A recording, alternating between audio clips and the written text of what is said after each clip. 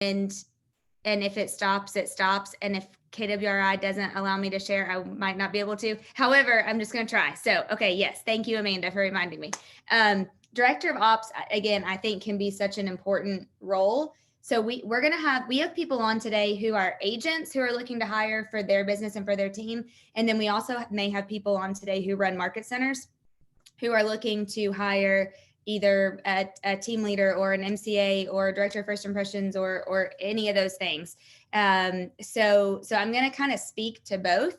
And then if you guys have questions, then just let me know in the process. But I would say director of ops, admin, and buyer's agents are probably the most needed role, most sought after role for 2021 from my conversations with agents right now. And so that we'll speak a lot. I'll speak a lot around that. And then again, yes, if you guys have questions, just please let me know. Okay, so Lori, great question. KPA validation. So let's go back to the chat and type in the chat if you have taken a KPA before.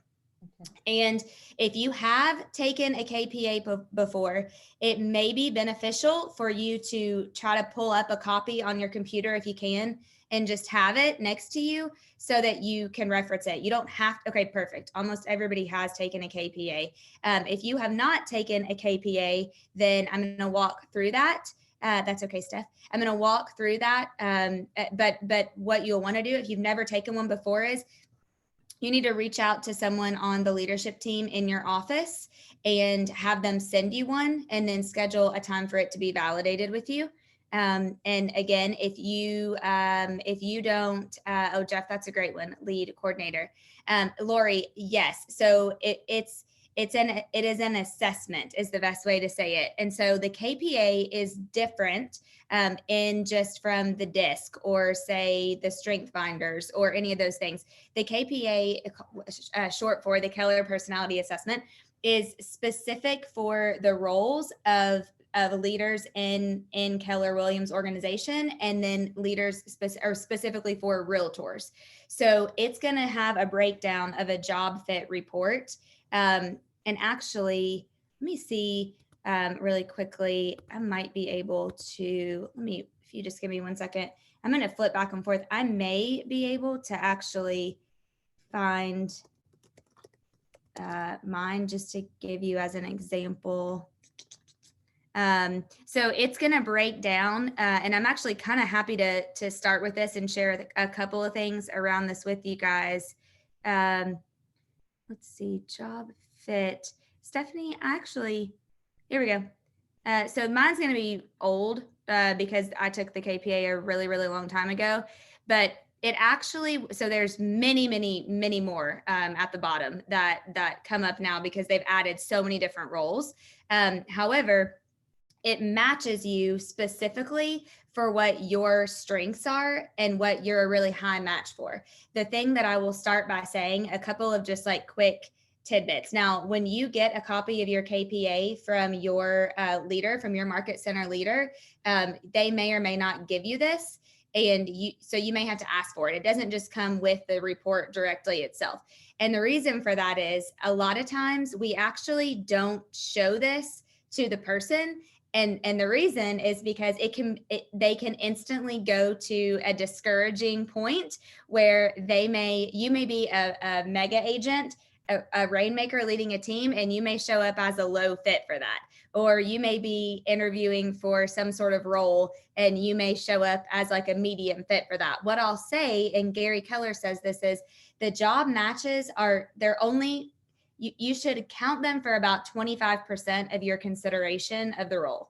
Now, the main thing with this also being said is that they do kind of ring true. So you're going to figure this out during the validation process of the KPA, which is one of the first things we're going to walk through because I have rarely seen it. However, sometimes it can be off. And actually, I'm going to use an example, and this person is on today, but I won't share who it is. They took a KPA and they were dozing while they took the KPA. And this person is like the epitome of smart. I would put her like at the top of intelligence, and she has an amazing background, and she's a top agent, and she was a teacher. And so when I got hers back, I was like, okay, something's not right. And so I actually, when I reached out to her, I'm like, okay, was anything like happening when you were taking your KPA? Because something is off. And she's like, well, I kind of fell asleep a little bit.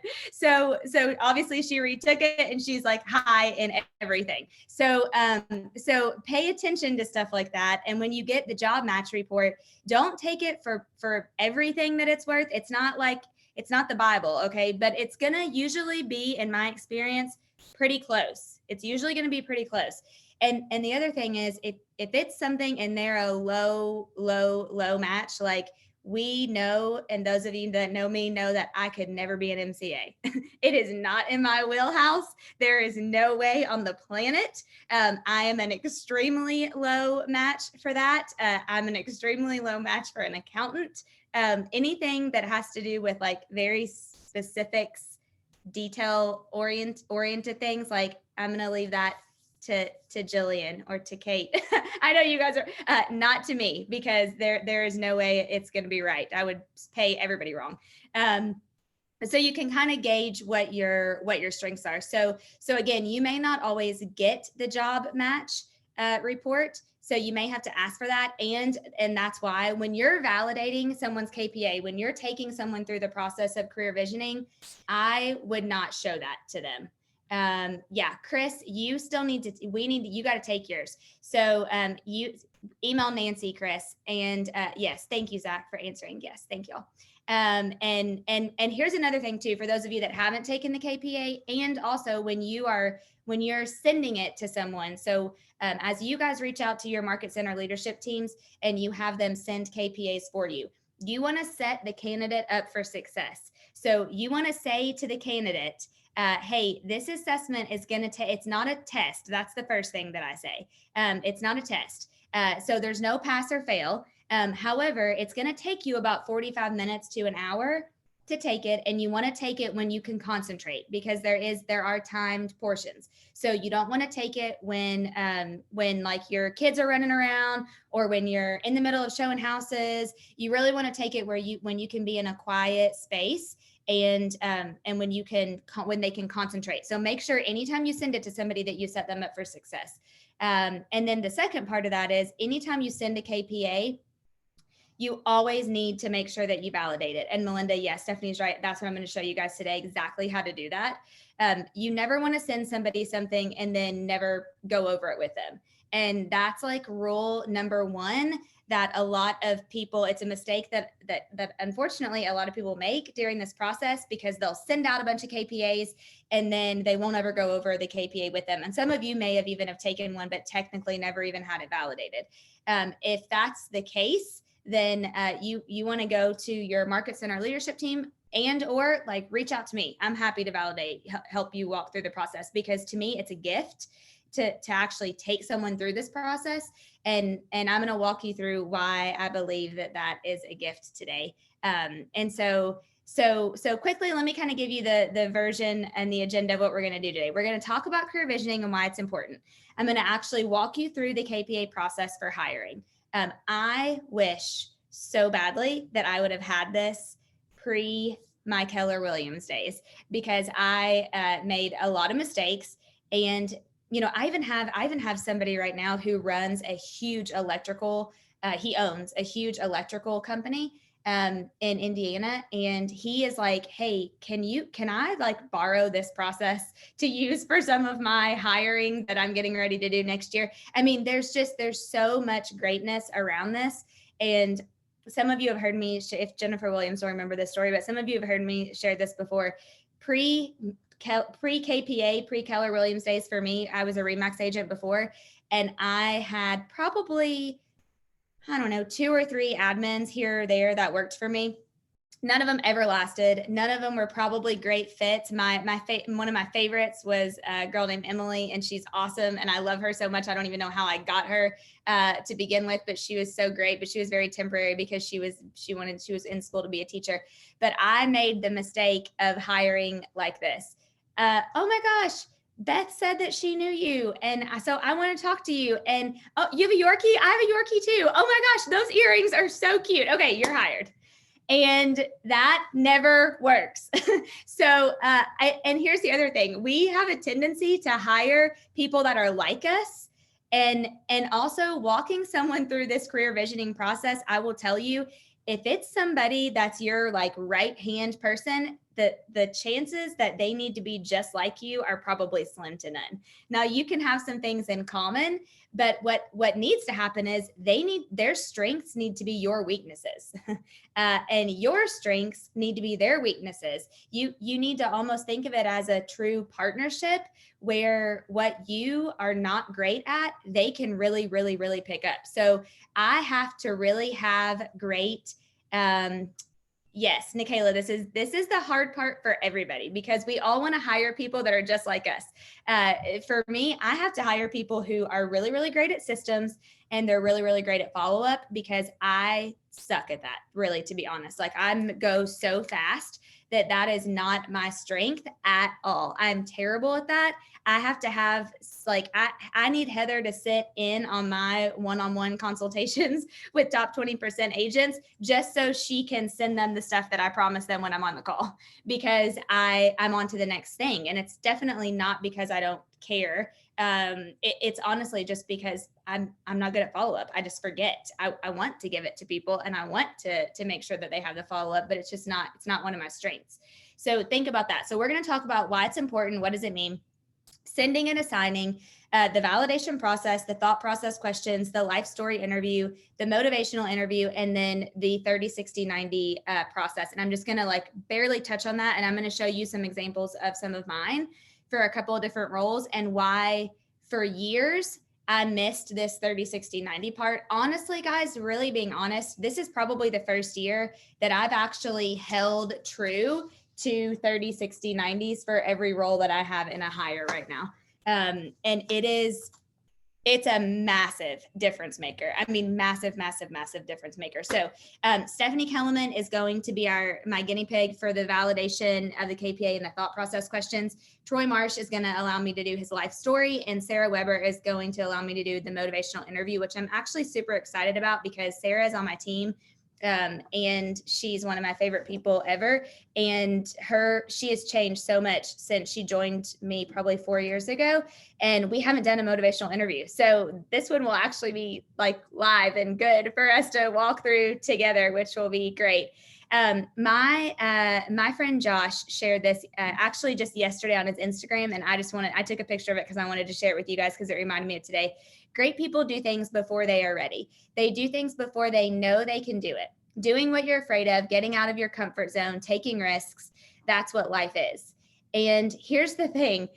You usually have to hire before you're ready because when you hire once you're in pain instead of out of gain, as Gary Keller would say, it's a different hire. You're desperate at that point. You've got to have somebody. You're missing business. And so you hire fast. I would love for you to type in the chat. Has anybody done that before besides me, hired out of pain?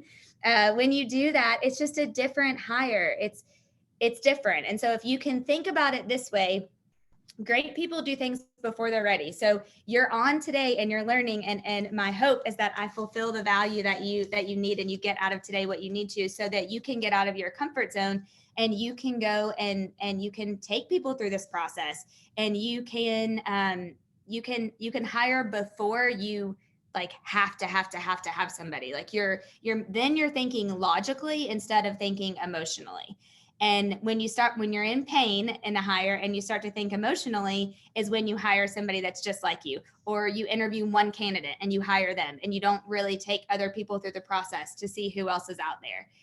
Okay, good. I'm glad. Thank you for other people saying, yeah, Leslie, that's a really great point. Because I would say a high percentage of the time, 90% of the time, when you hire out of pain, that person is typically not going to be with you for the long haul. You're going to be having to have a conversation of letting somebody go. And we're going to talk about this, but I don't know about you guys. I would much rather not fire than fire. I don't care how strong your D is or what your personality is. Nobody likes to fire people. And if you do, something's wrong with you. because it is not fun to fire somebody, even when they're in the wrong. It's never fun. So part one that we're going to talk about is a little bit of mindset, because everything begins and ends with your mindset. And I want to share with you this slide. You guys paid, donated to be here today, so hopefully we don't have any prisoners. But in order to get the most out of the experience today, there are 3 different types of people. There are people that have to be there, they don't want to be there, and they don't even know why they're there. Hopefully none of you are that person.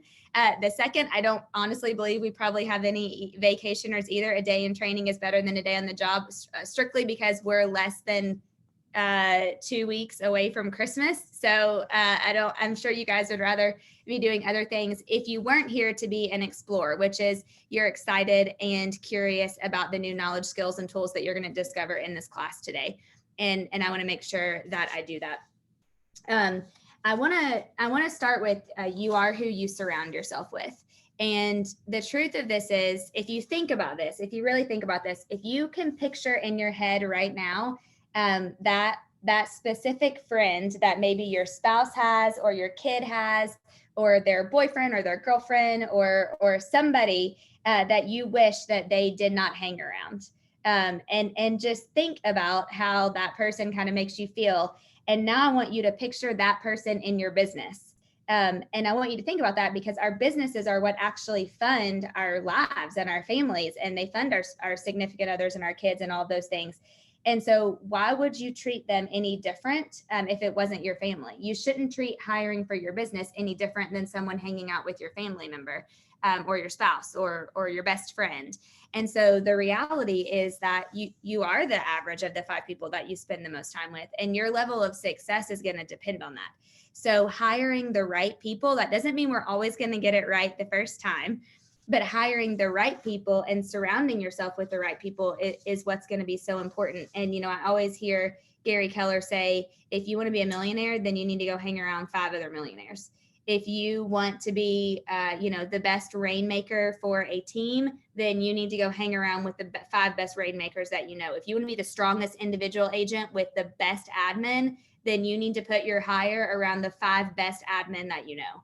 And so just think about that as we kind of walk through this process. And this part I really want to think about too. Many of you have heard this. I do it, we do it, they do it. Is kind of the process whenever you're hiring somebody. So until you have somebody, you do it. Then when you hire somebody, we do it. You do it with them. And then when you get to the point of that, there's leverage in that, then they do it. And then what Gary added last year, which I think is a really cool part of this, is then theirs. So then that's when that person that you hired begins to have other people and they're building the empire and it's theirs. And so the part on this graph that I really want you to, or this visual that I want you to think about is when you do it or when we do it, those are jobs. But when they do it, that's when it actually becomes a business. And I have kind of different thoughts on this, but I do actually have a funny recent story to tell. So I just did vision leadership team retreats with the leadership teams, the staffs of my market centers last week. And for the one at the consultant's office in Columbus, we went to this really cool place called the Brick House something. I'm not exactly sure. I can't remember the name of it, but it's this cool like co-working space. And so we had our retreat and it was great. And the girl at the front desk, honestly, was probably one of the best front desk people, if you will, that I've ever met. I mean, she was on it from the time we walked there, or walked in the door till the time we left. I bet you she asked us at least 5 times if we needed more coffee, if we needed more drinks. I couldn't get the screen to work. She had somebody in there like within a millisecond, it seemed like. She was friendly. She was just on it. Everything about her was on it. She looked great. She had a great attitude, all those things. And so when we were leaving, I said, we need her, like we need somebody like her, is exactly what I said. Or like, that's the talent that I want us to think about that we need to attract into our organization. And so I said, I was with Greg, the team leader, and I think Nancy maybe was still there, and then Liz, our PC, right before she went into labor, which is a whole nother story. I think my vision retreat pushed her into labor, but anyway. So I said, so I asked the lady, I said, hey, would you come in here? I just have a quick question for you. And so she came in and I said, hey, tell me, like, where did you come from? How did they find you here? What's your background? What did you do? And she said, well, I actually just graduated from college in hospitality management. And I said, oh, okay, great. And I said, so how do you, who did you, like, who taught you to be this way? Who taught you to be so on it with everything? And so I'm talking to her and I'm asking her these questions. And one, I'm maybe a little bit trying to, recruit her and hope she's not happy in her job. And part two, I genuinely wanted to know because I find that's a very hard role to fill.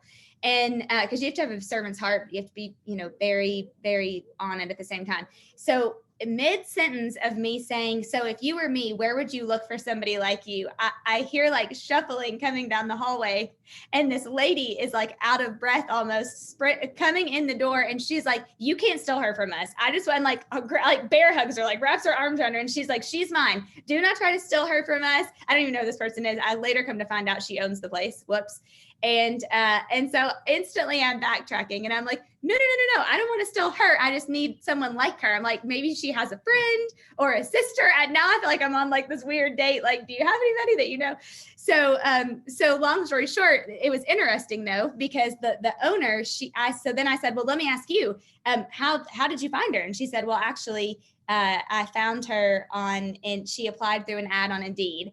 And then I reached out to her through LinkedIn, which was a huge aha to me because I'm not a big LinkedIn player. Like I missed the boat on LinkedIn somehow. And so in the last couple of really talented people that I've heard or had conversations with, somehow they were contacted through LinkedIn. So that was one of my ahas for next year to add to my list. However, she said something that was interesting, and I'm gonna tie a bow around this story. She said, honestly, I think that the girl would say this. She said, I, as the owner, if she's taking out the trash, I help take out the trash. If she stays late, I stay late. She said, if she is helping carrying all the coffee in from the truck downstairs, because this was like on an upper level building, then I stop what I'm doing and I go help her. And she said, I really believe that we need to do everything together around here. So my first thought of that was, wow, that's a great leader. Like I'm right there with you. Like I'm willing to take out the trash too, or do whatever it takes. My second thought was, I wonder how happy she is, that the girl at the front desk, not the owner, in that, does she have ownership of her job? Has she really moved to the they do it, where she can let her fully take ownership and do her job and exceed in it, and then let her go and run that and have people that actually help her to hire the theirs part of it. So I just kind of thought that story was a little bit funny. It's funny when you get in. So Greg, of course, we're walking out and he's like, I think that's kind of funny that you got your hand slapped. I'm like, well, I sure did, but that's okay. But here was the even funnier thing. When I left, the girl at the front, she said, let me give you my card. It has my cell phone number on it. And if you guys need to come here anymore or book anything, then feel free to reach out to me. So we're getting in the car and Greg's like, she's begging for you to call her. Like she's begging for you to reach out to her about a job. So I haven't yet. I'm deciding on whether or not to do that. But I thought that was funny. So think about the I do it and we do it. When you're still in that zone, you're in a job. And then when they do it, you're in a business. So Gary talks all the time about empire builders. And so an empire builder, the definition is business leaders and builders indispensable to growth. Typically, their track record and personality are results oriented, they're decisive, and they take charge. And so the thing I want to tell you about this is, think about a shark. Like a shark dies if it stops swimming. A business will flounder if it stops growing. And so one of the things you have to think about is you have to have an empire builder or empire builders to continue your business. It doesn't matter if you're growing in a Keller Williams office or if you are an individual agent that never wants a big team and you're just looking to grow your business. At some point, you're going to hit a ceiling. And so you're going to or even if you're in a role on a team right now, every one of us is going to hit a ceiling at some point. And so you have to think about bringing empire builders into your world so that you don't stop the growth, so that your business doesn't flounder, right? You're continuing to do that. Empire builders, the biggest thing is they get things done and they get them done through people. And there's a really big difference in I can't tell you how many conversations I have with people, and I'm this way sometimes. I'm getting way, way, way better at it. I used to be really bad. where I felt like I had to do everything. And the reality is, I'm not good at everything. I'm not good at a lot of things. And so, if you are thinking that you might be that way, I would challenge you to think about when you're doing a task that you're so good at, you're robbing somebody from the opportunity of doing that task who might be really great at it and actually really enjoy doing that task. And because remember, we all have things, we all have our different unique abilities.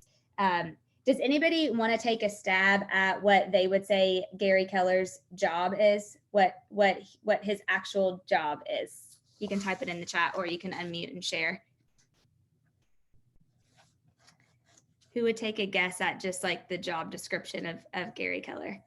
Yep. Great job, Aaron and Becky. Yeah. Most people would say, yes, most people would say author, CEO, owner, even mega realtor. But Gary would say that his number one job is to attract talent and hire empire builders and recruiting. And even just last week on a Zoom, he said, you guys, I'm the biggest recruiter that there is in our whole company. I view myself as a team leader. He said, my job every day is to get into business with talent and to build a bench. And so I love that. And as we move on to talent is a motivated person who is a perfect match for the job. That is a next logical step along their career path. There's going to be times where everybody's ready to do something different. And that may be take your business to the next level. It may be step into a leadership role. It's the next logical step, right? So a perfect match as a person is the perfect match when they have the knowledge, the skills, the track record, and the personality to get the job done. And they're a cultural fit with your business. And so that's a really important part to think about. And we're going to walk through this knowledge, skills, track record, and personality today. And I'm going to explain to you the difference of those. And here are 7 signs. Again, you're going to get these slides, but feel free to take pictures of anything that you need to. Oh, that's weird. There's one blank right there. I don't know why, but I'll tell you what it says. So there, you can have non-talent in a role and you can have talent in a role. And let me be the first to tell you in a nice but kind way, I have both right now in several of my businesses. And you can feel the difference when you have someone that is non-talent versus talent. And sometimes talent, it can actually be scary, really, because when you have somebody that's really talented, they're going to push you. I'll never forget one time I was sitting in a room in Austin with Gary Keller, and he said, guys, hear me when I say this. If the person you hired isn't ripping tasks out of your hands, you hired the wrong person. And I was like, whew, okay. And so I'm literally like mentally going down. I'm like, oh, nope. Like nobody is ripping tasks out of my hands right now. And that was a couple of years ago, but that was a really a rude awakening for me. And it's so true. And then on the other hand, when you have someone who's really talented, they find solutions. Oh, you know what? The red letters are missing on the left side. Okay, I'm going to fill these in for you. I'm going to go down and fill these in. This must be a PowerPoint thing. Non-talent in a role brings you problems. That should say brings you problems. Talent will actually help you find solutions. So they won't come to, yes, Malia, I love this slide too. Talent will bring you a solution. Now, there may be a problem. We're all going to have problems. We always are all going to have problems. But the difference is, do they just constantly bring you the problems, or do they say, hey, here's the problem. It's COVID. And so we can't have our client appreciation event this year. And I've come up with a solution. I really feel like we should do da-da-da-da-da-da-da versus, hey, we can't have our client event this year because of COVID. Oh my gosh. So I guess we're not going to get to touch our clients. Do you see the difference in the mindset? Non-talent doesn't fulfill your needs and they end up giving you the job back, or even pieces of the job. Where talent, they share your goals and they fulfill your needs as a natural byproduct of fulfilling their own needs.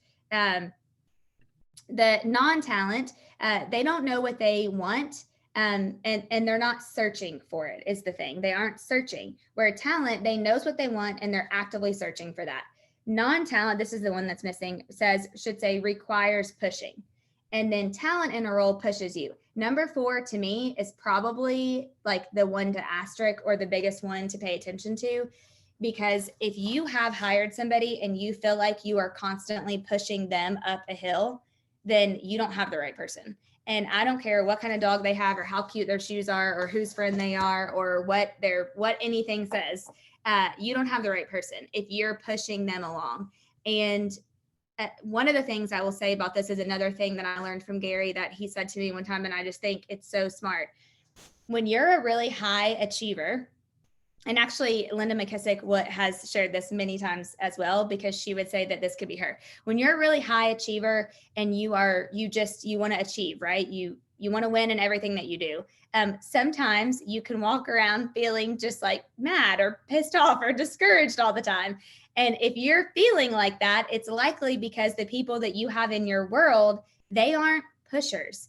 You are pushing them. And so Gary said this one time, when you have to make sure when you hire somebody that your minimum is not their maximum. And what that means is some people's maximum is only their maximum, and it doesn't make them a good or a bad person. It just means that their maximum might not be where your maximum is. So you have to find somebody whose maximum is where your maximum is. It's not where your minimum is, because if you're constantly at your minimum with somebody who is pushed to the top, then you're going to be mad, you're going to be frustrated, you're going to be upset all the time, and you're going to feel like you're constantly pushing somebody up a hill. And that's not a good feeling. I don't know if any of you have felt that before in a role with someone that you've hired, but it's draining.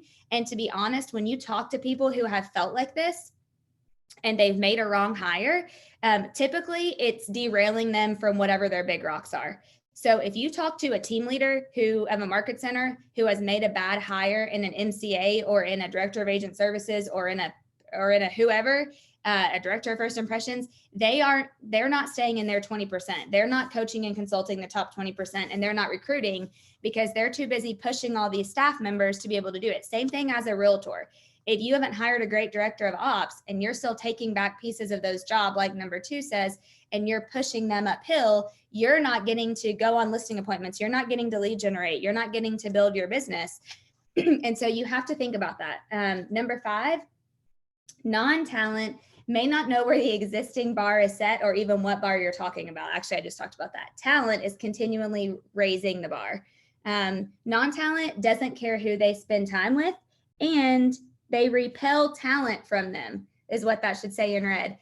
They actually repel talent. Like, think about this. Like attracts like. Don't you guys want to be around people who you feel like are like-minded and they give you great energy and they can help you grow and all those things? Non-talent, they tend to repel talent for whatever reason. Talent demands to be associated with talent, and they attract talent to them.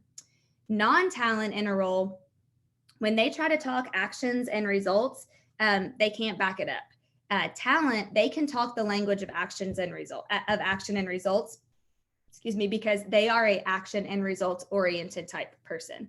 And so those are the people that you really, really want to look for and to just think about as you're going through that. You have, oh my gosh, you guys, there you go. This is a new slide. There's the red. I just didn't click. Fail number 1 of the day. I'm sure there will be many more. Thanks for hanging in there. Okay, so you have 3 choices of talent. And this is the part people kind of get screwed up on a little bit. You have potential talent, emerging talent, and proven talent. Most entrepreneurs have a go with their gut type feeling on hiring talent. What I want you to look at on this particular slide, the potential. This is somebody who they have the knowledge, they have the skills, they have the personality, and they have the culture. So they have potential, right? They're brand new. They've never sold real estate before. They don't know anything about the real estate industry, but they've got a great personality. They totally fit the culture of our organization. They've got the knowledge and they've got the skills. Emerging, they have all of those things. They haven't done the job yet. But they have done the job right before it, meaning it's the next kind of logical step. So they may be an ISA for a team. They may be somebody who's making calls. They've never technically shown houses yet. They don't have their license, but they've got the knowledge. They've done the job right before that, and so they're emerging. It's the next logical step. Proven would be they've got all of that and they already have a track record of success. So if you're looking to hire a buyer's agent, they already have sold real estate. They're familiar with the process. They may not be a mega agent. They may not be a capper, but they've sold and they know they've got some knowledge and experience. Does that make sense? So here's what Gary says. Emerging, obviously proven is the best spot, because you don't have to train them as much. They already know what they're doing. The thing is, you're going to pay for proven usually. So if you're hiring somebody who's been a director of ops for another team for 5 years and they have a extreme proven track record of success, you're obviously going to pay them more than you're going to pay somebody who has potential or who is emerging. Potential is obviously the cheapest, yet you're going to have to spend more time with them. So you have to think about it. We all are at different points in our business. Okay. So think about it as an agent. When you're a realtor and you very first get your license, do you have more time or more money? Typically you have more time, right? Then when you get to selling and you get busier and you start to becoming a producer, you get to this point where you've got all the money, you don't have the time. And so you have to think about which particular, and neither one of those is right or wrong. You just have to know so that you can be aware of where you're at in your life and what you can do. So like right now, if I'm looking for somebody to help lead an organization for me, and it's a really important role, I'm probably going with proven because I don't have a lot of time right now. So I would rather hire somebody who just like that girl at the front desk, like she's got it. She knows what she's doing. She's great at her role. So I'm willing to pay her more than what she's making right now because I need somebody like that in my life.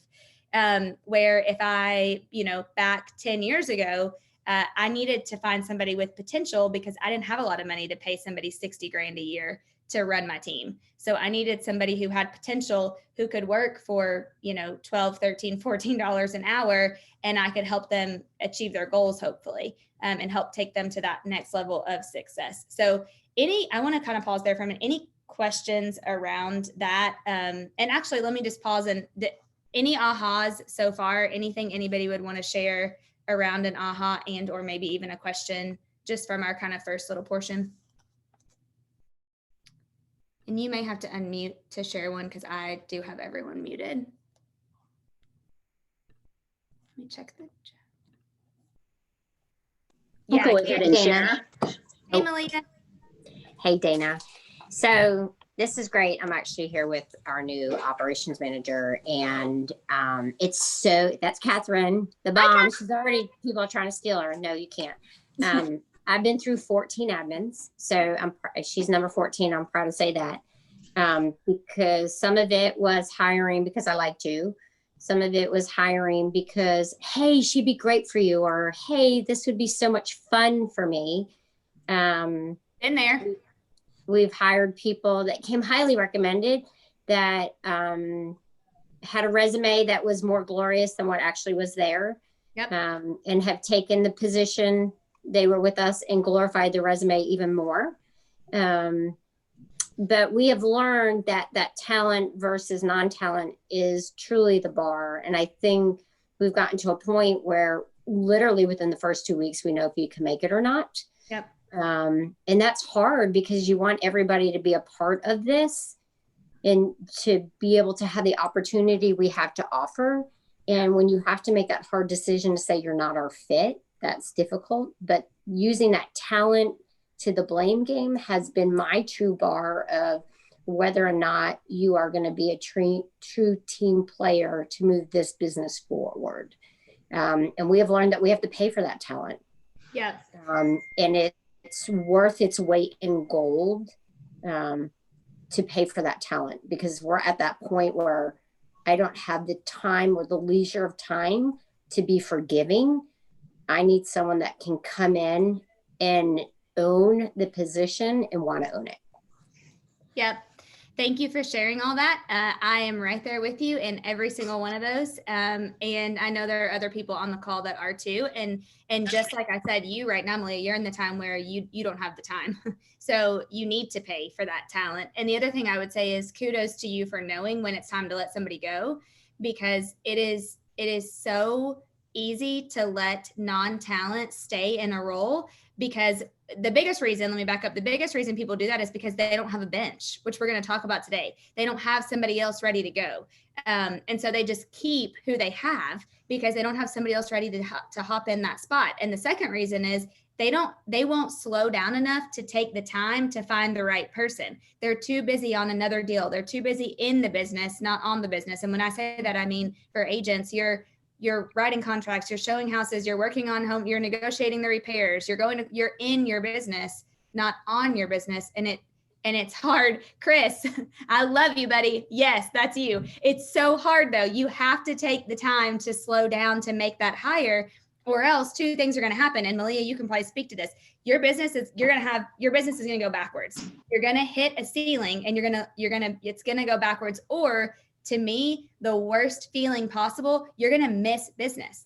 You're going to someone else, you're going to look and they've had listed their house with somebody else because it took you 2 or 3 days to call them back because you don't have the leverage. And that's like a punch in the gut. I would rather have a flat tire than see somebody else list or buy with who's my friend with somebody else. And I know you guys all feel that way. Malia, were you going to say something?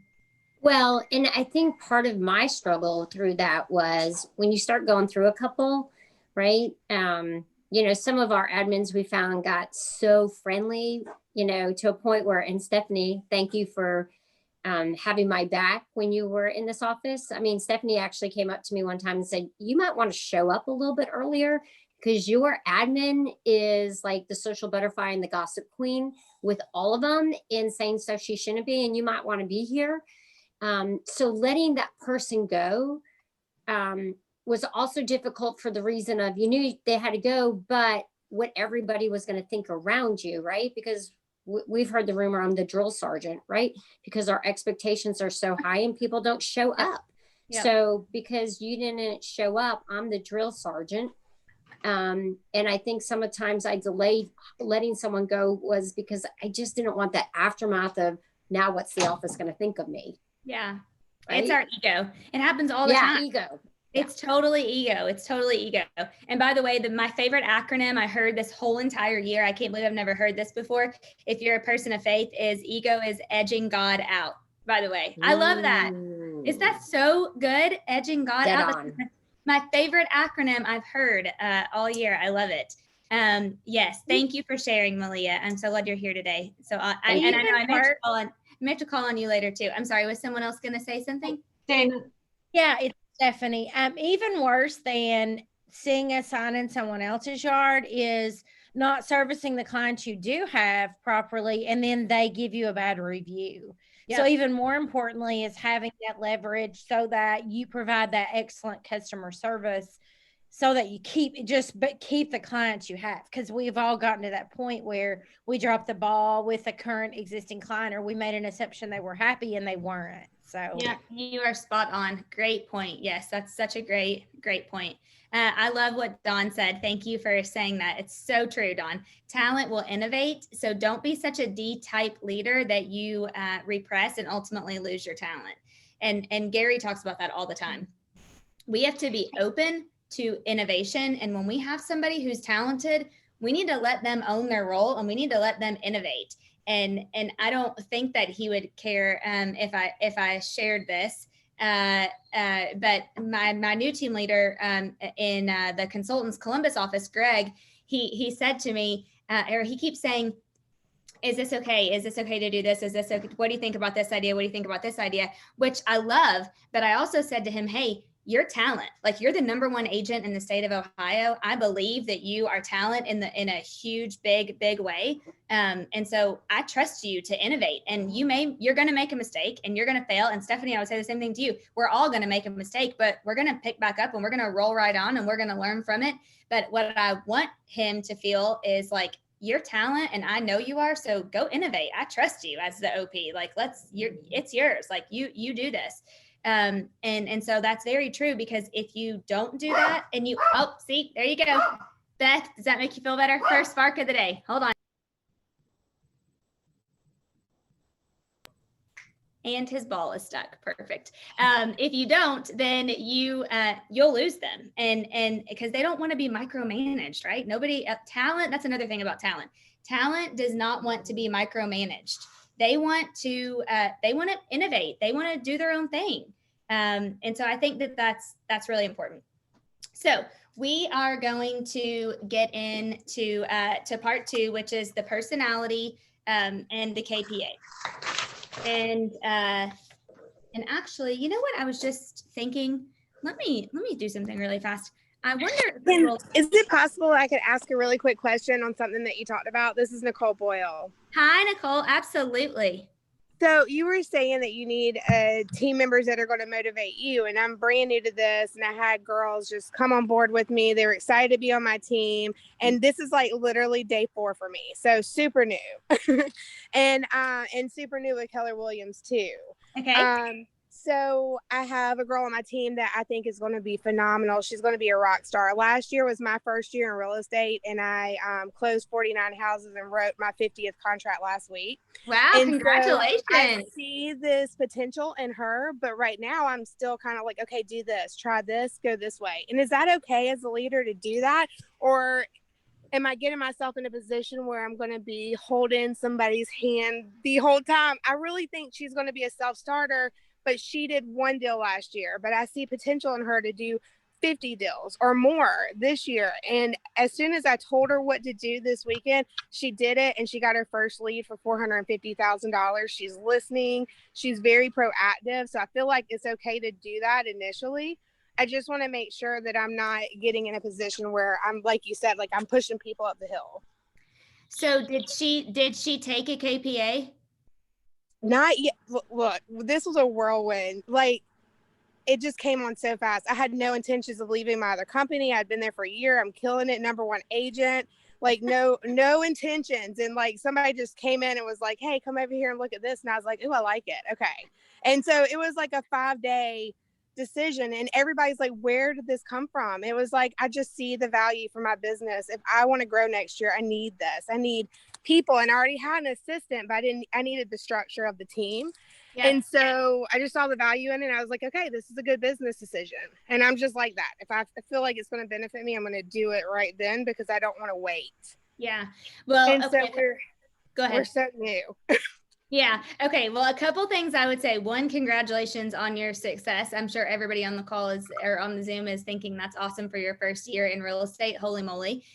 So that's awesome. And 2, I think if you feel like this person is talented, which it sounds like they are, the thing I would say is slow down enough, even if you have to do it on a Sunday or a Saturday or something, to take her through the process that we're going to do today, because the whole reason that you do this is it's 1, it's to see if they're a fit, but 2, it's to bring value to them. And so remember this, Nicole, no matter who you bring on, talent only leaves you when your world isn't big enough for them to hit their goals and for them to achieve what they want to achieve. It's the only time talent will ever leave you. So if we know your talent, we know you're a high driver, we know that you are an achiever. And so we know that you are going to attract people like that. Because that's just a natural, that's the way the world goes around. I don't have the answer to that. It's just like attracts like. But I do think you will have to slow down in the beginning to spend the time to set the expectations with her, and even do like a 30, 60, 90, like I'm going to share today with her, because also talent, they do want to know what's expected of them. And one mistake, and I'm not saying you're making this mistake, one mistake that a lot of realtors will make is when they bring somebody on, they just let them go. I've done that before too. And sometimes that can backfire on you, because they may be going, but they may be not going at the rate of the expectations that you had for the 49 houses that you sold last year or this year.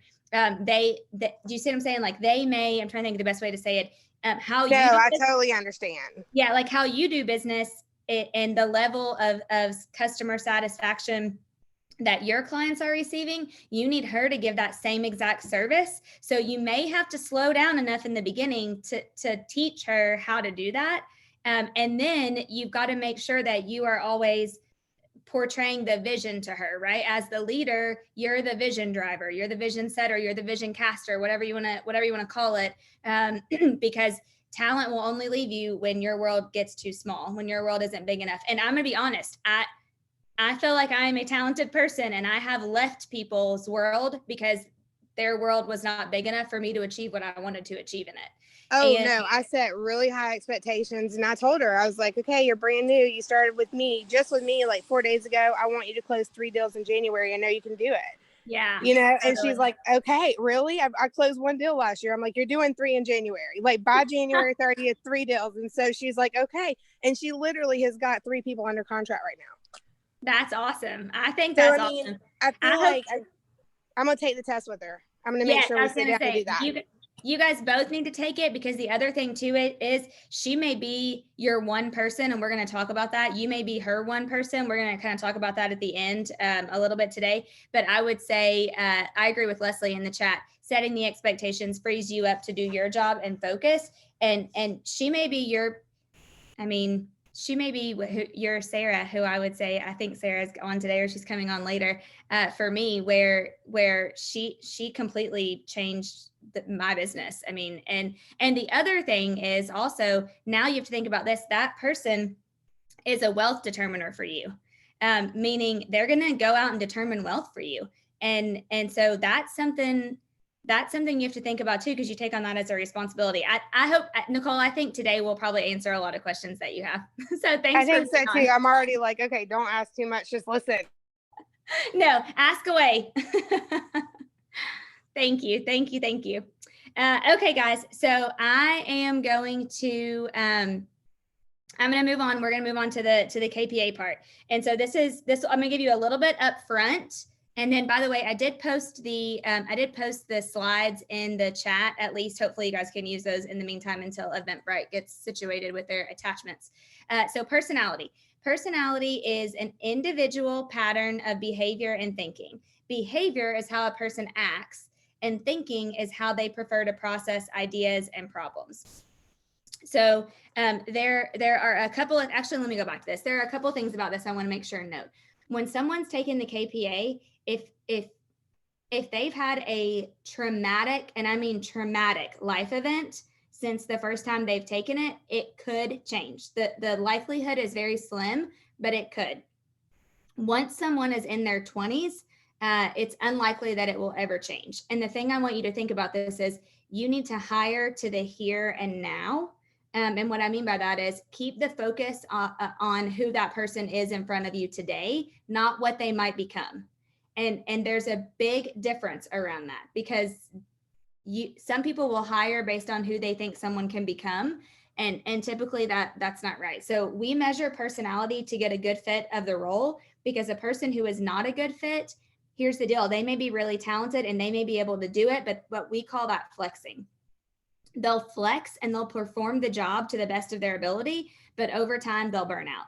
And honestly, for those of you KW people, this is why the team leader role has such high turnover, in my opinion, honestly. Let's see, does someone have the KPA profiles they can post? I think I'm going to share those, Chase, just FYI. I think they're in an upcoming slide. The reason to me why team leaders have such a high turnover in this company is because they weren't they shouldn't have been hired to begin with, I guess is the best way to say it. They don't have the personality. They don't have the profile.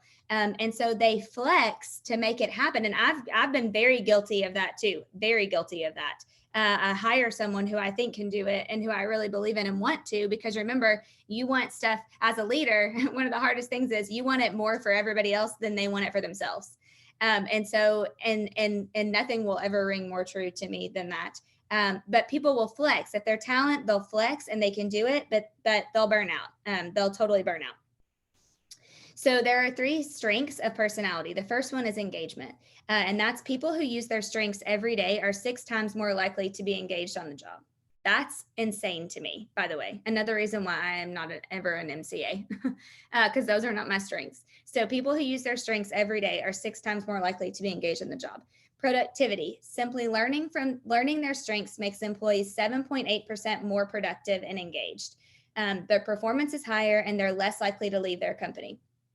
This is a huge reason why we take people through this career visioning process, because once you really know what your true strengths are, you can be so much more productive and engaged in those areas. And then health and happiness. The more that they're able to use their strengths and do what they do best each day, the more likely they are to report feeling energetic, well rested, happy, and respected, and less likely they are to report feeling worried, stressed, angry, sad, or in physical pain. I can always tell when I do a one-on-one with an agent, a top agent, and they tell me that they feel like their energy is down or that they aren't well rested or any of those things. And I can tell instantly that they're missing a who. Or that, and because this is kind of the same thing, they're doing things that aren't in their strength zone. They're not their unique abilities. And for sometimes that might be top listing agents who only want to do listings, and they're ripping and running out showing buyers all the time. And they don't want to. They don't like buyers. They're sick of running buyers. And so they're worn down, and they don't have the energy around it, and they're not as happy and all those things. And it's because they're missing a who for that. So I'm going to explain to you guys exactly about understanding the KPA, and then I'm going to walk through each behavioral trait, and then I'm going to actually show you a live demonstration of the process. So when you see a KPA, and if you guys have yours, and you can kind of look at it, and this will help you a lot as well. So you're going to see something that looks like this under each behavioral trait. You're going to have the low, the medium, and the high. Okay, when traits are closer to either extreme, they are more fixed. Meaning, if they're like a 0, 1, or a 2, or a 9 or a 10 on either side, they're more fixed. That means that they're probably not going to be able to flex out of that behavior. So, I'll walk you through an example of that. But if you see somebody that is a 10 on assertiveness, the likelihood that they are ever going to flex to not be assertive is probably very, very, very slim, because they're very extreme in that trait. If you see a trait that's in the medium category, this means that it's the ones that are closer to the center. They are more flexible. They may be able to flex on those. So they would have to work at it, but they can be more flexible. So you have primary traits and you have modifier traits. Primary traits are assertiveness, sociability, responsiveness, and structure. And then your modifying ones are adaptability, intensity, and optimism, meaning those are the ones that typically people can modify a little bit more out of their natural tendency. But the primary ones, if you have assertiveness, sociability, responsiveness, structure, like those are typically ones that like God gave you those. You're born with those. You're either one way or the other. You're not going to flex as much. The other thing is they have the most impact on a job. These modifiers, they add fuel to the fire or they'll cool things down, but the primary traits are the ones that are going to have the most impact on the job. That's why when you see a KPA, those are the ones that if it has like a caution area on there, it may be because this is not in alignment with where it should be for that role.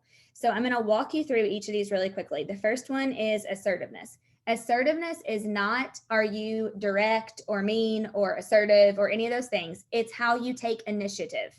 And so some of these things are notes you may want to write down, because I don't know why, but the KPA uses words that can make you think other things. Like responsiveness, it's not how quickly somebody responds to an email. I'm going to walk you guys through what that really means. But assertiveness is just taking initiative. So if they are a highly assertive person, they're determined, they're persistent and direct, they're willing to move forward, take action, solve problems. They may be confrontational, stubborn, or disagreeable. So that may be a trait that you have to work through, because if they're really highly assertive, then you may have to calm them down sometimes. This is the most seen trait in high drivers, is assertiveness. When you're looking for a really great director of ops, when you're looking for a rainmaker on a team, when you're looking for an OP or a team leader, most of the time they have a very high assertiveness rank. And remember, just because someone's on a low or on a high doesn't mean they're good or bad. It's all about the specific role that they are trying to go after. And then if someone is low on assertiveness, they may be, they like to achieve goals through cooperation and good planning. They may be slower to move into action. When faced with obstacles, they tend to stop and reassess instead of like quickly moving forward.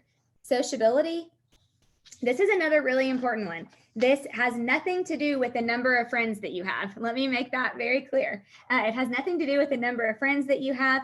It is the desire to work with others. It's the need to interact with people on the job on a regular basis. Some people can work behind a closed door by themselves all day long, but they may have a ton of friends, and that's cool. But in work, they don't desire to work with others. So we're only talking about the workplace here, and that's really important to think about when you're looking at sociability. High sociability they're driven to interact with others. They prefer not to work alone for extended periods of time. They actively seek new relationships. They tend to have a wide circle of contacts and acquaintances. Task oriented, when they have a lower sociability, that means that they're more task oriented people. Again, that doesn't mean that they don't have friends. That doesn't mean they're not mean. This is only that they're mean. This is only in the workplace. So they must work at interacting with others because they may find long periods of social interaction stressful. Like if they're in a room with people all day long, they're probably going to be a little bit stressed out. Okay, responsiveness. This is not the speed of response. It's the speed of emotion and reaction. And this is how a person reacts. So if someone is high in responsiveness, they're fast-paced, they're excitable, they can be impatient, they prefer exciting, hectic, fast-paced work environments, they like a lot of things happening at once. They express themselves outwardly. If they have a lower responsiveness, they're more steady, calm, patient. They work at a slower pace. They tend to internalize their feelings and opinions. This is a really important one when you're hiring. I like to know up front if someone is going to outwardly express their feelings, or are they going to hold them all in and I'm going to have to work really hard to pull them out. And you can all probably think of somebody like that. And it's just, you need to know what you need to know so that you can know how to lead them the best. I like to think of this on the high end. These are what I call ball jugglers. And also they wear their hearts on their sleeves. So they're probably juggling a lot of balls at one time. They're go, go, go, go, go. But they also, if they're having a bad day, you're going to know that they're having a bad day. If they are in a bad mood, you may know that they're in a bad mood. Where a calm person, they get into work routines and they're kind of like cool as a cucumber, I guess would be the best way to say it. Structure. This is the need to seek order and certainty. So on the low side, these people are independent from rules. While on the high side, they really, really need to follow rules. So if you are a leader who likes people, who needs someone who can just go with the flow and not have a lot of rules to follow, then you're going to look for somebody who is lower on the structure side. If you are a leader who you feel like you set really great expectations, you set really great rules and order and certainty, then you may like to hire somebody who is more on that side. If they're high in structure, they're uncomfortable with uncertainty. They like to know what is happening all the time, every time, over and over and over. Adaptability. This is the desire to accommodate others.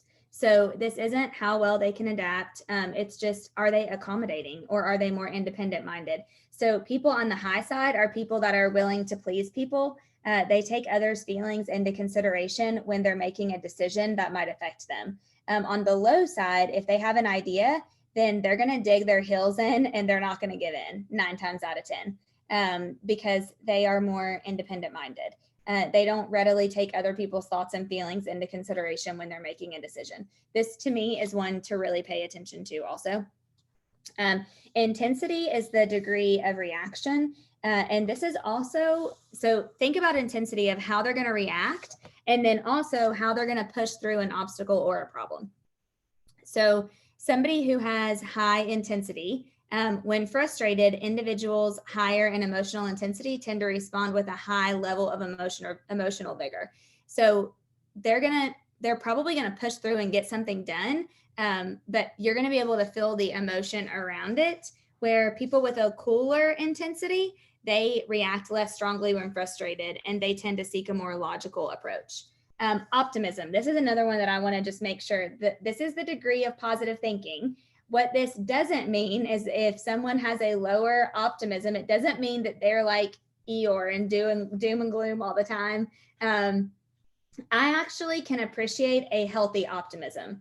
And what I mean by that, for me, I love somebody who's in the middle on this one. And the reason being is because they are optimistic enough that they are cheerful, they're upbeat most of the time. But they may ignore negative information, where someone who's on the really, really low side, they actively look for potential problems and they worry about what could go wrong all the time.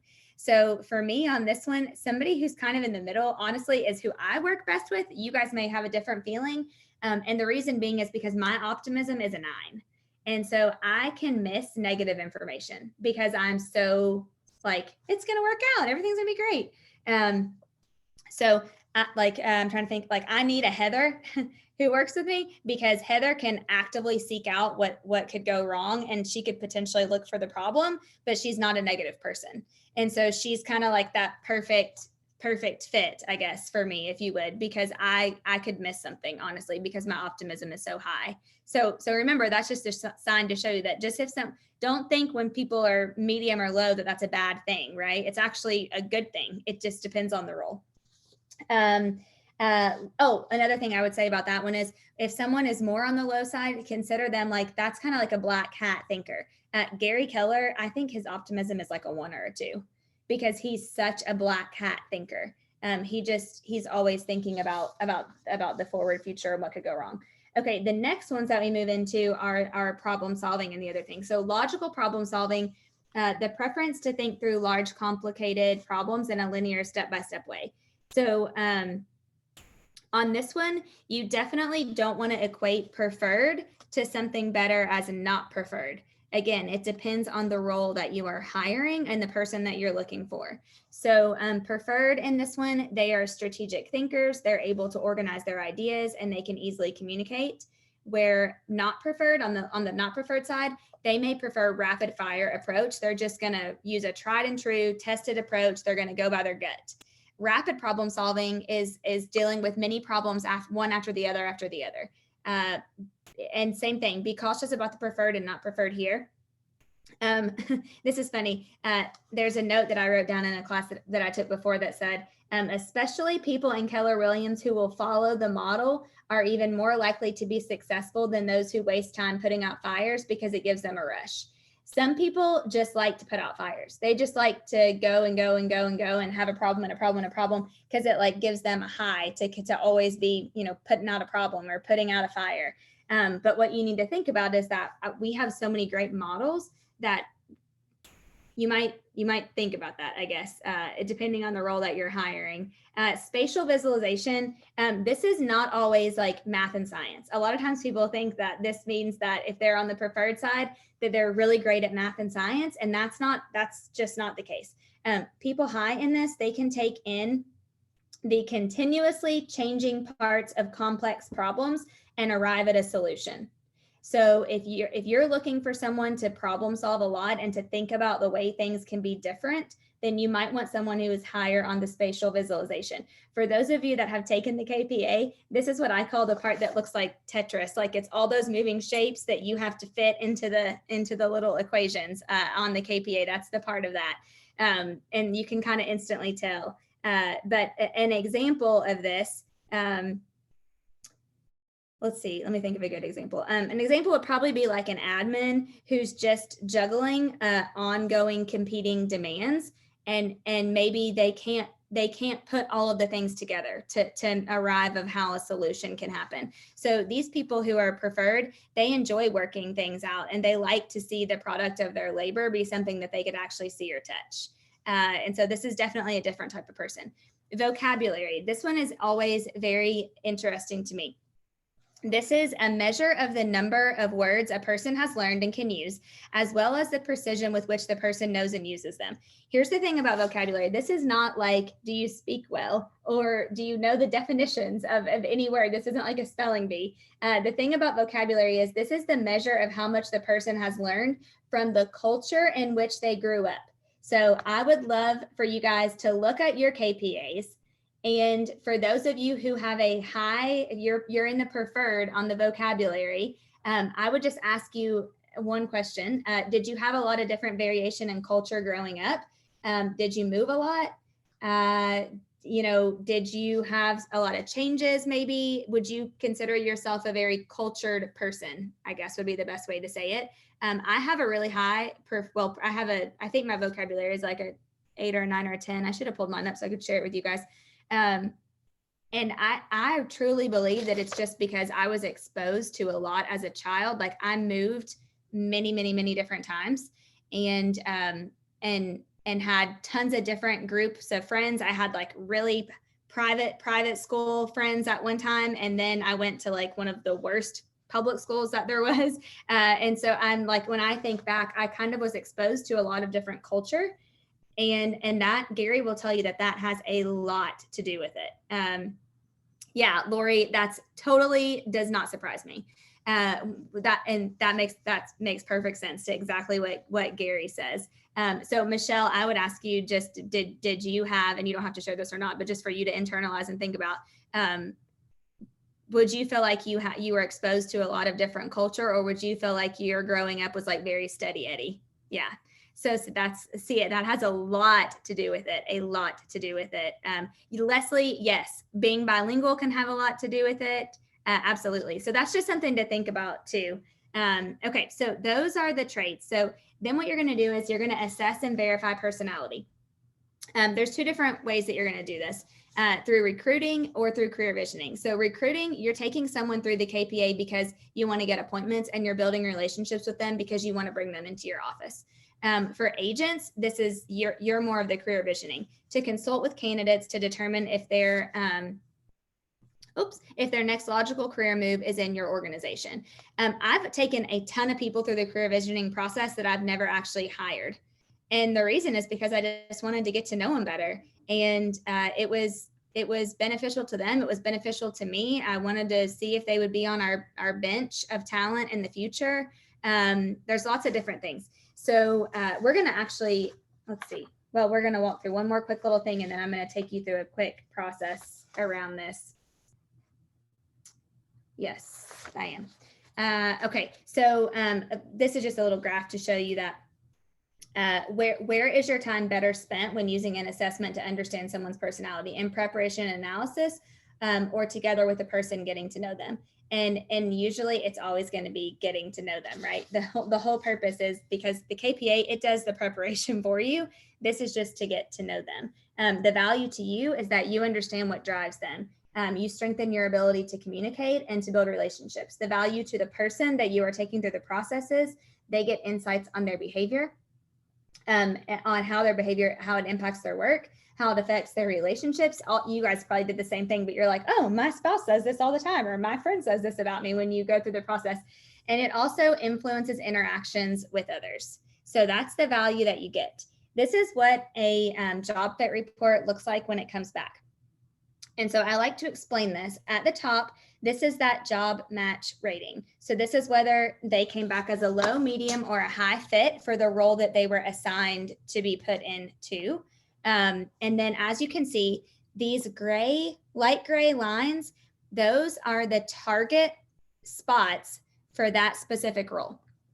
So like this match is for a team leader of a market center. So you want their intensity to be somewhere in that gray line. You want their vocabulary to be somewhere in that gray line. If you look down at optimism, that can be thrown off because this person is an 8, but for a team leader, you kind of want them to have a healthy middle on optimism. And so that's why that little yellow caution sign is there, because there's still a high fit, because remember their top 3 traits, those high impact traits, they're really high in. So that's great. But this just shows you where they may have some struggle. They may be too optimistic that they may miss a problem. And then you can see here where this person came back as a low fit of a mega agent. It's because the high impact traits, the assertiveness, the intensity, the logical problem solving, they were way off in 2 of those. And those are the highest traits in that role. So if they were off on 2 of the 3, then that's going to make them a low fit, because those are the higher impact traits on that role. So this kind of takes you through a little bit of the process. You screen them first. I'm not going to walk through this part because just for time's sake today.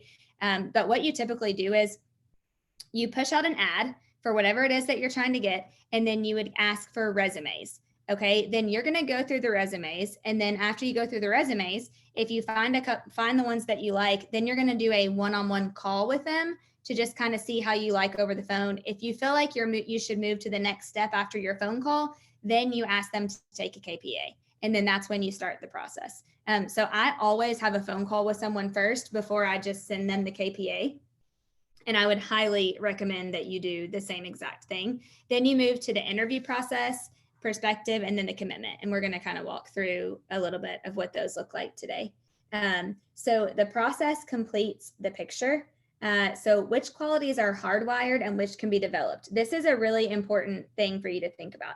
So ideally, the perfect candidate would have all 6 of these things. They would have the knowledge, the skills, the track record, the behavior, the thinking, and the culture. However, no one is perfect. So sometimes you're going to be missing some or one or more of these. But it's up to you to consult the real clarity on the success for the role as you take them through this process. However, here's a note that I want you to make on this. If you're going to give on anything, you need to give on knowledge and skills because those can be taught. Remember, the 3 in the middle are hardwired. You rarely can change someone's behavior, their thinking, or their culture. Their knowledge and skill would be the very first thing I would give on because you can teach them those. Next would be track record, and that's because that can be built. Their track record can be built, but because behavior, thinking, and culture are hardwired, you never want to give on those. You will run into having a value gap, a values mix up somewhere down the road if someone doesn't have the behavior and the thinking and the culture that you are looking for. And that can sometimes be a bit of a problem. On this one, this just quickly kind of runs through the hiring managers, recruiters, career visioning process. I'm going to kind of skip through that one. Hiring managers and recruiters, they have one goal, and that is to find a person to solve an immediate need. When you take someone through the career visioning process, you should have 3 goals. You want to help that candidate self-discover who they are. You want to determine if they're a right fit for the organization, while they determine if your organization is the right fit for them. And then together envision the opportunities to go into business together. I love this little graphic. So this is value into validity equals thriving, makes you an opportunity magnet for talent is the T. When you can measure value and communicate it, your business is going to actually explode. A thriving business is an opportunity magnet for talent. And that's the kind that other people want to be with. They want to be attracted to that. So I would like for you to take a line, if you, well, you don't have this. So in your mind, take a line and draw it from the T to the value. Because what happens when talent joins you is that you create a thriving, virtuous circle of value, validity, and talent. And it just keeps going and going and going and going. It's the same thing when you see a market center that really, really, really is thriving. It's because you've brought in one talented agent and another talented agent, another talented agent. And then all of a sudden, as a team leader, you're getting a call from a $30 million producer saying, hey, tell me about Keller Williams, because they've seen so-and-so and so-and-so and so-and-so all join your office. And talent attracts talent, honestly. The process builds your bench. So I would ask you this question. Is it better to promote from within or from outside? What would you guys say? You can type in the chat. Would you rather promote from within or from outside? And I'll tell you, yeah, from within, depends on the role within. Yeah, I prefer to promote from within, and the reason being two reasons. One, I believe that if they deserve the opportunity and it's the next logical step, I'd rather give someone the opportunity who's already from within. The other reason is 100% because of time. It's much faster when you already have someone from within, because you already know what to expect from them typically. And the training process can be faster as well. So the 5 steps, I'm going to just roll through this quickly. To bench building, begin with the end in mind. You never want to be the smartest person in the room. The vision you have for the future destiny of your organization should fuel your hiring choices today, is a Gary Keller quote. I love that. Not your hiring choices once you get there. And we kind of talked about that in the beginning, right? Don't wait till it's too late. Number 2, make a stand on your first hire. It's hard, and I've done this before. However, have some different candidates. Don't just hire the first person that you talk to. Make a stand on your first hire. Really take them through the process. You owe it to them. Do a true 30, 60, 90. I feel so guilty now that I've hired people and never taken them through a 30, 60, 90 because it provides such clarity. Number 3 is hire at least 2 deep. And the biggest reason for this, some of you may know this, is because, and you have to get to a point on that. But when you make a hire and that person goes, then you take that job back. And so when you hire 2 deep, then usually that prevents you from taking the job back. The 4th one is top grade for quality. And the truth around this is it's better to give an average idea to a brilliant person than a brilliant idea to an average person. And so I love that. Look for really high quality. That is true. And then fuel your bench through lead generation. Business owners without a bench will find themselves 100% in trouble if they lose an employee or they need more talent down the road to expand and they don't have a bench. This is very common in market centers. This is very common for OPs. When you lose a team leader and you don't have a bench, then your market center can suffer. And same thing as an agent. When you lose your number 1 buyer's agent and you don't have a bench of upcoming buyer's agents that you've already talked to, then you're back being the buyer's agent, or you have a gap and you're missing that whole entire spot. I would love to know in the chat, have any of you had to take back a job before? I have many of times. I just was a team leader for 2 years. Yeah. Yes, definitely. It's not as fun. It slows you down.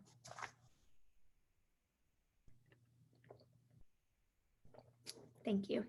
Okay, perfect. So I want to show you this really quickly, just so you can see the leverage process in recruiting. So when you're career visioning for a hire, you want to maintain, this is probably 90% of you guys on here, a hire meaning you're an agent. Maintain neutrality. It is about our needs, okay? So you want to be neutral in this. When you are looking to recruit someone, you want to build rapport and it's about their needs. So right now it's going to be about your needs when you are making a hire because you need somebody for your team, right? But when you're hiring, when you're just going to recruit somebody, it's about them. You want to do this just for them. So you're going to take them through the career visioning process. And then you have the 30, 60, 90. And then there's an extra portion called success through others that we're not going to get to today, but I am going to try to do some of the 30, 60, 90.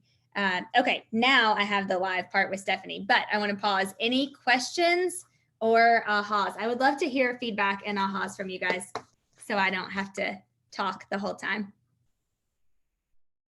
Yes, Becky, the difference between hire and recruit.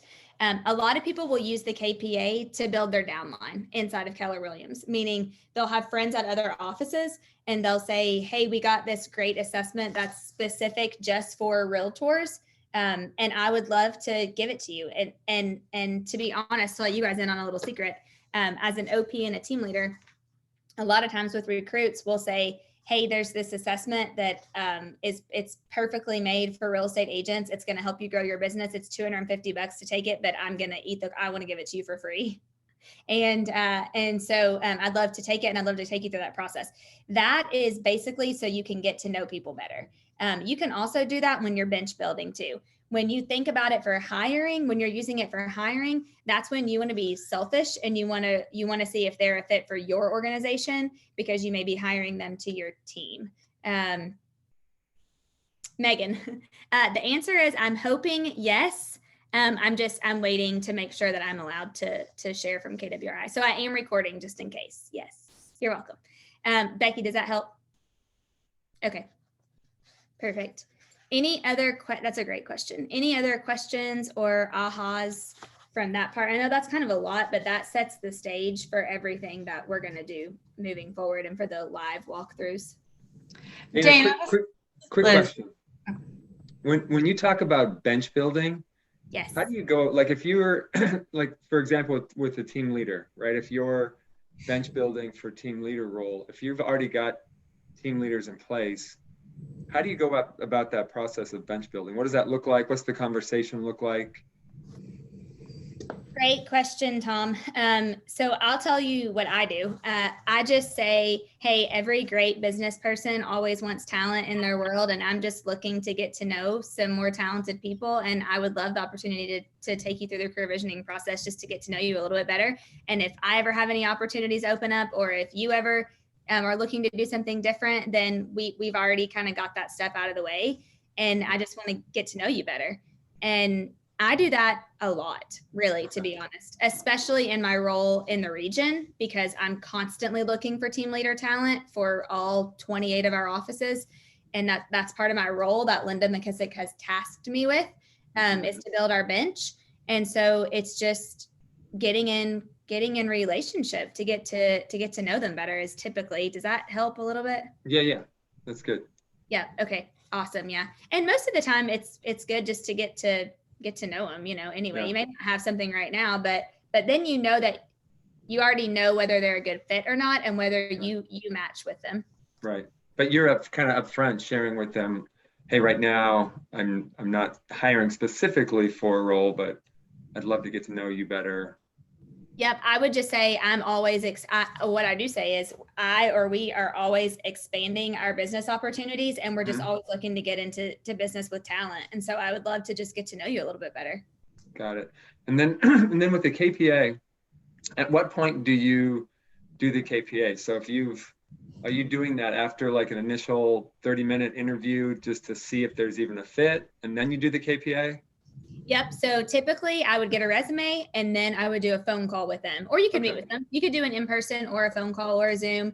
And then after that point, after having a conversation with them, if you feel like they could be a fit, or you want to get to know them better, that's when I say, hey, so if it's okay with you, I'd love to continue the conversation. And the next step would be for you to take this assessment. It's not a test. It's just to see where your unique abilities and your strengths are, so that I can see kind of what part of my world you would work best in, where you would thrive the most in, and then have them take the KPA. And then as soon as they take it, you're going to do what I'm about to do right now with Stephanie. Okay. Got it. Cool. Thanks. You're welcome. I know there was one more question. Yeah, Dana, it's Liz. Can you speak to pre-screening for culture? Because to me, you can have someone who's got skills, talent, knowledge, but if they're negatively impacting everybody else around you, then it doesn't matter. So how do you kind of pre-screen for that? So great question. I would say a couple of things. It's hard to pre-screen for culture. And honestly, where I find culture the most is in the reference checks, which is why I never, ever, ever skip the reference checks. I used to skip them all the time, but now I would never skip them, because I've made way too many mistakes in hiring. And you learn through every mistake that you make, and every bad hire that you make, or wrong hire, I guess would be the right word. In the beginning for culture, I usually try to ask them things about their family. I try to ask them what they're involved in besides work.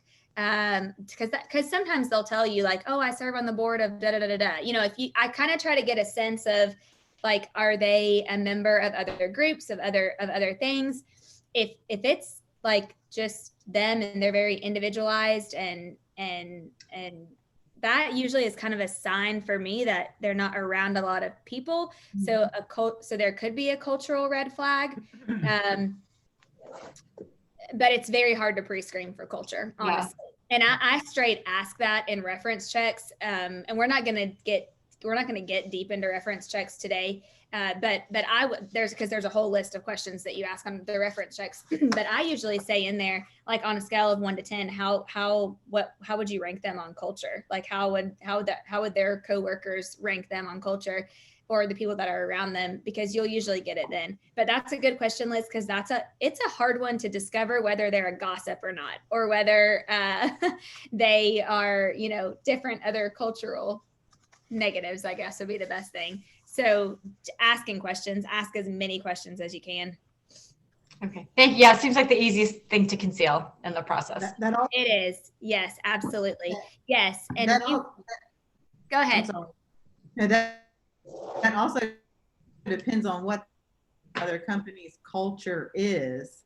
If the other company had kind of like a crappy culture, and you're calling references on their culture, and I'm not trying to be a negative Nancy here, but if the other company didn't have a well-structured culture and they allowed for bad behavior, and then they say, oh yeah, they're great. They worked great in our culture, you know?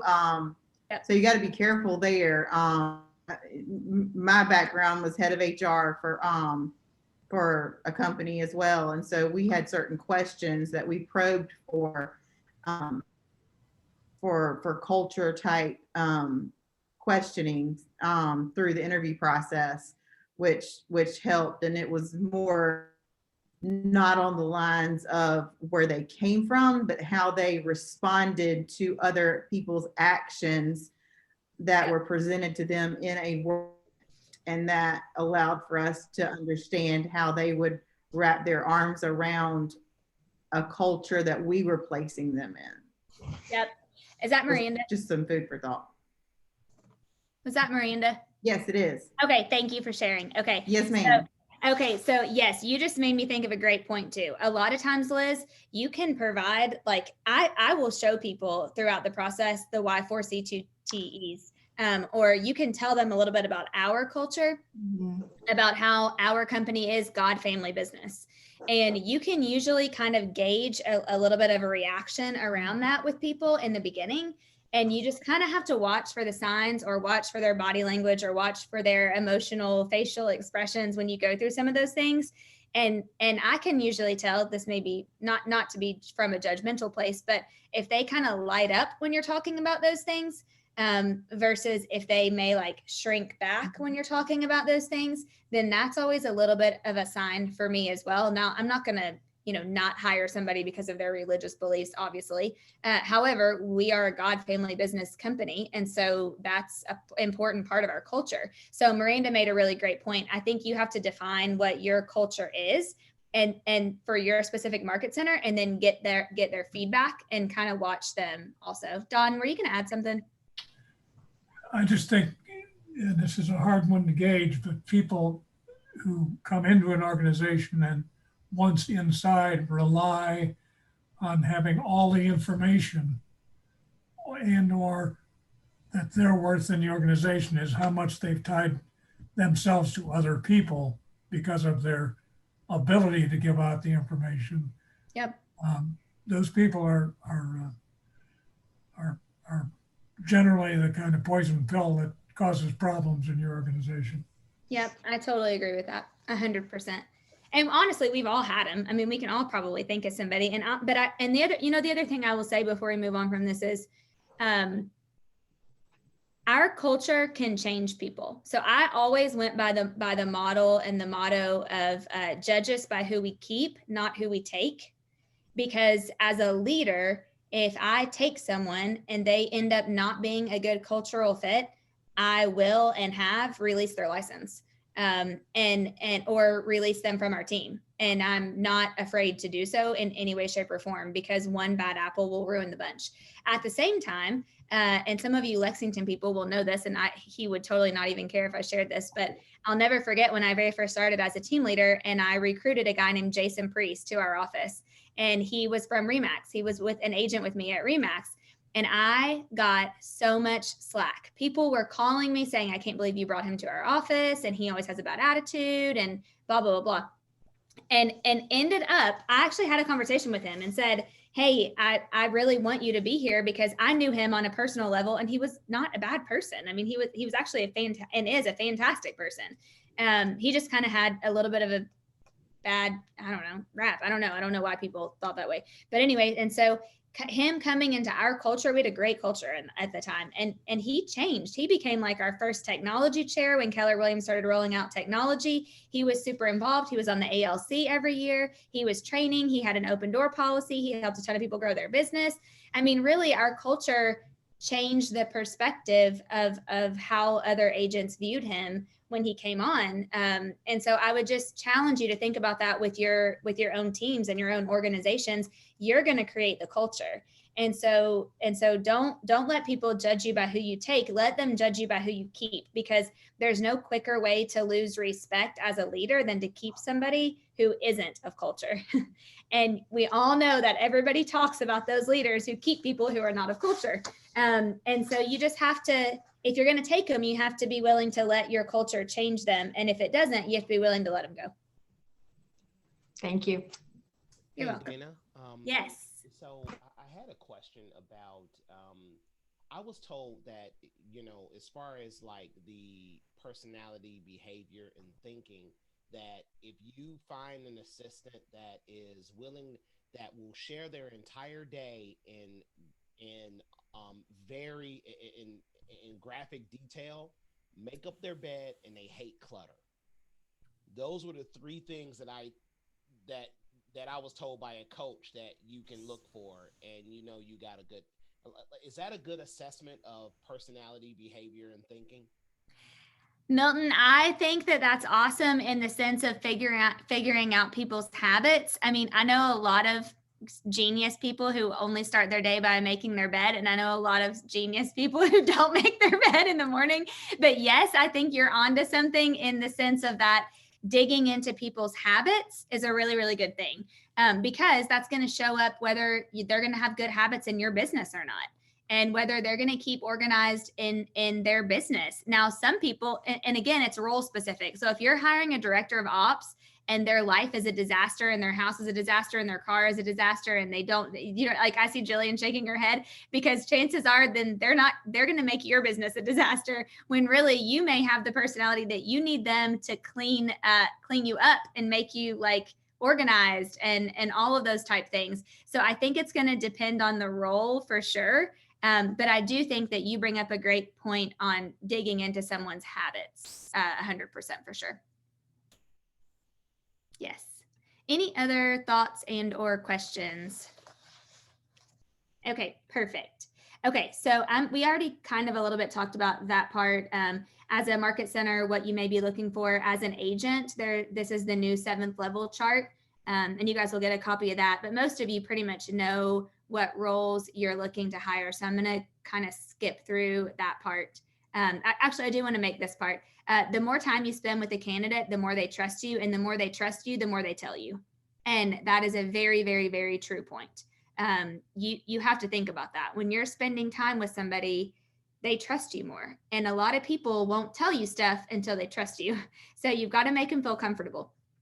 Those of you who've been through this process know that it is a long and can be grueling process. It's so funny when I talk to people, and I just hired a director of first impressions in Richmond, and she's like, I've never been interviewed like this in my entire life. And I'm like, I know, sorry, that's our process. But she loved it. Like most of the time people will say, man, this was the best interview process I've ever had, because no one's ever poured into them like that.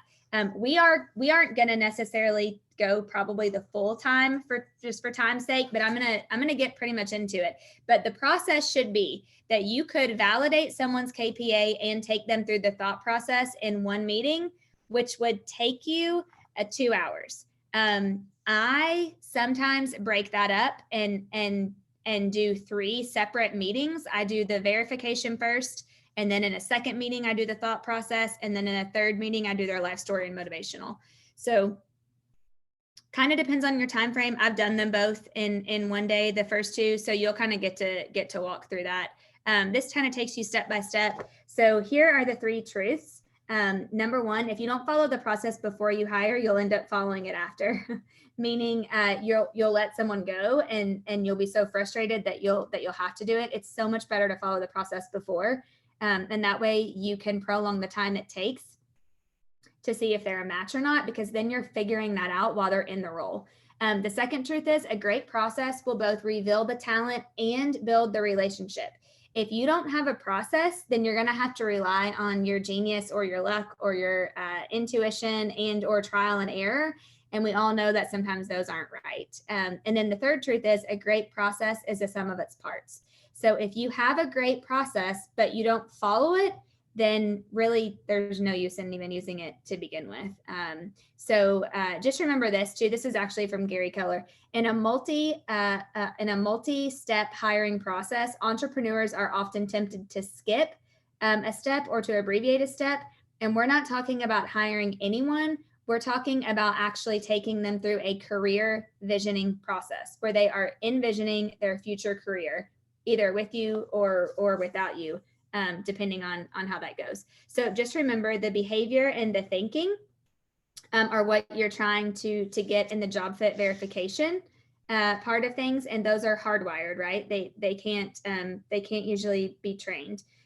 These are the processes of the KPA. I'm going to walk you through. Here's another picture of a job match report, and then I'm going to walk you through actually verifying. So Stephanie has been so gracious to let me kind of walk through this process. So I'm going to show you live kind of how to do this, and you can take notes. I'm going to put it on the screen. This is this is a KPA from 2017 for Stephanie. This was not her as a team leader. This was her as a mega agent. She was a medium fit. And as you can see, the gray boxes are where ideally you would want them to be. The only reason she was a medium fit for a mega instead of a high is because her assertiveness tends to fall in the middle. Instead of being really, really, really high. Other than that, she would have been a high fit. She is an extreme high fit for a team leader, which is also another role that she is in right now. So Stephanie, are you on? I am. Okay, thanks for doing this. Sure. we just did this not long ago. Yes. That's right. Okay, so typically what you want to do is you're going to give the candidate a copy of these 2 sheets of paper so that they can follow along. And then Stephanie, what we're going to do is we're going to walk through the assessment that you took, and I'm going to read each sentence, and then you're going to tell me on a scale of 1 to 10 how much you feel like that sentence is like you. Okay. And then I may ask you for an example here and there, or what stands out the most. Okay. Okay. All right. So assertiveness. Stephanie can take action in a confident and enthusiastic fashion while not being overly dominant or pushy. She tends to be determined and persistent when pursuing outcomes. She is most convincing in areas where she has expertise. I think that's probably a 10. Okay. What makes that the most a 10? What jumps out the most? If I'm confident about something and I know that it will help you or that it's the right thing to do, then I tend to be very convincing. Okay, perfect. When it says that she's most convincing in areas where she has expertise, how would you feel like you operate maybe when you aren't as confident? I still probably am convincing. I need to do some research and get to know them better to make sure. I'm not one to try to convince someone just because I want them to do something if it's not the best for them. Okay. So just FYI, Liz, if you're listening, that to me is a cultural cue, because she's not just gonna talk anybody into anything. She feels in her heart that if it's not the right thing, then she's probably not going to do it. She needs to know about it first. So like there are times like that where you can kind of pick up on little things too. Just want to throw that out there. Okay. Okay. Intensity. Stephanie can respond with a high level of emotional intensity at work. She deals directly with issues and is steadfast in her actions. That's true. 10. Okay. What makes it the most a 10? I am very emotional in that I'm passionate about my work. And so if I can respond in a high level of intensity, meaning energy and those kinds of things. And I'm not one who suppresses my feelings. I wear my emotions on my sleeve. And so I do want to directly deal with issues, even when they're not fun, because it needs resolved. Yeah. Okay. If someone hears the word like emotional and thinks that as a negative, what would you say? Like, how would you describe yourself in that? I just care deeply. And so an example I know I gave you when we did this the first time. Yeah, that was my next question, was what would be an example? Yeah. If someone comes in here and they're crying, I'm going to cry too. I'm going to still lead them through the situation. But I feel very much what other people feel. Yeah. Okay, perfect. Okay, your logical problem solving. Stephanie enjoys using a linear logical approach to tackling bigger problems. She can slow down and think through larger issues methodically in a step-by-step manner. Yeah, I think that's probably a 9 or a 10. Okay. And anything that jumps out to you about that? Not really. Okay. Okay. Your optimism. Stephanie is outwardly friendly and wants to be on good terms with nearly everyone. She maintains a generally positive sense of the future, and she likes to see the positive in others as well as in the future situations. She will sometimes maintain this positive view even when the objective situation does not warrant it.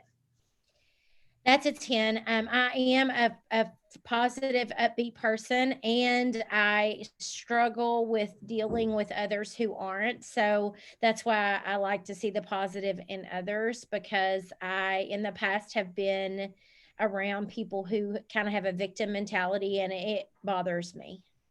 Yeah. How do you push through that when you are around people who have victim mentality? Well, I try to turn their thinking around and note positive so that they can maybe see the positive. And honestly, sometimes I have to set healthy boundaries with people like that. Yep, that's great. Yep, that's great. Okay, your logical problems. Actually, let me ask you one more question. Have you ever missed something because maybe your optimism is too high, like missed an important red flag or anything? Yeah, I'm kind of in the middle of that now, and I tend to want to think everything's fine until it blows up and it's not fine. Yeah, I think we've Yeah. been there. Yeah. Okay, so that would just be something to be aware of. Yeah, because I'm just not looking for the negative. I'm not. I don't have time for that. Yeah. Okay.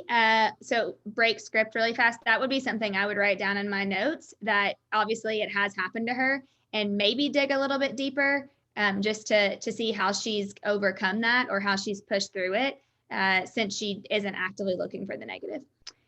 Okay, your rapid problem solving, Stephanie. It says Stephanie is intuitive and quick in approaching many issues. She likes dealing with new problems of all sorts. She is able to easily deal with smaller issues and then move rapidly to the next.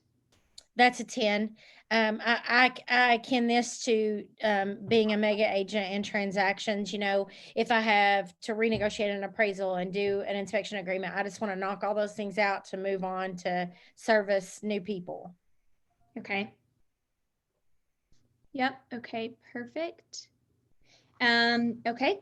Would you feel like you ever get, can you be overwhelmed in too many issues at one time, or do you just feel like you kind of work best operating when many issues are up? I think it, you know, if it's day after day after day, you have issues, I can get overwhelmed, I think. But, you know, normal things dealing with transactions are every day. But if I have 6 appointments and everybody's having a bad day, it can get a little overwhelming. Yeah. Okay. Perfect. Yeah. Sure. Okay, your responsiveness. You are a very spontaneous and responsive person who is quick to react to people and occurrences.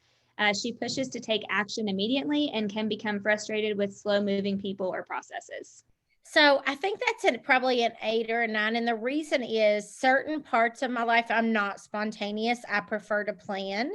So you know, it would be hard for me if someone said, oh, let's get on a plane and fly on a vacation on Friday. I would do it, but I would kind of have to breathe in a paper bag because I'm a planner. However, I am very responsive, and I have a hard time even with people who, talk slow or it takes them 18 sentences to get to their point. I do get a little bit of anxiousness about that.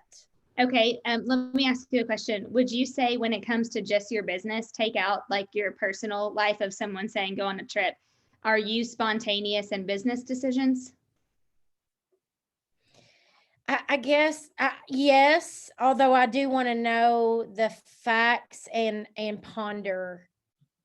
I want to make sure it's a good decision. Okay, perfect. I guess in the bigger decisions. For instance, taking this role as team leader, I knew a lot about it, and we went through this process before, and I talked to a lot of people about it, and I made sure I was doing the right thing. Yep. Okay. So in order for that responsiveness for you to have said it was a 10, would you take out just very spontaneous? Yeah, I am spontaneous. I just wouldn't consider myself very spontaneous. The rest of it is spot on to Okay. the letter. Yes. Okay, perfect. Mhm. Makes sense. Okay, now your sociability. You are a socially oriented and outgoing person. You show enthusiasm for meeting new people and for communicating, and she needs to be effective in working with a variety of personalities. She enjoys working as part of a team and getting things done through others. Yeah, so that's a 12 out of 10, because I am very social and outgoing, probably off the chart with my extrovert factor. I do love to meet new people and hear their story and learn things about them. And I couldn't be a lone wolf ever. I love that I have a team around me, whether it be agents in the market center or leadership, and that's where I thrive. Okay, perfect. Adaptability. Stephanie is concerned about doing what is correct according to accepted standards. She will be fair and consistent, but she will not compromise on important issues. Yeah, that's a 10. I am a rule follower and I always have been, even to the point that sometimes I'm a little too rigid. There's not much gray around what I do. And so that certainly is right on. So how do you handle, if I can ask you, how do you handle maybe when there is something that's a little bit gray?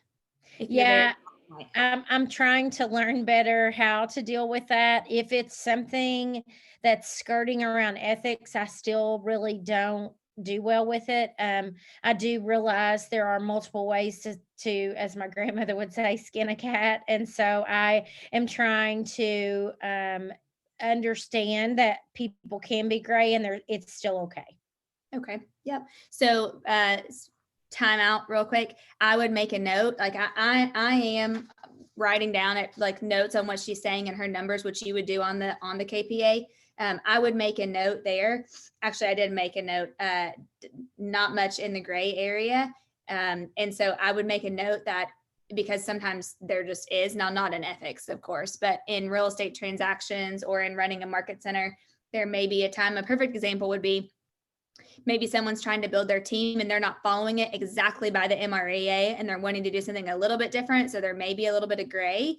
Then Stephanie may need to have coaching around thinking through different options to be able to make that a win.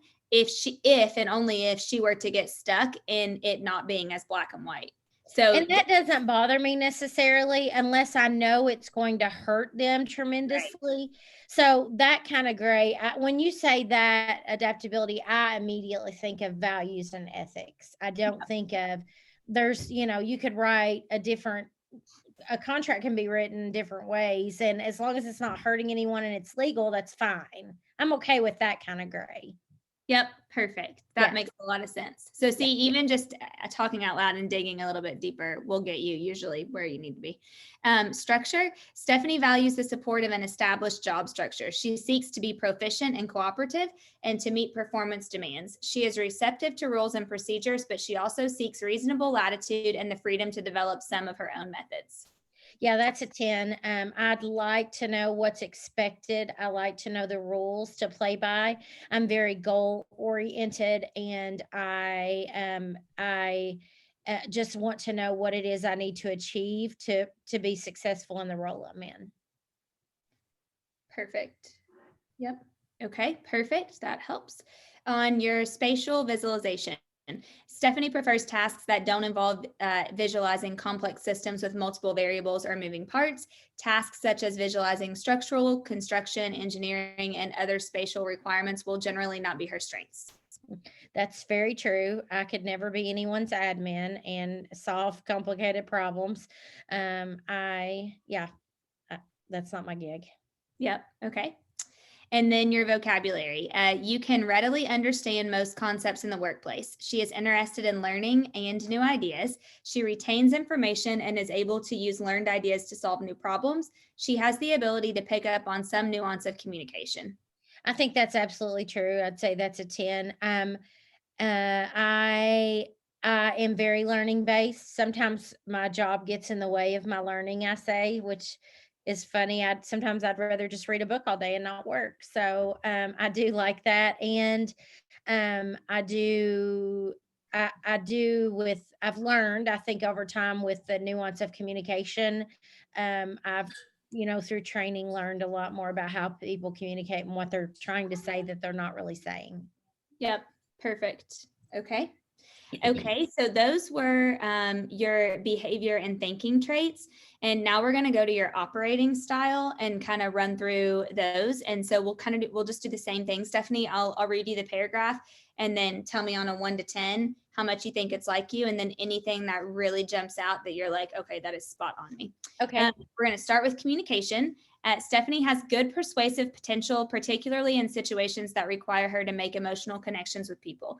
She values frequent communication and she likes to assess the emotional climate before pushing forward to achieve her objectives. She tends to be friendly, engaging, and skillful in encouraging others to act. She works to avoid social unpleasantness, and she typically strives to realize win-win outcomes.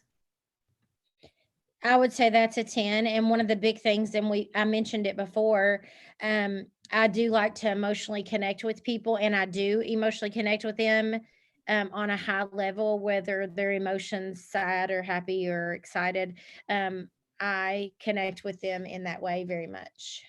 Can you think of an example of maybe how you've done that recently? Yeah, a friend of mine came in to see me the other day, and she was telling me something, and she got tears in her eyes because it was a difficult situation. And it's like I immediately got tears in my eyes as well. Yeah.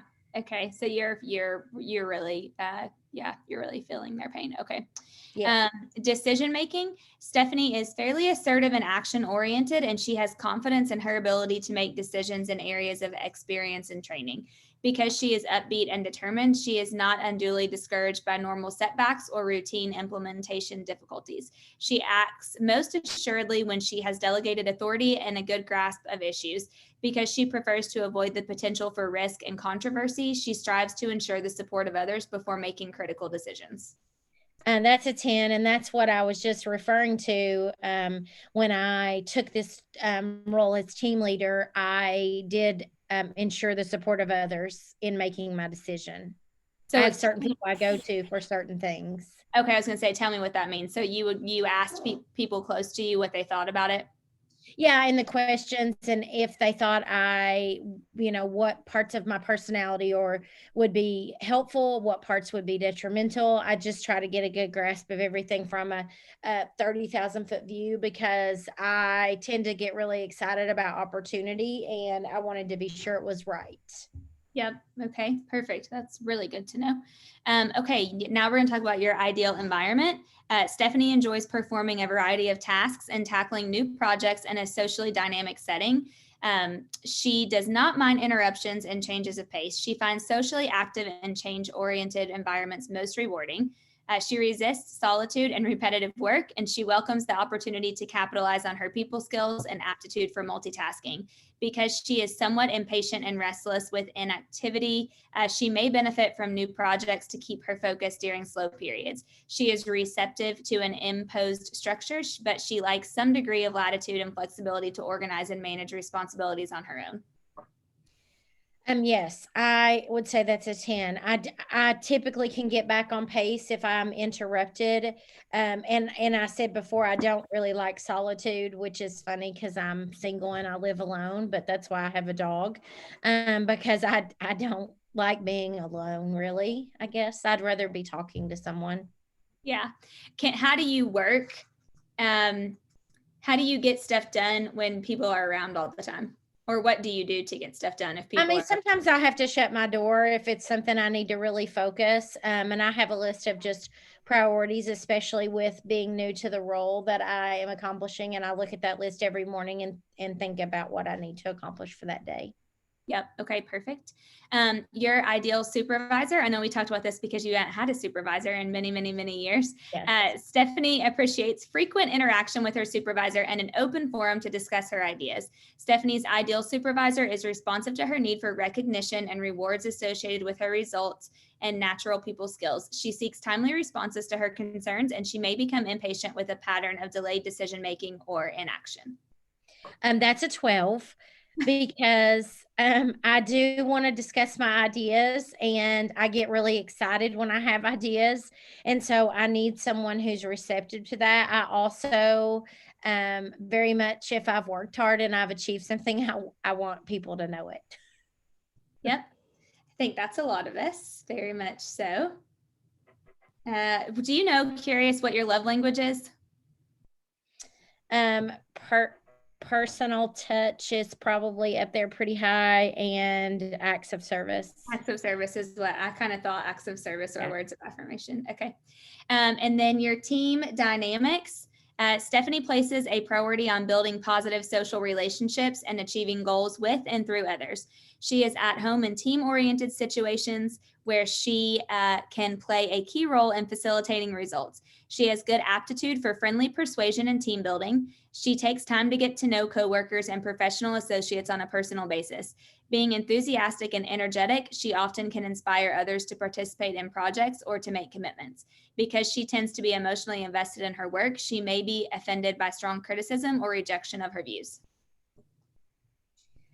Yes, that's a 10. I am enthusiastic if I know it's going to help someone. And so I think that's why it's so important with recruiting to be authentic and to be sure that you're doing what's right for people, because if you don't, it'll come back to bite you. And I am emotionally invested in my work because I take pride in what I do and I want to be successful. Okay. One quick question on this one. If a member of the team may have a different idea or may not like one of the new ideas that you come up with, what's the best way for them to approach you as to not be offended? I think they would just say, "Hey, would you be willing to hear my idea about that? This may work better." Instead of saying, "Stephanie, your idea is totally wrong." I think if they approach me with, "I have an idea, would you be willing to listen to it?" I love that, because my current director of operations, Emily, does that frequently. She'll say, "Hey, could we change this? And let me tell you why." And we almost always change it. So it's just, I need to know why you feel that way, probably not just, spit out what you want and not tell me why you think that would work better. Yep. Okay. Perfect. Okay. Okay. Now your descriptive review. This is kind of just an overall summary of all the stuff that we've learned about you so far in this part one. So Stephanie is a highly sociable person who will be comfortable in a position requiring regular people contact, quick action, and multiple activities. She can act within established guidelines if they are not too confining. She is reasonably aggressive. She will not be overly dominant or highly assertive, but she will have a lot of influence on others. She likes to take social initiatives in order to make a strong but positive impact on people. She is very alert and responsive and tends to be impatient. She will be recognized for her quick reactions and excitable nature. She has a strong desire to be correct, and at times this may conflict with her desire to get things done at a fast pace. What do you think about that paragraph? I think that's really, it's like my name is at the top and then there's my definition in the dictionary. Anything in that paragraph that you're like, holy crap, that's totally me, 100%. Yeah, I'm very impatient. Yeah. Okay. So, and by the way, like I would be circling the things that she's saying, just FYI. Okay. She will normally decide what is right or wrong based on solid evidence rather than other people's expectations. She would prefer to avoid social conflicts, but she will not adjust her thinking just to be popular.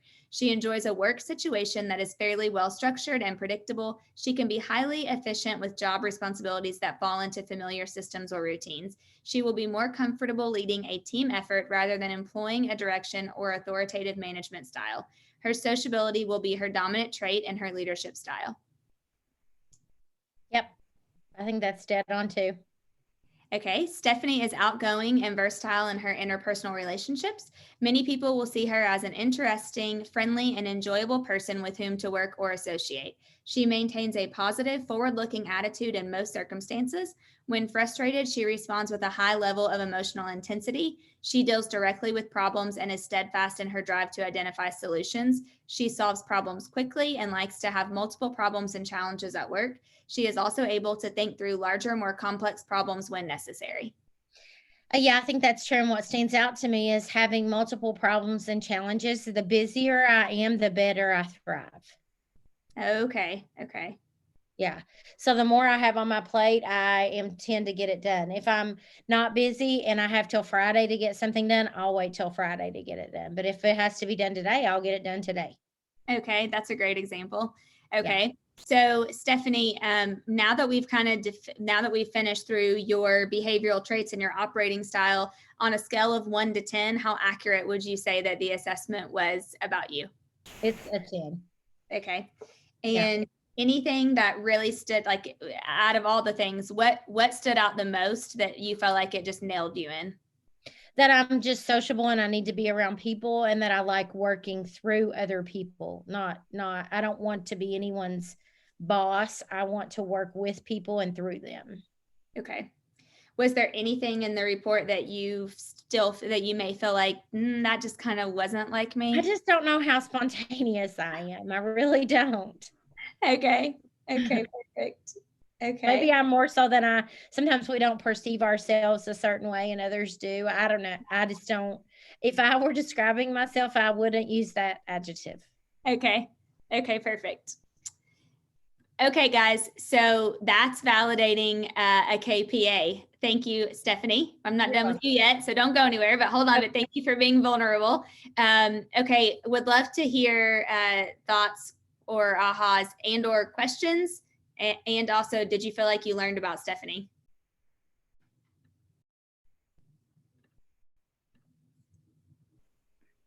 Well, I liked how little you talked. My main role in real estate is 80-20, have other people talk 80% of the time, and then me only 20. And so all your questions and then being quiet and listening to them, I think really helped a lot. Yeah. Thank you, Julie. Yeah. And here's the other thing too. Sometimes now, obviously, Stephanie's gone through this process a couple of times. So she talked, which is good. After they say the number, if they don't say anything, then I would be probing a little bit more to say, okay, what jumped out at you the most? But that was a really good aha, Julie, because you want them to do the talking. You only really want to ask or maybe probe, I guess, for a question if you need deeper understanding, like the talking about her in the gray area, or her not being receptive to hard criticism, like things that you may want to ask, then you can kind of pipe up and ask. Yeah. Also, I think that, when you were talking about hiring somebody because they had a Yorkie and you like their earrings, I think by being quiet, you're getting rid of a lot of that personal stuff as well. You're not saying, oh, that's how I am, oh, I do that too. So you can have a little more unbiased role. Yes, you are spot on. And it's hard to not say, oh my gosh, I'm the same exact way. We're both the same on that, or mine's the same thing. And I've done that before. But the more you can make it about them, the better of experience they'll have, and the more you'll learn about them, honestly. So great aha. Who else? Hey, how long have you been in the team leader job? 16 days. Okay, congratulations. Thank you. How long have you been with Keller Williams? 12 years. Yeah. And I've been a realtor 17 years and a mortgage loan officer before that. But yeah, team leader role is very new to me. I like Sarah said, I enjoyed how articulate she is. And then the aha was it firmed up what I'm looking for in a communicator. Yeah. So how someone articulates, you really understand that during the CV process. You learn how they communicate, honestly. And sometimes in the beginning, it may be a little bit more of like you got to pull it out of them if they're uncomfortable or they don't know you very well, or you haven't built the emotional capital with them yet, but it'll come out. You can also learn about their emotional intelligence and self-awareness, depending on how they react to some of these things. And a specific question, Dana, sometimes people bristle at the word aggressive, which is different than assertive. So if that strikes someone wrong, how do you address that? That's a great question, Liz. I always go back to them and say, hey, so tell me what aggressive means to you. Yeah, that's a good. And then typically they'll say something that's the opposite of that. And then I'll just say, you know, sometimes aggressive is comes off as a negative word. How would you respond to that? Or how would you combat with someone who maybe might think that you're aggressive? And then have them kind of just walk through it. Because if they say, oh, I'm super aggressive, I'm very aggressive, I would, you know, then I'm like, okay, hold on a minute, like explain to me what that means. Or they may say, I'm a very goal-oriented person. And so when it comes to my goals, I'm aggressive to hit my goal. So you kind of have to ask them what it means is typically what I do. Okay. Yeah.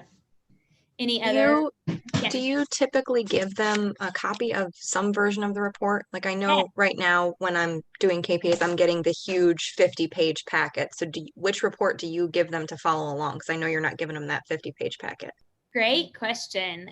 Great clarifying question. So I usually just give them the sheets that I showed you guys and let them follow along. So I'll give them the front page, I'll give them the summary. And honestly, if they're not a high match, then that's okay. I just say, hey, you know, one, this could be wrong. And so that's the purpose of why we're going to do that today. But two, this is only 25%. And so I don't want you to look at this and feel like you're, you know, you just cannot do the job. And then I'll give them these 2 pages and then these 2 pages so that they can follow along as you're reading. And then I usually let people keep those, but that's it, because most of the rest of that we'll walk through is telling you how to actually take them through the process. But you definitely want to give them a copy. And actually, there's another great point around that. Don't ever send them the copy before you validate it. So don't forward that email to them when you get it or anything like that. They need to meet with you. They need to see this for the first time when they're sitting down with you. And the reason is because they could view it as a negative thing. You know, if they don't understand the process that we're going through today, they could see that if they're not high in everything, that they could take that as a bad thing, and they could actually alter their answers according to how they perceive that they think that you want them to be, instead of just how they want them to be. And the next part is the thought process question. The first time I was hired as a team leader, I was sent the thought process questions and asked to fill those out and send them back via email. And I would highly discourage you from that. We're going to walk through that next. But you want them to answer those questions on the spot with you. And the reason is not to, you know, be mean and put them on the spot, but you want their genuine right off the cuff original answer to those questions. And you don't necessarily really want them to have time to walk through and think about those. Yes. And yes, Melinda, yes, we are going to discuss the other part as well. Yes, you did that. Yeah, Nikayla. Yeah, I mean, a lot of people have done that. Honestly, that's how, because that's what was done to me. That's what I thought you were supposed to do. So I did that several times, until finally I took career visioning and somebody was like, don't ever have them fill those answers out, you know, do it with you. And I'm like, oh, whoops, been doing that wrong. Yeah.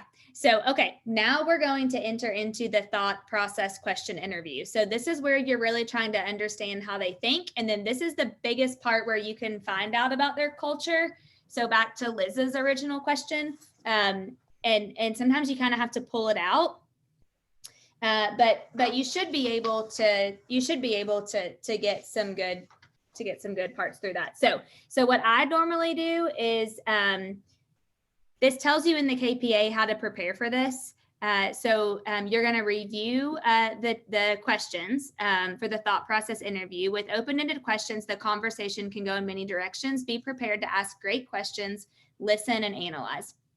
Study the questions, make edits, and add your own if necessary. And then check your mindset. You want to stay objective, be thorough, don't skip questions. It's really hard not to. For time purposes today, we may, just FYI, but I'm going to try not to. And then you're going to bring them in and you're going to thank them for their candor and say, I'd like to ask you a few more questions before we get started. So this is if you did not take a break, right? Like we're doing right now. And then you would go through. So here are the questions. And actually, this is funny because I'm going to tell a story on you, Stephanie, and that's actually telling one on me. It's actually telling one on me. when Stephanie and I did this for her to move into the team leader role, we did it over Zoom because of COVID. And I skipped the first question. What did you do to prepare for the interview? And so after we kind of got started, Stephanie said, hey, I wanted to tell you, even though we're friends and we've known each other for a long time, and even though we're doing this over Zoom, I wanted to tell you that I prepared today because I got up and got ready. Like I got dressed up. She had on like a great interview outfit. And I was like, she said, because I wanted to prepare and I wanted to show up for this part of the interview today. And I thought, man, I'm so sorry I didn't ask you what you did to prepare for the interview now, but thank you for sharing that with me. Do you remember that? Yes. And I also said that my director of operations said we have been preparing for this for years. Mm-hmm. Yep. So I was like, perfect, Dana, don't skip a question. So I would encourage you not to skip a question. So Stephanie, what did you do to prepare for today? Well, I changed clothes 6 times this morning, and I am in my office. I'm not at home. I came to the office to be in a professional setting so that I would be ready. Perfect. Thank you for doing that. And okay. No candidate, by the way, will ask you why you skipped the question. Only Stephanie. Except me. Right. But you're doing them a disservice, because of like that. They could have something that they really want to share. So Stephanie, tell me what you feel like your top 3 strengths would be, and then what you would say, what your previous broker would say that your strengths are, or your previous manager also.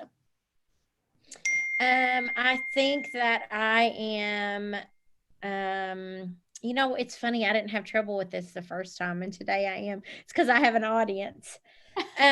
My strengths are I'm very goal oriented. I'm very driven and passionate about real estate and helping people.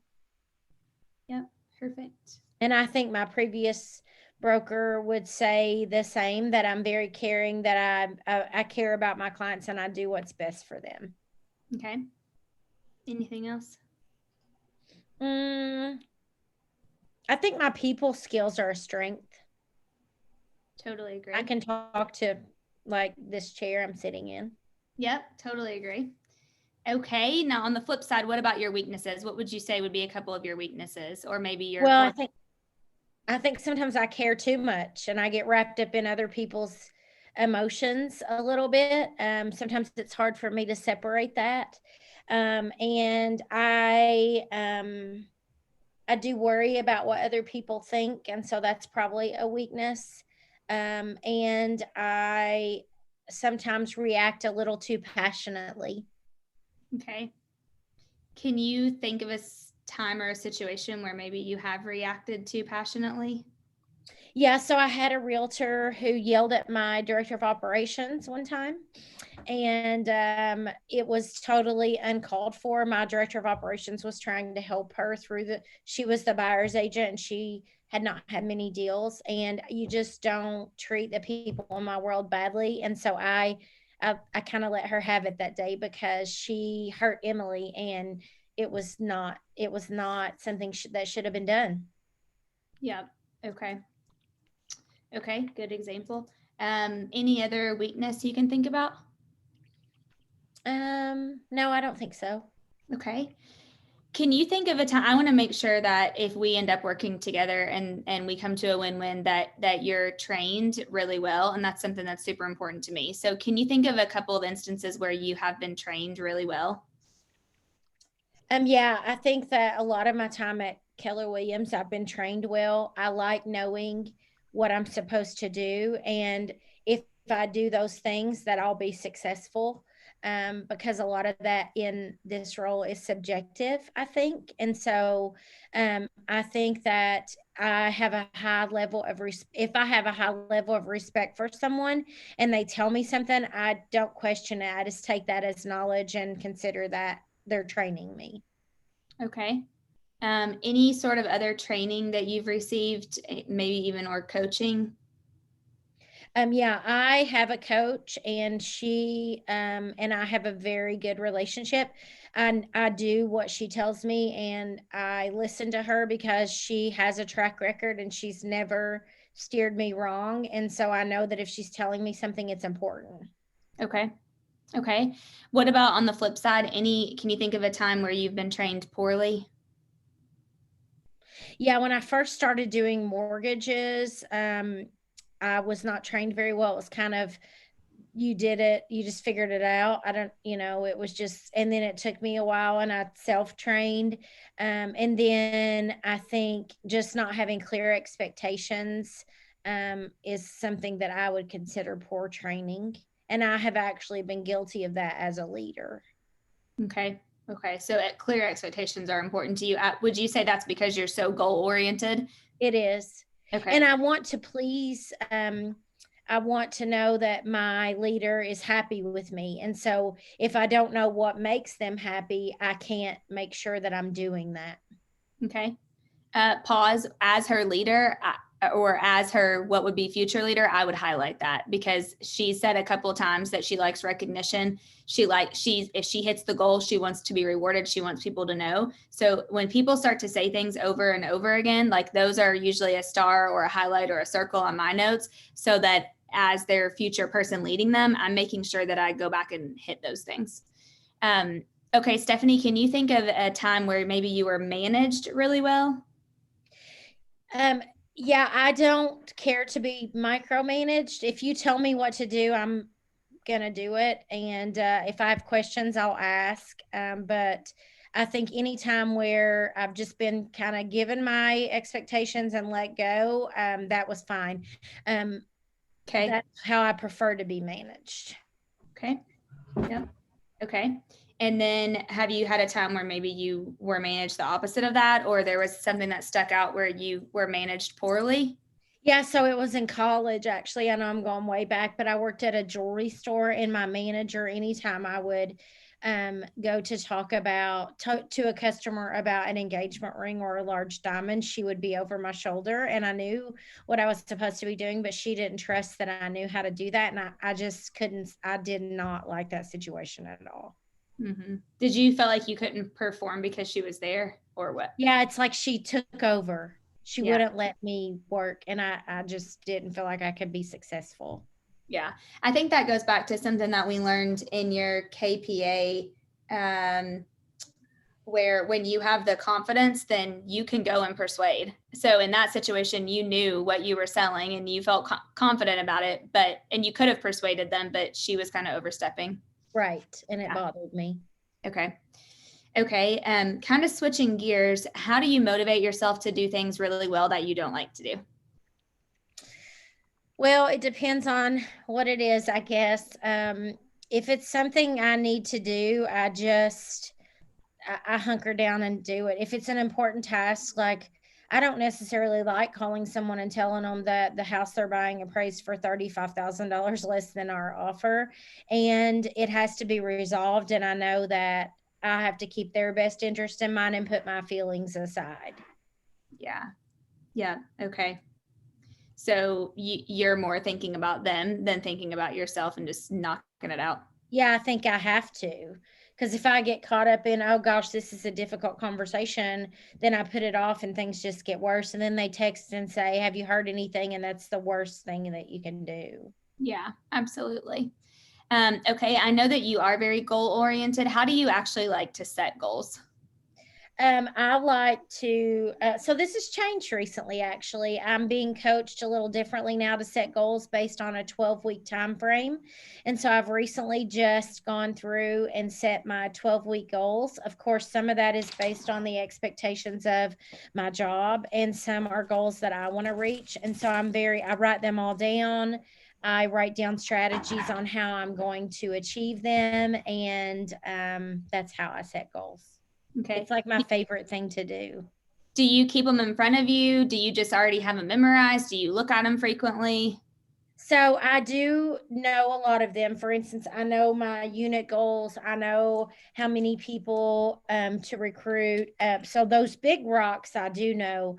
I have to remind myself that I want to lose 20 pounds in 12 weeks and that I need to log my food. And so I do have those out where I can see them, or because I'm developing new habits, reading 15 minutes a day or journaling. I have a coach that I'm going through program right now, and he's very intent on journaling. And so I've started to journal. And so I have to keep that journal right there or I won't do it because it's not a habit yet. Yeah, totally. Okay. So how would you say you hold yourself accountable to meeting those goals? Well, I have a coach. Actually, I have 2 coaches. Okay. And I have an OP. And so I'm not necessarily great at pushing myself, and I know that, and that's why I have coaches. Yeah. Okay. That's great to know, actually. Yeah. Okay. Okay. Can you think of a major career decision that you made and the steps you went through to make it? Yeah, so I actually switched brokerages in the last year, and I had been at the same brokerage for 12 years, and it was a very difficult process. And so I sat down in a quiet place. I wrote down all the pros and cons. If I stayed there or if I left, I read Psalms and Proverbs. I prayed and I sought the advice of a couple of people who knew the situation, and I tried to lean on them a little for their advice and their thoughts based on the pros and cons that I gave them. Okay. Okay. So very detailed. I don't take big decisions lightly. Okay. I was just getting ready to say that. Okay. Yeah. Mm-hmm. Okay. And then ultimately, after all of that research, you just knew it was the right decision, and then you made it? I did. I switched brokerages, and it's been great. Okay. What about a major personal decision that you've made? Do you do similar steps for business and personal, or can you give an example of that? I don't know that I've made a huge personal decision as of late. I'm pretty boring. And so I like keep the same car for 10 years, and I built my house 5 years ago. I guess a major personal decision I have made recently is to concentrate on wealth building. Mm-hmm. And so I watch classes and I've read books about wealth building, and I'm educating myself about that. I don't know that that's a one decision, but it's just something I'm doing a little differently. And so to learn, my coach always says to learn something, you teach it. And so next year I'll be teaching about wealth building. Yep. Perfect. Okay. Great answer. I want to pause for 1 second because just want to note that when I asked her the question, she didn't have an answer, but because I didn't move on or talk, she ended up talking herself into an answer. So sometimes you just have to do that. And if you stay silent and let them keep talking. Okay. Can you think of a major career accomplishment that you've had and what happened and kind of the lessons that you learned from it? I think building a team was one of my great accomplishments. I hired an admin, and she's been with me 2.5 years. My contribution was I built the business to a point where I deserved and needed to have an admin or a director of operations. Mm-hmm. And so it was important for me to also be a good leader to her. So it says, how did your contribution impact the outcome? And so the outcome's been great, and she's amazing. She's the best there is. I did learn lessons because I had hired bad admins in the past. I had 3 people working for me who weren't a good fit, and it's because I overlooked some red flags. Okay. Just because I'm curious, did you take them through the process, through the career vision? One of them I did. Okay. But it was the first person I had ever taken through it. Yep. Okay. So off script, you have to do this a lot to learn it. Yeah, very true. Yes, very true, which is exactly why I wanted to kind of role play today. Yeah. Okay, Stephanie, what about a major personal accomplishment? What's been personally one of the best things you've ever accomplished? In 2008, when the market crashed, I ended up with quite a bit of debt, about 60,000, because I had been living on credit cards. And a lot of fellow realtors at that time, because the economy changed so much, filed bankruptcy. And I'm proud that I paid all that debt off. Awesome. Good for you. I'm sure you set goals to do that. Yes, so I called credit card companies and I closed my account and I renegotiated my rates and I got on a fixed payment plan, and I paid them off just one by one. Sometimes I couldn't make a payment, but I communicated with them. I learned a lot of that from Dave Ramsey, and I just kept going, and one would disappear, and then I'd get to the next one. And it was such a good feeling to finally be, that's a huge weight to have, and I'm single. And so that was just a huge weight, and it felt really good to get out of it. Yeah. Break script. You will see, even before you enter into the life story, by them answering these questions, sometimes you'll be able to pick up on cues. So like for me, when she said that answer before, instantly I knew that if she could overcome and get through that, there's not a lot that she's not going to be able to withstand and push through. So it showed grit to me, and determination, and she's not going to give up. And she's right. I know a lot of realtors that filed bankruptcy then, and also got out of the business. And so I think you'll pick up on signs of that too. So Stephanie, how long would you be willing to fail before you succeed at a task? Until, I mean, I'm not good with failure or rejection, so I think I just keep going unless I figure out it's not the right thing I'm supposed to be doing. Yeah. Yeah. Okay. Okay. Can you think about a big mistake that you've made in your career, or in your personal life, and maybe the lessons that you learned from it, or anything you can share around that? Yeah, one time I got involved in being a bit of a crusader because I thought someone was doing something wrong, and their decisions were not moral or ethical, and I spoke out about that, and it had a large impact on me. And I probably should have figured out to worry about Stephanie, and everybody else's stuff will take care. They'll take care of themselves. Yeah. Sorry. That's okay. Okay. Okay. Did it change you as a person? I think I matured from it. And I think I just conduct myself a little better in those difficult situations. Yeah. I can just walk away and know that, things will happen as they're supposed to happen. Yeah. Yeah. Okay. Okay. Okay. So, how would you describe the relationship that you like to have with your coworkers? I want to be friends with them. I want to know about them. I want to celebrate their wins. I want to be there for them if they're having a bad day. I want them to be like my second family. Okay. Okay. Love that. And then what about your manager or supervisor? I want them to respect me, and I want to respect them, and I want to celebrate wins with them. And I want to be friends with everybody. So I want to be friends with them, and again, celebrate the good and the bad, and just be able to talk, be able to talk through things. I want there to be open communication. And so I think that's the relationship I like. Okay, perfect. How would you describe the relationship that you currently have with those people? I think they're all really good. I really love all my new coworkers at my new brokerage. I've been here 3 months, and as the new team leader, I'm getting to know a lot of people on a personal level. I'm having one-on-one meetings, and I'm very energized by that. Normally, you have 10 meetings in a day or 8 meetings in a day, you're tired, and I get very energized hearing people's stories and figuring out what little things I might be able to do to help them. And so I feel like I have that good relationship. Awesome. Okay, great.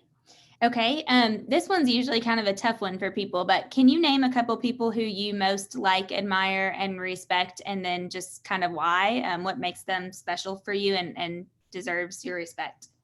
So I tend to gravitate toward independent, successful women. So Mo Anderson and Linda McKissick are two of the top on my list. And the reason is they grew up poor. They overcame a lot. Linda's dad had another zero compared to mine. And yes, she and Jimmy went through it together. And I feel like they're just warriors, and they're strong women, and they're successful. And that's why I admire them and respect them. I also find them both very authentic, And if they're saying something, I believe it. And that's super important to me because I want to also be authentic and trustworthy. Yep. Okay. Yep. Great answer. Love that. Okay. Who has been like your most outstanding person you've worked with or an employee that you've had and why? Emily is hands down amazing. I say to her, we're going to die in this office together. You're not going anywhere. And it's because she will do whatever it takes to help our business. And she's as invested in making our business better as I am. Okay. She takes full ownership as if the Kellerman Group is hers. Okay. Why do you think that she's like that? I think she was a stay-at-home mom for 7 years, and I think she takes pride in her work. And I think she and I have a great deal of respect for each other. And I think that she knows the more successful I am, the more successful she'll be. Yeah. Okay. Love that. What do you think defines a good performer on the job and then a bad performer? A self-starter is one thing that comes to mind. Someone mentioned earlier, she knows the person has potential. I'm sorry, I don't remember your name. And I just don't want to have to tell you what to do every day. I want you to self-start and just do it after you've been trained. And so I think self-starter, hard worker, honest, loyal, all those things are really important to me, and that they just treat people right. Yeah. Okay. Okay. And then other than like the opposite of those, anything that stands out that to you that you're like, man, that's just a bad performer? I think that people who say they're going to do something and don't do it, that's a big thing for me. Yep. Okay. And I don't mean if you get sick. I just mean in general, you're not living up to the promises you make. Yeah. So unfulfilling promises. Yeah. Okay. Okay. What kind of environment are you most productive in? Because environment can be so huge. And I believe we kind of learned that a little bit about you in the KPA too. Yeah, I like upbeat. My office, someone just brought me lunch because they know I'm in here. Just upbeat, supportive, social, everybody's having a good time, because it's not work if you're having fun. Yeah, great point. Yep. Okay. And then what kind of environment would you be least productive in? One where people are victims, where everybody's kind of quiet and miserable and don't talk to each other, and just, I don't like that feeling of just silence. And I don't know, I'd rather people be having a good time. Yeah. Okay. Yep. Okay. That makes sense. Okay. And then share with me what your long-term career goals are, maybe say next 5 to 10 years. So I want to be successful at my team leader role. I still want to grow my team and increase my unit volume every year. I want to build streams of passive income. That's not really a career goal, but a financial goal. Okay. Okay. And we're going to talk more about that in the motivational interview. Okay. So successful in your current role, increase your team's production and build your passive income streams. Yes. Okay. Perfect. In 5 years, what would you love for your team to be doing volume wise or GCI or units? So I think you already know this, and I'm going to say it again. I struggle with seeing 5 years in the future. I am a goal-oriented person, but it's definitely on an annual basis. And so I just know I want us to be doing better, but I can't put a number on that. And I don't know why I struggle with that. Okay. Okay. Have you always been like that? I don't know. I don't know. I guess so let me explain that. In the last 4 to 5 years, I've only started doing what I do at a high level because I am in coaching. So prior to that, I would write a business plan and I would put it in a drawer. So it's only in the last 4 years that I've transformed. So I can't answer if I've always been this way, but in the past 4 years, I've been this way. Okay. Okay, we can go a little deeper in that too. Okay, so imagine you haven't been hired yet. Why do you think you'd be a strong candidate for this position? Because when I believe in something, I'm very persuasive, and I'm very fueled by getting to know people and know how I can help them. And I think that Keller Williams can help most people. It's not a great fit for everyone. And I just think that I can make a difference. Yeah. Okay. So if for some reason we go through the process and we both decide, one of us or the other, or both decide that it's not the right fit for us, then what career move would you make next? I would just keep working on my real estate team and expanding that, and maybe get into coaching. Okay. Okay, perfect. And then you have such a long history with our organization. And so even with that being said, how do you feel like you could still make a contribution?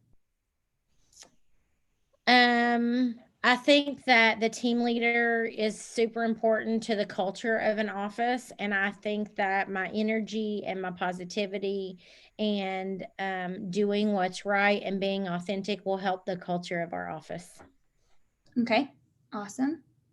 So last question, and this is a really important one for me. If we're sitting here a year from now and we're celebrating what a great year it's been for you in this role, what would we have achieved together?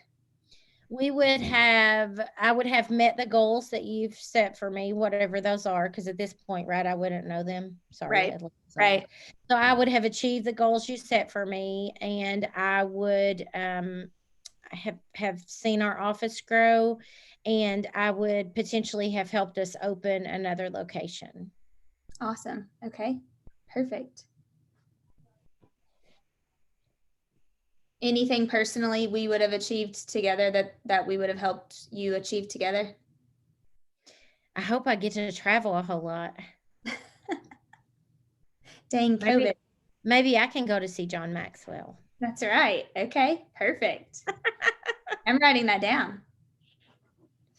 Okay, perfect. All right. Thanks, Steph. That was perfect. Okay, so thoughts, feedback, ahas, questions. What'd you guys think of that?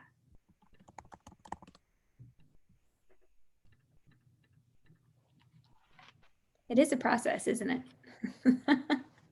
And by the way, this is much how it went when we did it the first time. I actually elaborated a little more, but for the sake of time, I tried not to today. But I said many of the same things, I'm certain. Yeah. I admire what Stephanie's doing. But to do this in front of a big group of people is probably not really easy. Thank you. I agree. I love being able to just see it unfold, because I think it's really hard to get from attending a class without the actual example, how you need to remain neutral when you're validating the KPA, and how you can still be positive and guide the person through the process, but you don't have to agree or disagree with statements they're making. You just get them to talk more. I think that's really helpful to see that unfold. Yeah, love that, Leslie. Yes, totally agree. Yeah, people in the chat, thank you guys for saying that. And Milton said it perfectly. You do have to be an active listener. And it does take a while to develop that skill. I mean, even though I've done this with Stephanie and multiple times, I still took a ton of notes that whole entire time, because I have to write it down no matter how many times I've heard it, really, to be honest, in order to be an active listener and to come up with active things that I know that I can ask her. And to just hear the feedback. So yes, active listening is important. Amy, I love that you shared that, because we've all been there. She said, I tend to talk too much and have learned to ask and then listen and take notes. Yeah, very, very similar. And I think that that's a big key to success in this. If you guys heard though, I mean, she said several things that actually answered Liz's original question about culture, or at least what culture is to me and for my organization. And she touched on those things multiple times. I mean, paying off a large debt, to me, that touches on culture. Talking about her making a decision, her large career decision, and how she culture to me is a lot of times faith-based in my world. And so she talked about how she read Psalms every day and Proverbs. She sought advice. There were a lot of things that she said that I picked up on that she actually kind of told on her own culture herself. And you can kind of pick up those key things for sure. And then I know the other one was when she talked about Mo and Linda, how they grew up poor, but they overcame, which both of them very much so did. And that kind of speaks to the culture as well. So, okay, perfect. All right. So we are going to, we're going to take like about a 20-minute lunch break. Let's see, what time is it? 11:52. And then I'm going to do a really deep dive after this on life story and motivational interview. And then I'm going to share with you guys, we'll actually probably finish up early for sure, but I'm going to share with you guys a couple more things that I just feel like are really, really going to help you in this process. And then I want to leave some time at the end just for Q&A. And then I am going to share my 30, 60, 90s that I actively currently have for a new director of operations for a team, a tech person, a team leader, and kind of walk you through those processes as well. So let's, yes. Okay. So if you have to request to log back in, that's totally fine. Let's come back at 12, let's see what time, 12:20. Is that okay? 12:20. Okay. I have a question. Yes. Yeah, I have a question. Are you there, like your, I heard you say team, director of operations, and then also like your, I guess, transaction coordinator, like job descriptions for those. Do you have those? I do have, yeah, I do have some. I'll share anything that I have, honestly. And so I take the ones that KWRI gives, and then I add on to those based off of what I really need for them in that role particularly. So yes, I can share the ones that I have for sure. And I can also show you guys. Where do you go to? Where do you go? I'm sorry. Where do you go to find the ones that that KWI has? Yes, sorry, Miranda, you're cutting out a little bit, but I felt like I knew what you were going to say. Oh, yes, 30, 60, 90 for buyer specials would be great too. I need to check and see if I have one of those. From KWRI, you go to Connect, and let me find where that is on the lunch break, and I'll have it pulled up, and I'll show you all as soon as we get back, because I know where it is, but I need to go look for it. Okay, perfect. All right, so we'll just take a little break, and if you have to log off and log back on at 12:20, you're welcome.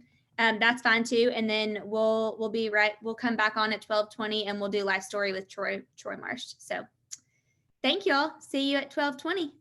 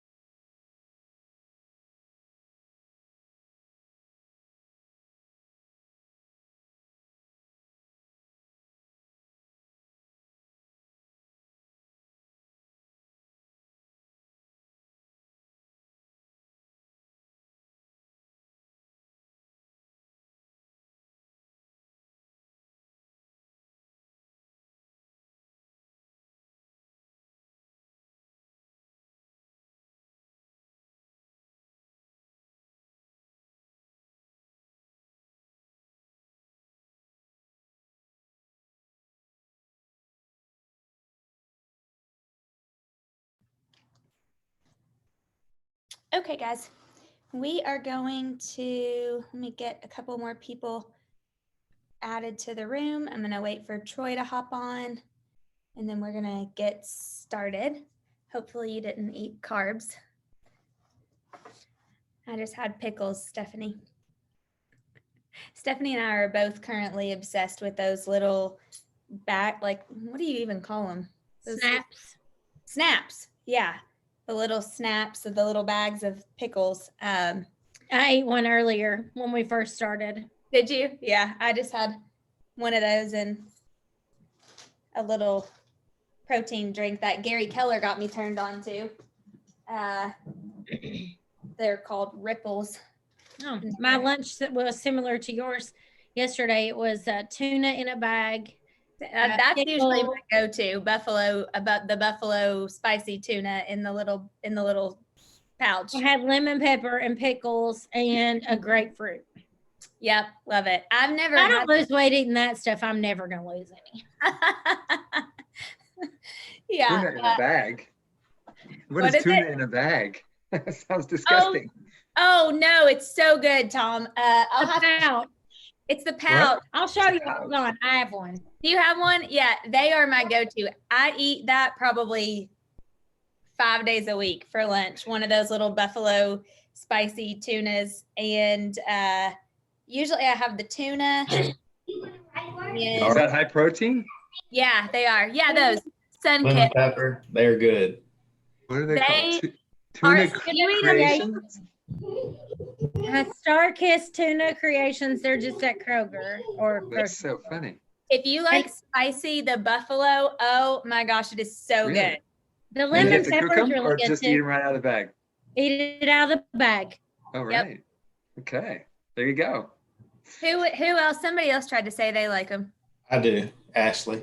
Oh, Ashley, I see you now. You Yes, popped up. they're What, good. what flavor do you like? I like the buffalo and the lemon pepper. Me Yep. too. Same with me. Now Yeah. here's Julie. Yeah, I'll eat them in the middle of the night if I get up and I'm hungry. True confessions. Yeah, exactly. That is We're getting hilarious. real now. My middle of the night go-to is string cheese. If I wake up and I'm hungry, then I eat like a 4-year-old though, other than the tuna. But I'll eat a string cheese. That's my middle of the night go-to. String cheese in a yogurt cup. That's right. Yeah, and a little and I do eat those little applesauce in the little applesauce cups that are like kid pouches or something. Stephanie, do you Ashley, do y'all put your tuna packets in the fridge or just in the pantry? Yeah, mine are in the fridge. Mine are in the pantry. Okay, I like mine in the fridge and Adam likes them in the pantry, so we have half and half. Yesterday, someone on my leadership team came in and said, "Your office smells horrid," because I had just eaten pickles and tuna. Sorry. There you go. Chris's would be my go-to. Like before I got on a healthy kick, I would have kept Oops All Berries would be my cereal bowl. Would be my midnight snack in a big cereal bowl. He said in a mixer bowl. Mixer bowl. That's great. Oh my gosh. I do love Sarah. Nancy got me hooked on those Nature's Bakery big bars, and that they had a pumpkin one for like holidays. It is so good. Oh my goodness. So good. I could talk food all day. Okay, let's see. Is Troy on? He should be popping on. I told him 7. Frosted Flakes. I like that. Yeah, good call there. Yeah, I could eat cereal. Oh my gosh. Oh yeah, it's Cereal. the seventh course. Seventh course to any great meal is a bowl of cereal. That's so true. I So good. love me some cereal. Like Mhm. love cereal. Ashley, why are you sitting outside? You can go inside. Now he's in the driveway. You're not fooling anybody. Oh, you know what? Okay, well, while we're waiting for I know, Troy, right? hold on one His second. wife has to kick him out. While we are waiting on Troy, let me really quickly, oops, actually, no, let's see. It would be on KW Connect. let me try to pull up those job descriptions really quickly. Randa, you just reminded me of that. I totally spaced. Okay, hold on. Y'all, Miranda won't let me have an office inside, so I have to sit outside. And Separate. he's my older brother, by the way. So, see all the gray hair? Sure, big guy. Older brother. You had to point that one out. Okay, hold on. Let's see. I'll find them. Resources, leverage, maybe. Here are the career visioning. He's actually the baby. Is he? Are you the younger one? I am. I just look wiser. He's actually the baby. He's the yeah, he's actually the baby. He's the reason mom and dad quit having kids. They got to perfection, they quit. Y'all are too funny. Oh my goodness. Oh my God. Too funny. Okay, here's where you go. Kate, I found him. I can't believe I found him on the first time. KW Connect, and then at the top, go to resources, and then go down to leverage, and then you can get all sorts of stuff in here. So there's org charts. You can get a job profile for agent teams. You can also find 30, 60, 90s in here for agent teams also. So here you see director of sales, expansion partner, director of ops, showing assistant is a hot one right now. There's your buyer's agent one, Steph. So I typically find these and then just tweak them to whatever I need to add, basically specific for just your team or your business or whatever you need to do. So they are perfect. Okay, I think I saw Troy pop on. Are you on, Troy? He is. Oh, do you see I am. that? I was just trying to get my video to work. I'm like a new Zoom person. No. Right. Like you've never done it before. Yeah. Hey, Dana, real quick, yeah. do you follow the same order, or does the order not matter? Like, can you do you always do the KPA first, then the questions, then? The order does matter. Great Okay. question. Yes, you follow this order. Yes, KPA first, thought process, then life story, then motivation. Yep. Okay. Yes. And what if, like, after the KPA and the thought process, it's not a good fit? It happens. Stop it. Yeah. Yes, you just stop it. Yep, you don't, and it'll walk you through it, Tom, in the actual KPA when you print out that 50-something pages. It'll say at this point, if you feel like this is not the candidate for the role, then stop, and you'll say it actually gives you scripts. Like it'll say, thank you so much for the opportunity for this time. I feel as though for whatever reason, it just isn't the right time for us to be together in this role, or I don't have it memorized, but there's scripts in there. Okay. Yeah. So you would you would stop. I mean, I have done that before. Yeah. Okay. Normally after the KPA, I would say, would you agree, Troy? I feel like when they're not the right candidate, it's usually after just the validation part. So you're not like super deep down the process. Yeah. Yeah, I would definitely say if you do the KPA correctly, you're going to find out a lot, like asking 2 or 3 questions deep, asking for specific examples. And as long as you have clarity around what you're looking for, I think talking through it with my coach recently, we're making a hire. That's the biggest thing that she's put focus on is really, I think the biggest mistake we all make is we print off a job description and then we're like, okay, yep, that job description looks good. And that's not necessarily what we really want. And so then we go through the KPA, go through the thought process, and it's like, yep, they're answering these questions correctly, but we're what my coach calls leading the witness. Yeah. And so, it's like, instead of saying like, talk to me about a time that you made phone calls to clients, if that's something that's important to you. Yeah. And instead of saying that, tell me how you typically communicated with people in your previous role. And if they say 90% of the time it was email and text. Good point. Yeah. And you want them to be on the phone all day. Yeah. then you need to do some 3 deep questions around that. And it could be just that, hey, I think you're really talented and you're going to be great for a role.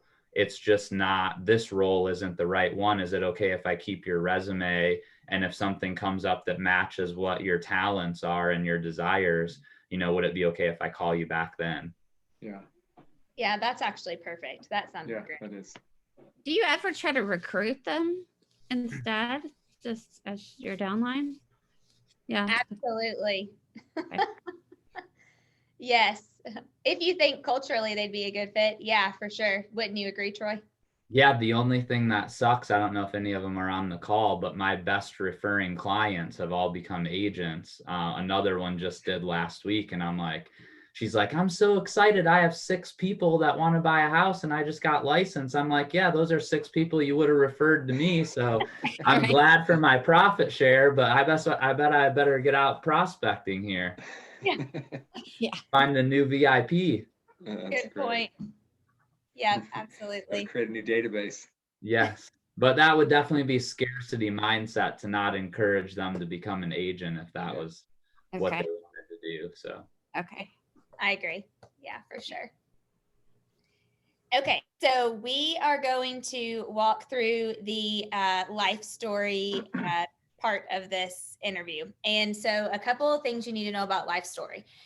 Number one, and I know this is weird right now because of COVID, but when you can do life story in person, do it in person. If you have the opportunity, definitely do it in person. And a couple of reasons. And Gary kind of sets this up really good, but you want to have a whiteboard or a Post-it or a visual or something. And I know I'm going to try to do this so you guys can see it. Hopefully I'm a little further away, but I can't move this whole big desk by myself. So you want to do it in person because you're going to write down. It's best if you have different color markers. You want to try to have different color markers because you are actually going to lead them through their life story and you're going to write it out for them. And I would say, would love for those of you who've had this done before to maybe comment in the chat. But this is probably the best part. This is my favorite part of the whole entire process is the life story. And so I think you really get to learn about a person. And sometimes people will get emotional and sometimes they'll go really deep and sometimes they'll kind of stay surface and you may have to pull things out of them. But the purpose of this part is you want to see how the person has grown. You want to see how they've learned. You want to see how they have overcome any difficulties or obstacles. So like, for instance, because Stephanie touched on this in her thought process, the fact that she overcame quite a large amount of debt and persevered through that during the life story was a really great thing for me to be able to see. And some people have different things than others, but you want to try to pick out the pieces because everybody's probably failed or had some sort of time where they've been down. So what you want to see is, did they get back up or did they stay down? Like that's a big thing that you want to look for. And then you'll start to also look for patterns in the life story. And so for this part, you're really looking for the thinking part, the culture part, and then the track record. Most importantly would be the track record. And so Troy has so graciously agreed to walk through this part. So here's kind of the piece of paper that you'll see. Like Tom, when I say that list, this is what you'll see, and it'll actually walk you through doing this. And it'll tell you how different several colors of markers, have a flip chart, position the flip chart so that they can see it. I copied Stephanie, so it's going to say Stephanie. And then it actually tells you what to say. So we're going to write, so like you can see up here, I don't know if you can see this, but this is where the script is. Oh, so let me go back. What we're going to do now is write your professional autobiography together, starting with the last time you were in school and moving forward. It's like your resume, but we're going to go deeper than that. It's a chronological narrative of the defining events in your life. Inside each event, I'd like to know what you did, what happened, and what you learned. And then we'll kind of go down through the list. And then that's where you'll kind of switch your marker colors. So we'll go, Troy, just like as much as we can, but not like the full-fledged, I don't know. Well, you'll do great. We'll do it. Troy and I have done this before. Just cut me off if I'm talking too much, which is always a possibility for those of you that know me on here. So, I'll say, go to the next. Stephanie, I'll give you the job of telling me to stop. That's it.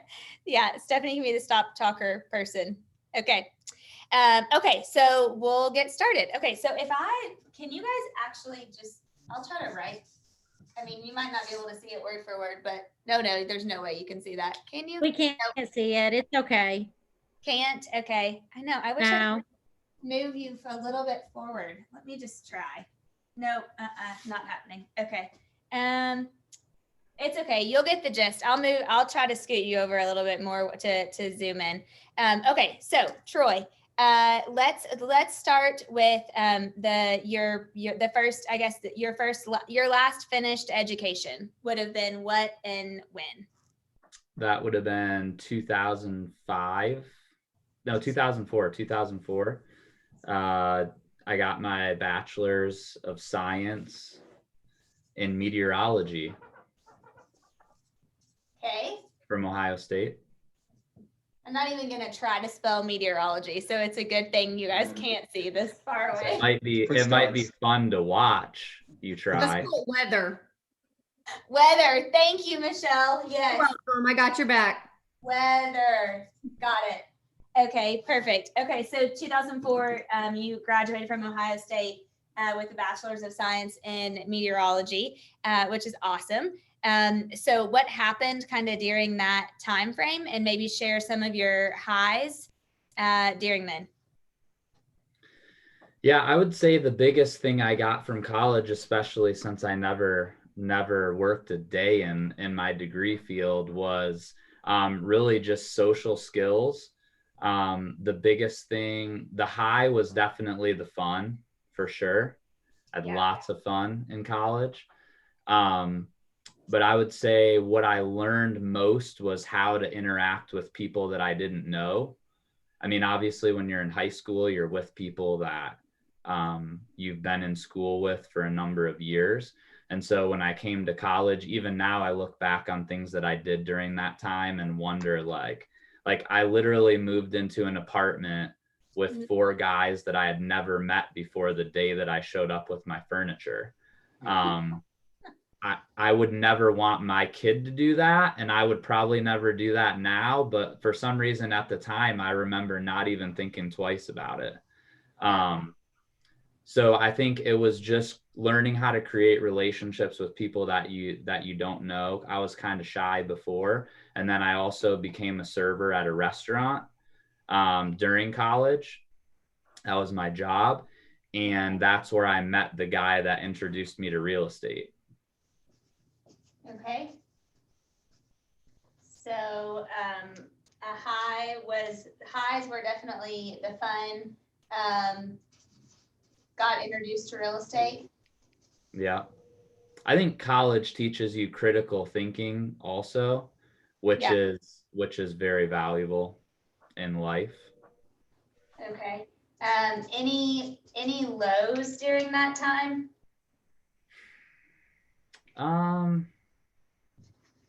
I met my wife during college too. That's not a low. That's not a low. That's a high. I was gonna say, wow. I can't really think of a really low. I mean, there was like stupid drama stuff that happened in college, but usually this far out, it turned into a high in some other way. So at the time, probably like just normal college drama was probably about the lowest low that happened. For the most part, though, it was all stuff that turned out to be great. So. Okay, so I'm going to say not many lows. Okay, so after that time in your life, what would have been your next kind of your, I guess, first job, right? Because you were done with school at that point. Yeah, I mean, I got my real estate license before I graduated. Okay. And did that, sold real estate during my last quarter, and then worked at the restaurant, I think for maybe 3 months after I graduated. I think I worked at the restaurant for 6 months while I was licensed. And then I've been a real estate agent pretty much ever since. So I don't really, I don't have anything else. We can dig into like the stages of that if you want. Yep, that's what I was gonna say. So let's kind of talk about the beginning of your real estate career and walk through now. Sure. So yeah, my first I joined a team. I would say I could probably lump the first 5 years of being an agent into that category. I was a team, then I was on my own for a little bit, then I joined another team, actually 2 more teams.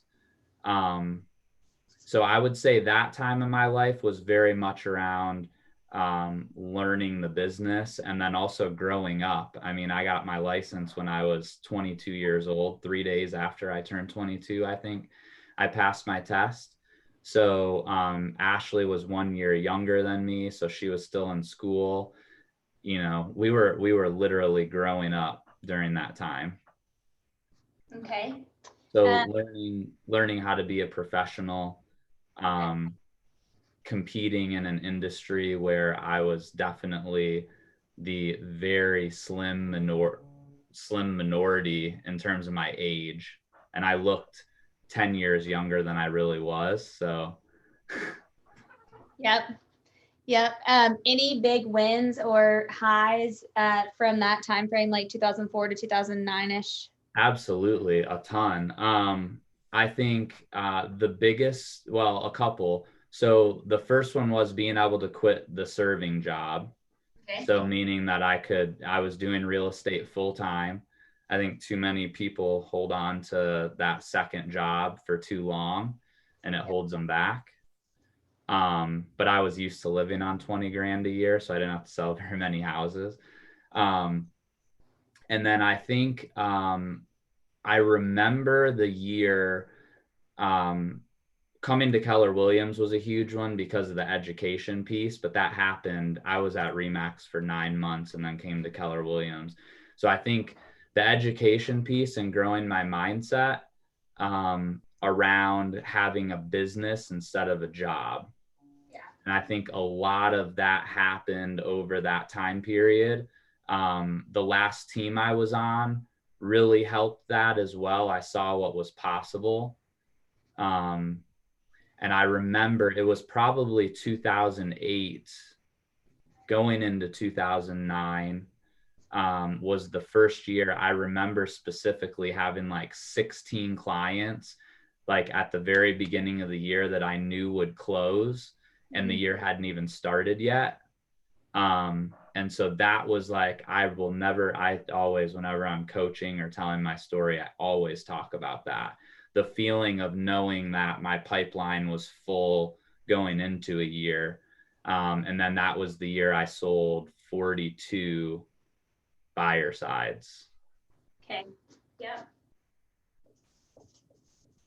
That's awesome. So break script, you can kind of see, just FYI for you, like we're already starting to see a pattern of success of a track record. Like you'll start to pick up on that and start to kind of pull that out typically with really talented people. Okay, so Troy, were there any like lows maybe during that time? Any things you had to overcome? Yeah, I think especially at the beginning, there was a lot of beating your head against the wall. You know, I got brought into the business from the guy who brought me into the business was big into Mike Ferry. And so I was 22 years old. My sphere was not buying houses. I always joked that they were more worried about what bar they were going to than where they were sleeping that night. So they definitely weren't buying anything. And so I think lots of cold calling. Like I literally went through the phone book and called like apartment complex numbers and like went and delivered flyers at apartments. So that was a low return, lot of effort with little return. And yet I think that taught me a lot about just like what it takes to succeed and being willing to do what it takes to get what you want that I don't think I had before. So I think the low turned into a high. I would say the other low, again, my mindset now is so based around like believing that everything happens for a reason. and looking at the win and everything. But at the time, definitely moving from team to individual, then team, and moving to another team. I'm a big guy with regards to, like, I really like the loyalty piece of things. And so whenever I feel like I'm breaking loyalty, it's not a comfortable thing. As we go through, you'll see I've done it again, but it was calculated and purposeful, but it still, like, isn't something that I love. So I have to push myself hard in those situations and circumstances. Okay. When you talked about you did lots of cold calling, I wrote down, would you say that you learned really like lead gen during that time? For sure. Yeah. So the guy that I started with was big into Mike Ferry. And so, like, his teachings were 100 contacts a day. And so that was like, I would literally sit in this guy's basement, like I said, with a phone book and just dial. So yeah, anything was better than that. Yeah. I didn't enjoy it at all. Yeah. Okay. So I'm going to say, like, inconsistency also, maybe inconsistency in just your team versus individualness versus, I'm trying to think of the best way to say that. Yeah, another thing from a learned perspective, I would say the biggest thing I learned during that time is who you associate with yourself with, in terms of both the brokerage and, like, when we talk about the different teams, I learned something from everyone, no doubt, but also that who your wagon is hitched to, like, everyone's not created equal. Every team doesn't offer what every person needs. And a team that could be great for one person may not be great for me. Yeah. So I think a lot of people look for the one size fits all. And that would probably be the biggest thing I learned, is that it matters who you're associated with. Okay. Yeah. Love that. Okay. So let's jump to the next time frame. So what would kind of be your next venture in time, would you say, in your business? I had a short, like, it was less than a year, maybe 1 year partnership, which gave me the confidence to just break free from the team, I think. Okay. But for the most part, I would say the biggest thing that happened next was I started my team. Okay. So was that around 2010? Yeah, the end of 2011. So I had that partnership for a year, and then 2011 Okay. was when I started my team. Okay. And you were with Keller Williams then? Yeah. So I was with Keller Williams, and I joined KW in 05, or 05. Yeah. Okay, so walk me through kind of what happened when you started your team and anything else during that time. So yeah, it was definitely, again, coming from a business mindset perspective, hiring my first assistant. I remember that so vividly, going and talking to an attorney and all that kind of stuff, which I had never done before. Okay. And then the first buyer's agent that joined our team kind of fell in my lap a little bit. I wasn't really seeking him out, so it was totally not doing career visioning. But he ended up being very, very good. So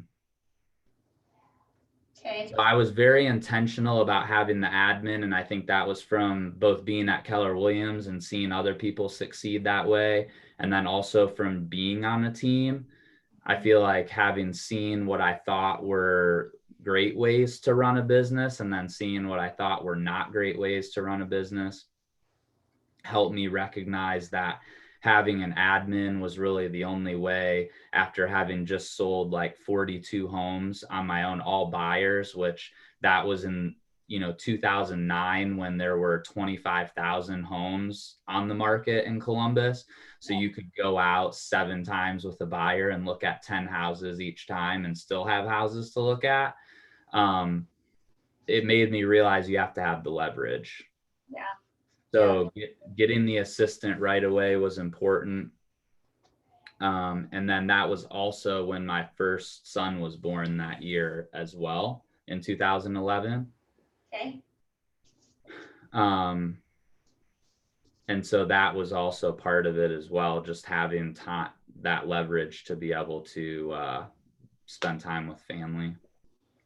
Yeah, so learning leverage then. What was your business like around those next couple of years?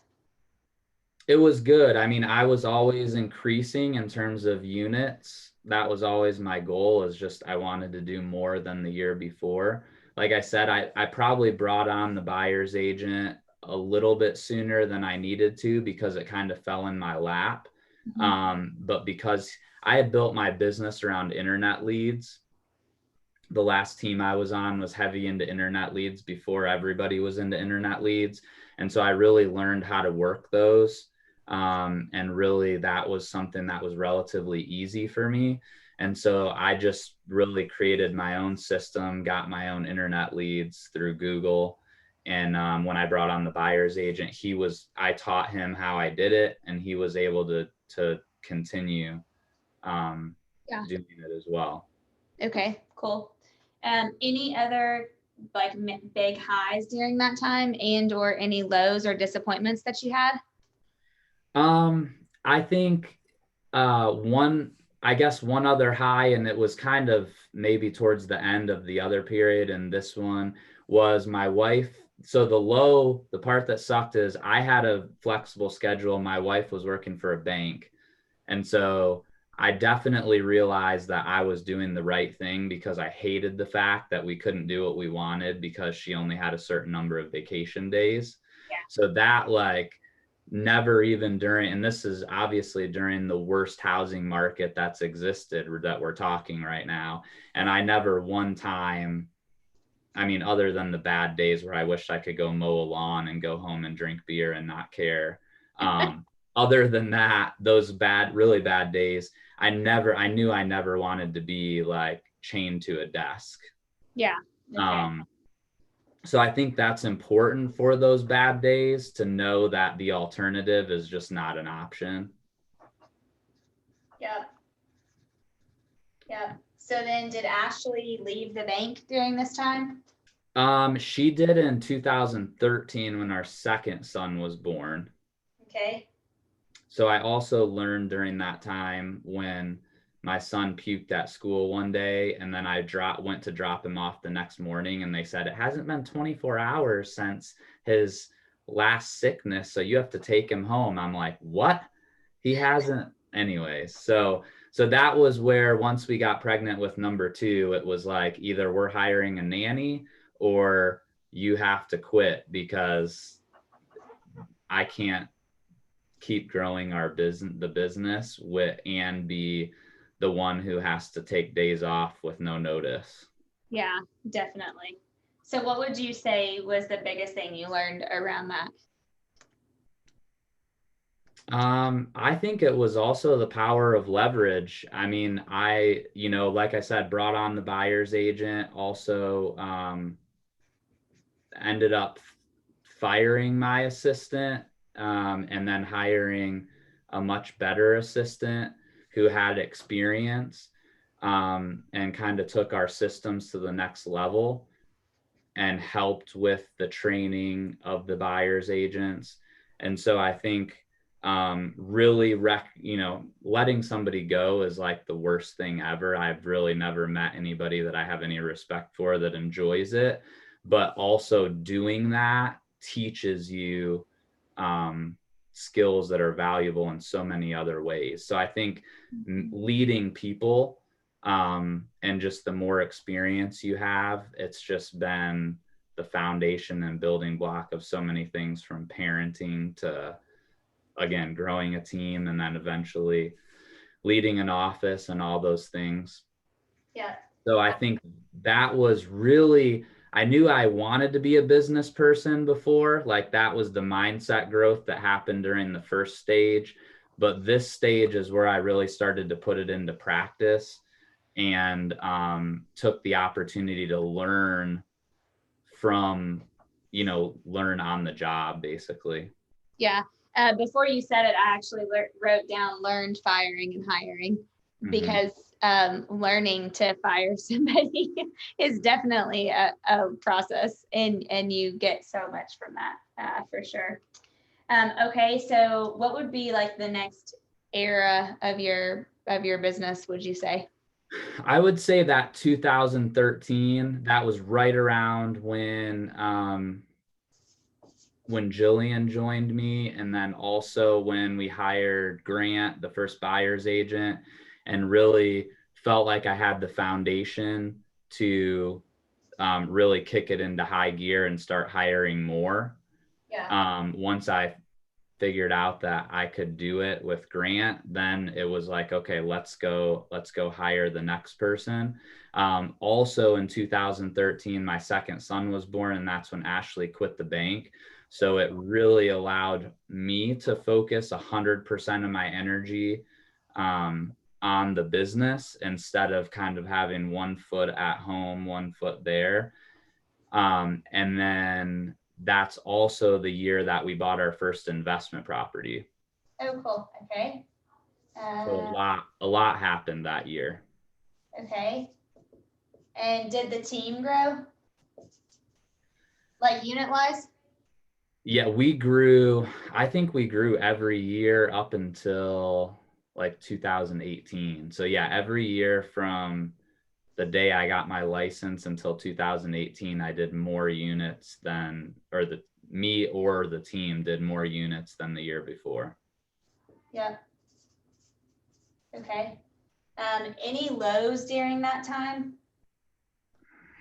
I mean, having to fire somebody was definitely a low.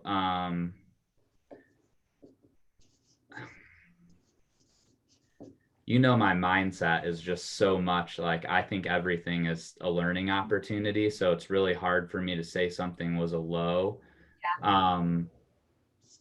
I would say actually the previous time period, there was definitely a low in our personal lives with some family issues. And I think probably the learning that happened from that was because it was with my wife's family, without getting into all the details, especially since and this would be like break script, where I would probably in a real setting go into the details, but since we're in front of 55 people, probably not the right thing to do. But definitely people will get into some deep stuff here. So we talked about this. Yeah, definitely let them. But I would say, making a decision to step away from those relational issues, and moving on with your life with people that typically, we don't have a great relationship with Ashley's parents. And the way I grew up, I have a great relationship with my family, and I can never imagine not having a great relationship with them. And yet when we went through that stage, what I realized is that even people who are close to you that you never think will do certain things to you or say certain things to you, that if something happens that causes them to do that sometimes people that you believe will never, ever like turn on you or do something wrong to you, they will, or they could. Not that they will. I don't think everybody hates me or anything, but people that you think would never do something will. And again, I think that's just growing up so much. Like I was a kid, so much of this is just life. But I think it's applicable to business too. Like you just can't always expect that everyone else is going to be what they are today to you in your next season. Yeah, absolutely. Yeah, that's great advice. So anything else other than learning kind of some of those tough personal lessons and persevering through that you would say that you learned through that time?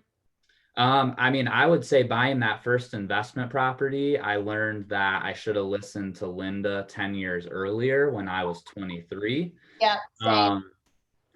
And I will say that the biggest thing I learned from buying that first one is that it's really as easy as they say it is. Yeah.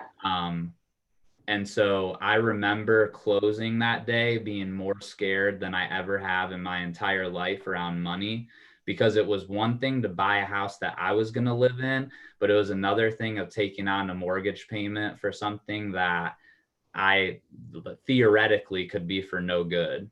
But once it worked out and we fixed it up and got a tenant in there, which is what Ashley did while she was staying home with the kids, she kind of managed the property management side of things. It was like game on from there. Yeah. How many do you have today? We have 11 properties, 13 units. Awesome. That is so great. 13 units today. So in roughly, what, 7 years? Yeah, and we haven't bought one for two and a half years. So my plan is to buy about 4 years then, right? Mm-hmm. Yeah, I think in 1 year we bought 5 places. Without getting into my investment strategy, I can teach you all how to do that if you want, but we'll have to do that. We'll have to do Troy part 2 investment. There you go. Yes, perfect. Okay. Yeah, that's a big accomplishment. That's awesome. Okay, anything else that we missed from kind of that time frame? No, I mean, at that point, it was just growing the team with the goal to be able to step out of it if I wanted to. I guess one thing I didn't mention early on, at some Keller Williams, whether it was Quantum Leap or just a random Linda McKissick talk or whoever was, I came up with this idea that I wanted to retire by the time I was 40. And somewhere in this time frame is where I realized that, holy crap, that's more than just a dream. It's possible if I want to. And there was a time period where I kind of lost a little bit of motivation because of the fact that I didn't want to retire. And I wasn't conscious about this until reflecting on it. But I think subconsciously, I took my foot off the gas a little bit because I didn't really want to reach my goal because I didn't know what I would do if I retired. So I had to adjust my goal probably around 2015, maybe even 16, to say I wanted to put myself in a position to work when I want and why I want, instead of because I have to. Yeah. Okay. Okay. That's a great lesson. Okay. So now let's kind of fast forward to really whichever part you want to go to. Yeah, I would say the time period, it was relatively uneventful from like the overall change perspective. But I think the next time period before you and I really met was really centered around growing a team and a business and learning how to be truly a business person instead of just have a job. Obviously, I realized I got really lucky from a hiring perspective with my first couple hires, both on the buyer agent side and the director of ops side, and that every other hire wasn't going to go that easily. And everybody wasn't just going to plug in and do what I told them to do and then have the success that they wanted. They were going to try to do it their own way. They were going to not listen to me at all. They were going to say things that I never thought anyone would ever say. So I didn't tell them not to, all of those things. So I think it was really just learning people was probably the biggest thing. And the lows during that time were absolutely like having to have those tough conversations. The high, I would say the biggest high, is probably the ego perspective of being one of the top agents and being recognized as that. you know, being able to send out a postcard that your team sold 125 houses in a year, it's a good conversation starter. I still use that postcard in my marketing class. Good. Actually. That's all Jillian. Is she? I don't know if she's on here, but she She gets is on. credit Yeah, for she that. has been on today. Yes. Yeah, I love that postcard. Some of you have seen that postcard if you've taken my marketing class. Okay, so Lowe's would have been the tough conversations for sure. Yeah, and though again, biggest learning experience. Yeah. Yeah. Would you say you learned leadership then too? Yeah, I mean, that was probably the beginning of that. Well, further back, I had gotten into leadership in the market center, but I don't think that's necessarily the same as leading somebody who's like working directly underneath of you. Right. So yeah, definitely learning leadership probably encompasses all of those things that were highs and lows around hiring. Yep. Okay. Okay. So then what would be next after that? Next would be Dana Gentry. This is gonna be fun because we haven't done this. No, we haven't. So yeah, next would be you reaching out to me about the team leader opportunity. Yep. Which I initially said some not so nice words followed by the word no. He actually said hell no, for those of you that are wondering. Oh, I guess, yeah, if your mind was going to a worse place, I guess we could say it, hell no. Yeah. But it was definitely not something that was on my radar at all. Right. Yeah. Okay, so kind of walk through that. So yeah, I would say, again, kind of going back in reflection, I had gotten bored with selling houses. I wasn't necessarily bored of the leadership part, but I was bored of selling houses. And I was also, I'm very passionate about Keller Williams. And so I felt like it was an opportunity, obviously, to share that with other people. And so, and then back to figuring out, you know, who do you want to be in business with?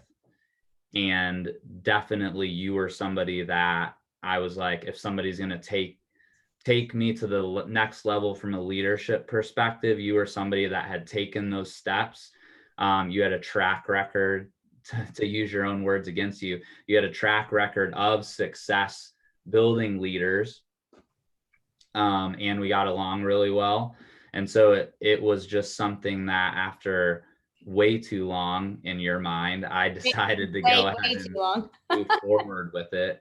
But it was a big decision. I was still selling 60 houses a year myself on the team. And so it was a hole to fill. So it was a big decision. But in terms of what I learned, so then what that was. Talk about some of the highs and some of the lows. Yeah, of during the time as a team leader, and then we'll go to what you learned. Yeah, so definitely the highs of being a team leader, it is the learning opportunity. I'm super learning based individual.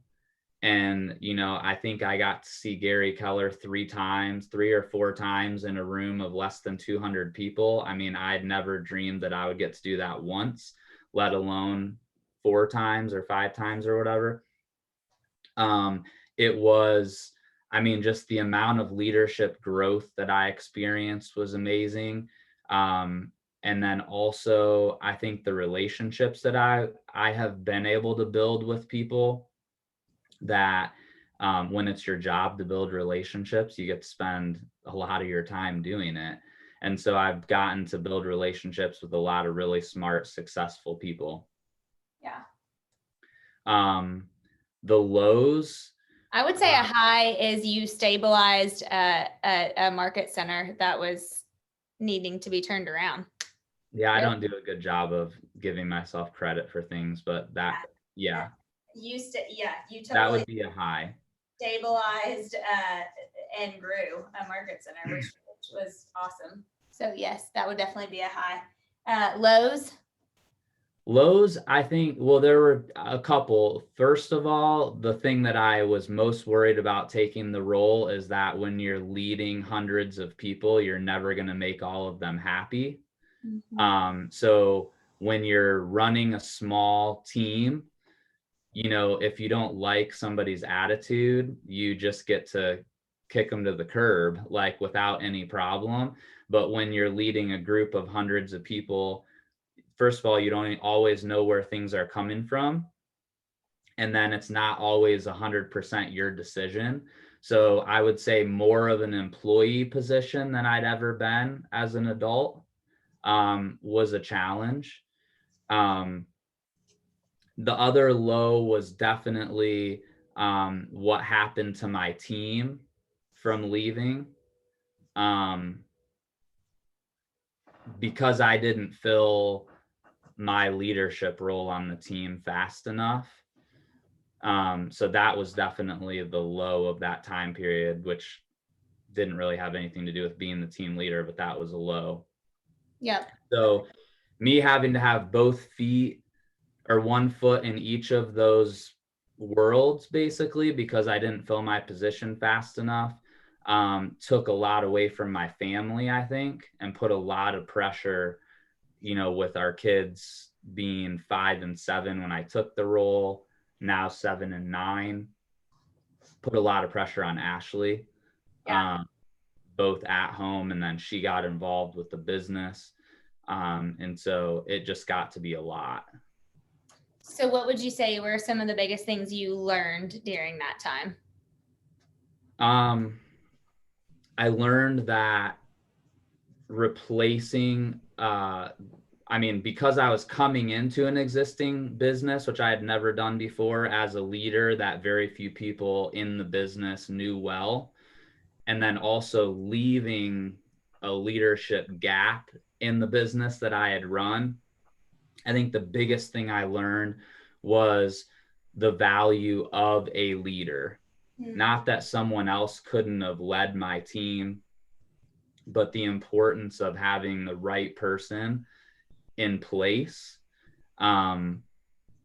is, number one, most important. I kind of love that you said that, Troy, because that's pretty much sums up what today is. How do you guys find the who, and how do you take them through the consulting process so that you know that you found the right who, and even if they end up not being your who for the rest of your life, you have built a strong enough relationship with them that they're still a who in your world, I guess, if that makes sense. Wouldn't you say, Troy? 100%. You know, when I do it all over again someday, because I always want to leave my options open, my number one goal for people that I'm going to be bringing into my world at this time is definitely going to be, if you aren't the material of someone that can be that person for me, there's no guarantees, but if you don't, like, at least your trajectory doesn't look like that, it's not happening right now for me. Yeah, love it. Yes, absolutely love that. Anything else that you would say you learned during your time as a team leader? So much that I could fill 3 of those pages. But I would say the other thing, and I don't know if this is COVID, it's probably more COVID and team leader, but I did learn that when you say family is number one, you actually have to do it. And if I looked back, the reason I stepped away is because when I looked back, even well beyond being a team leader, or well before being a team leader, I had never, before COVID, I had never spent 2 weeks. I'd never spent a week at home with my boys and ate lunch with them every day and gone on walks with them. And even though I always said I was doing everything for my family, really I was doing everything for my career. And I was going to wake up someday and my kids were going to want to hang out with their friends more than their dad. and I was going to have missed that opportunity. So I would say I learned to put things into perspective, that everything doesn't have to be done today in order to achieve it at some point. And if I died in a year or two, if I hadn't have been the best team leader or had the biggest real estate team, I would be okay with it. But if I had missed my kids' like years that I could never get back, like that was going to be a big regret for me. Yeah. And that was, it was huge. It was really, I've never, I mean, you can see from what I've done, I've literally never taken a step backward ever in my life up until 2020 in terms of like, I mean, I set a goal with my coach when I stepped away from team leader of me and Ashley combined selling 60 houses. And I just like still can't wrap my head around how I'm going to sit here and only sell 30 houses. I mean, so, but what I'm going to do is add things to my life that can be done from the lake instead of adding things to my life that have to be done here. And so that was the opportunity. That's the biggest thing I learned during that time. Yeah, I love it. Awesome. So if we kind of look at your whole autobiography on the wall, which I know is very hard for everyone to see. And yes, Amy, if Troy says yes, I will post photos. I'll leave that up to him. Whatever. Okay, thanks. So if we look at this, what, and knowing what you said today, what, just for fun, what do you think would be the title that you would use for your professional biography? Like when you look at everything since 2004 to where you are today, what like jumps out to you as a title? I mean, number one is overall, I mean, I don't know the best way. Let me think for 1 second. I would say, Grab another color. Never stop learning. Yeah. Why would you say that? Because I think whenever I was putting these like artificial goals, you could call them, in place, which I think are important, let's call them short-term goals, but maybe in the moment I was calling them a long-term goal. Whenever you hit them, there's always a taller mountain on the other side. And so I think you always have to be in that learning-based mindset, in that place to always be willing to figure out what more can I be, what more can I put together, and how can I do it better than I did it last time. I think that's like a perfect thing, because when I look back at your stuff, I mean, and one, I know you personally, and I know you personally because we did this from the very beginning. Right. Because actually, when I reached out to you, we knew each other, but we didn't know each other. And when I look back at all of your stuff, you have constantly been learning based the entire time from the very beginning. And it's led you to like success after success after success after success. And I think we joked and I said, when you took the team leader role, like you will learn more than you've ever learned, like totally combined with stuff, because it can be so overwhelming. Yet at the same time, you've always had that mindset of learning. And really, to be honest, right now, you really could retire and you could do nothing else. You're not going to, because I know you and that's just how you are. And also, but you could. And a big reason of that is because you've always been so learning based. Yeah, it's a gift, I think, although I don't know, I still credit, I know it's cliche, we're on here, but Keller Williams, a 22-year-old boy that had a degree in meteorology. Literally, I went to look at getting my broker's license, and I don't even have the business classes to get my broker's license on my college transcripts, because I literally took not even one business class.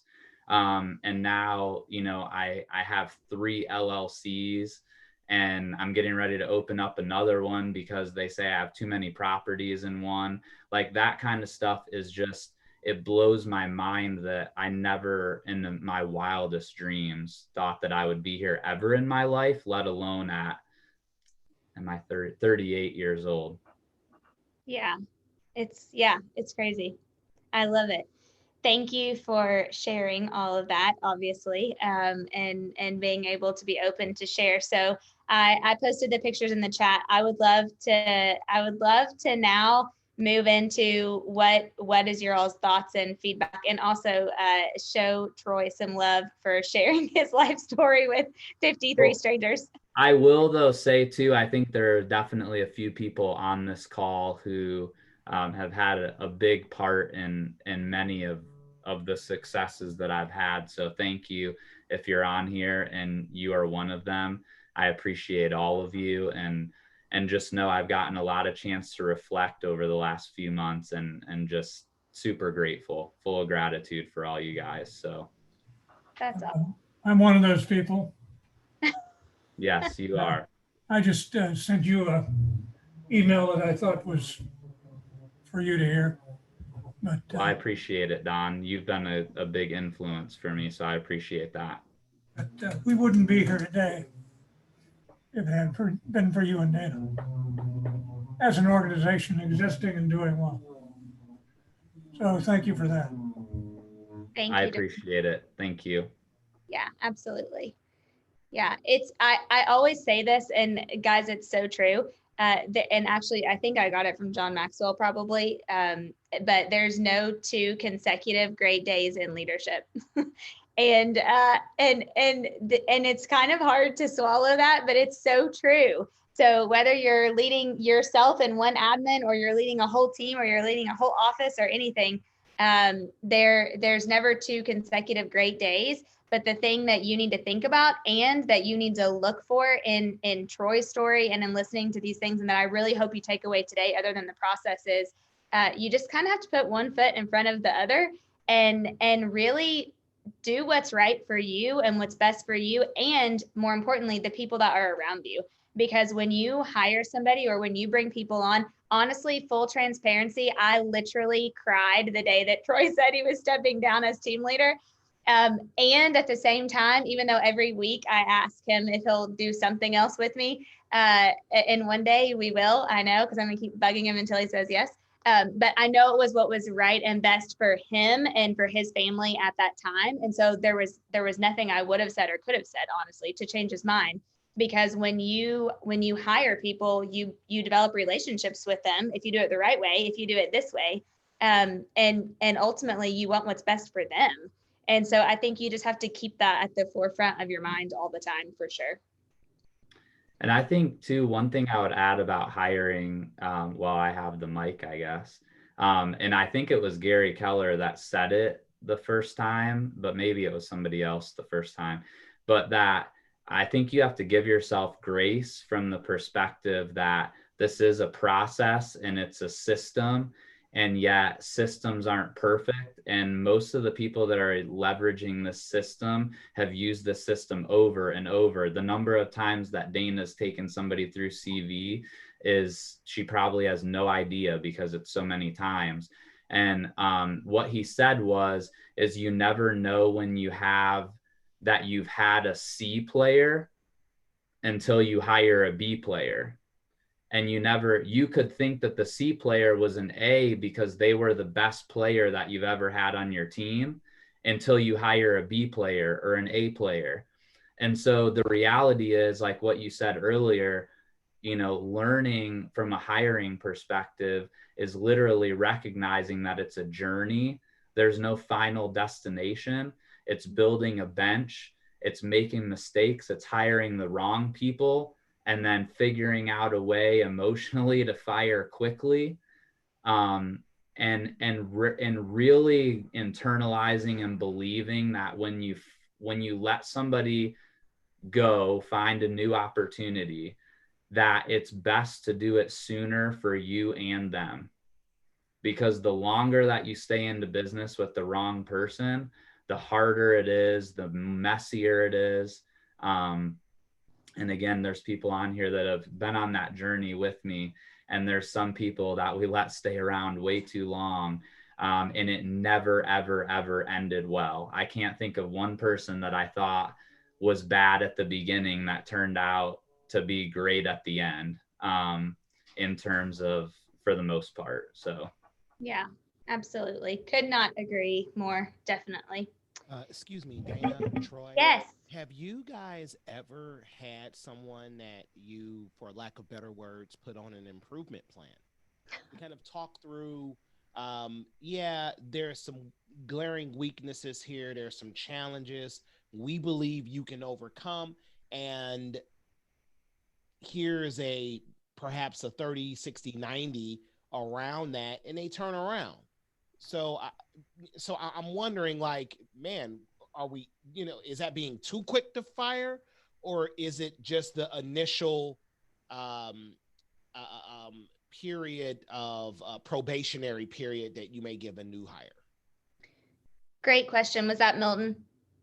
Yes. Okay, sorry. It was a little hard to hear in the beginning. Got you now. Great question. I have lots of thoughts, but Troy, would you like to go first?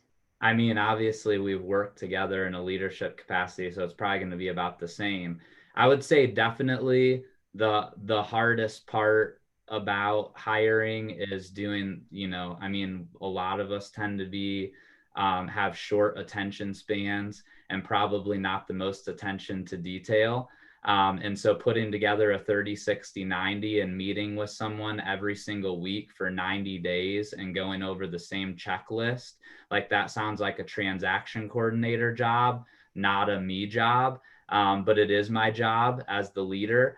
And so, yes, I definitely a performance improvement plan.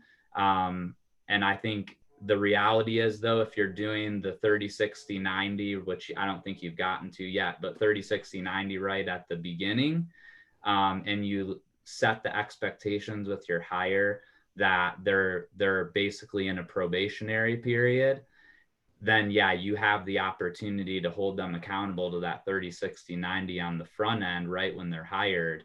And typically they're not going to make it through that if they're not hitting those benchmarks. Yeah, I would agree with that. And I would add, Milton, if you are at a point where, and other people on the call may be in this place, and Troy and I have both been there, and we've actually both walked through it together, where you already have somebody who's been with you for months or even years, and for whatever reason, the performance is not there, and you put them on a PIP, which is a performance improvement plan.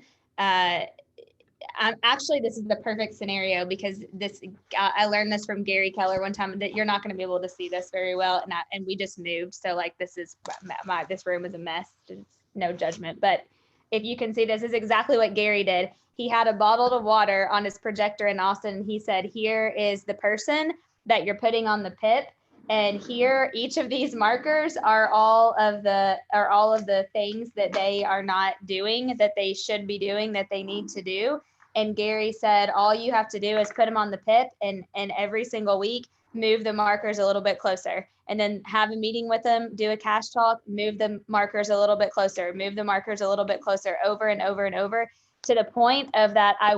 I would say, if you have someone that you're putting on a PIP, they're not the right person. And typically 9 times out of 10, it's Troy, I would be interested to hear your feedback, because this is what's happened to us and me. They self-discover that they're not the person for the role.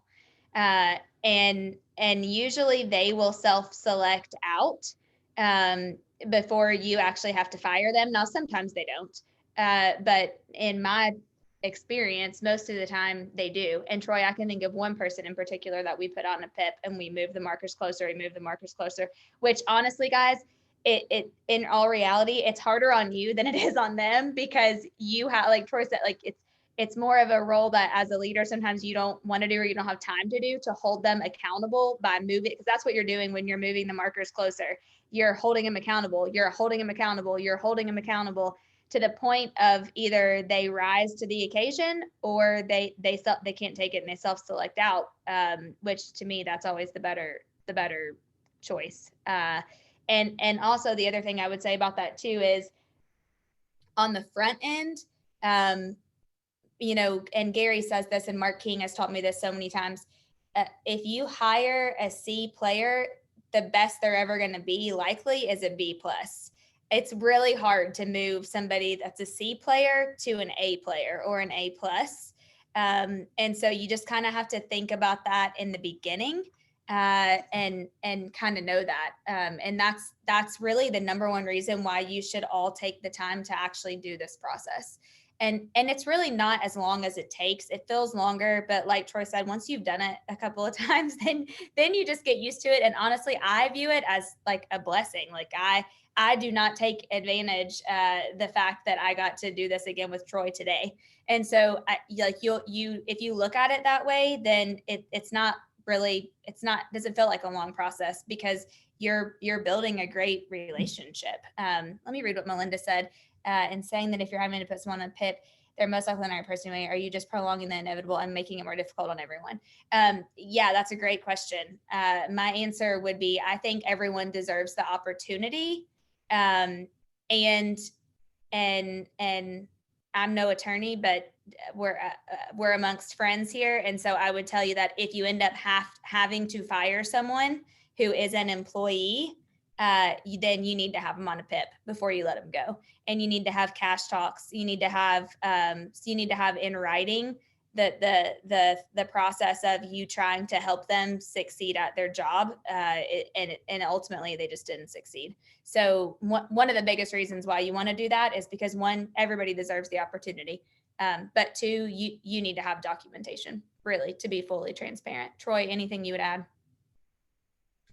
No, I think well, I guess two things. One would be, I think the biggest mistake that we make once we get through the CV process and we think someone's the right person is that we don't set the proper expectations. Again, career visioning is great for what they provide from a template perspective, but if you're printing off the template and saying, oh yeah, the person in Austin that wrote this knows exactly what I need out of this role, you're setting yourself up for failure. And then the second thing I would say is that usually, Melinda, the reason why we do this is because, or at least I'll speak for myself, a lot of times my DNA in it was that I did not do as good a job as I could have doing holding them accountable prior to that. And so I'm somebody that always looks at myself first. Dana calls it pointing thumbs, not fingers. And so I think that we owe it to somebody that we've chosen to go into business with to give them the opportunity to improve. And then the last thing I'll say, and the reason to Milton's comment was, should we just, doesn't it seem like we're letting people go if they put them on a PIP? And I would say 9 times out of 10, we probably made a hiring mistake. And I forget who talks about this, but it's like a rubber band. You can only stretch somebody and let them live outside of their prime zone for so long before they break. And so everyone is able, like I can be an admin for like a week. But then after that, I start to make mistakes. I start to fail. I start to not do other things because it drains my energy to spend an hour a day even doing that kind of stuff. And so other things that I am naturally good at start to fall off because I'm wasting all my energy and willpower doing something that I'm bad at. And so usually it's not because you hired a terrible person or a bad employee. It's just they're not the right fit for that role that they're in. Can I ask a question around that quick? Yeah. So I am a solo agent hiring an executive admin to grow my business and a team. And my KPA is a high pro fit for a mega agent, but my assertiveness is very low. So my question is, when I'm hiring that executive admin, would it be good for her to have a higher level of assertiveness, or would that not be a good idea? I would say 100% yes, because if yours is low, then you're going to need to hire to that weakness, Chase. And you're going to need an assertive role, I guess would be the best way to say it. And And maybe I would actually go back and even ask you on the part that's less assertive for you. Let me find it really fast because I think this could be a good question for other people too. I would also say though that Chase, because I'm not naturally assertive either. I was pretty shy before I became a server and got into real estate.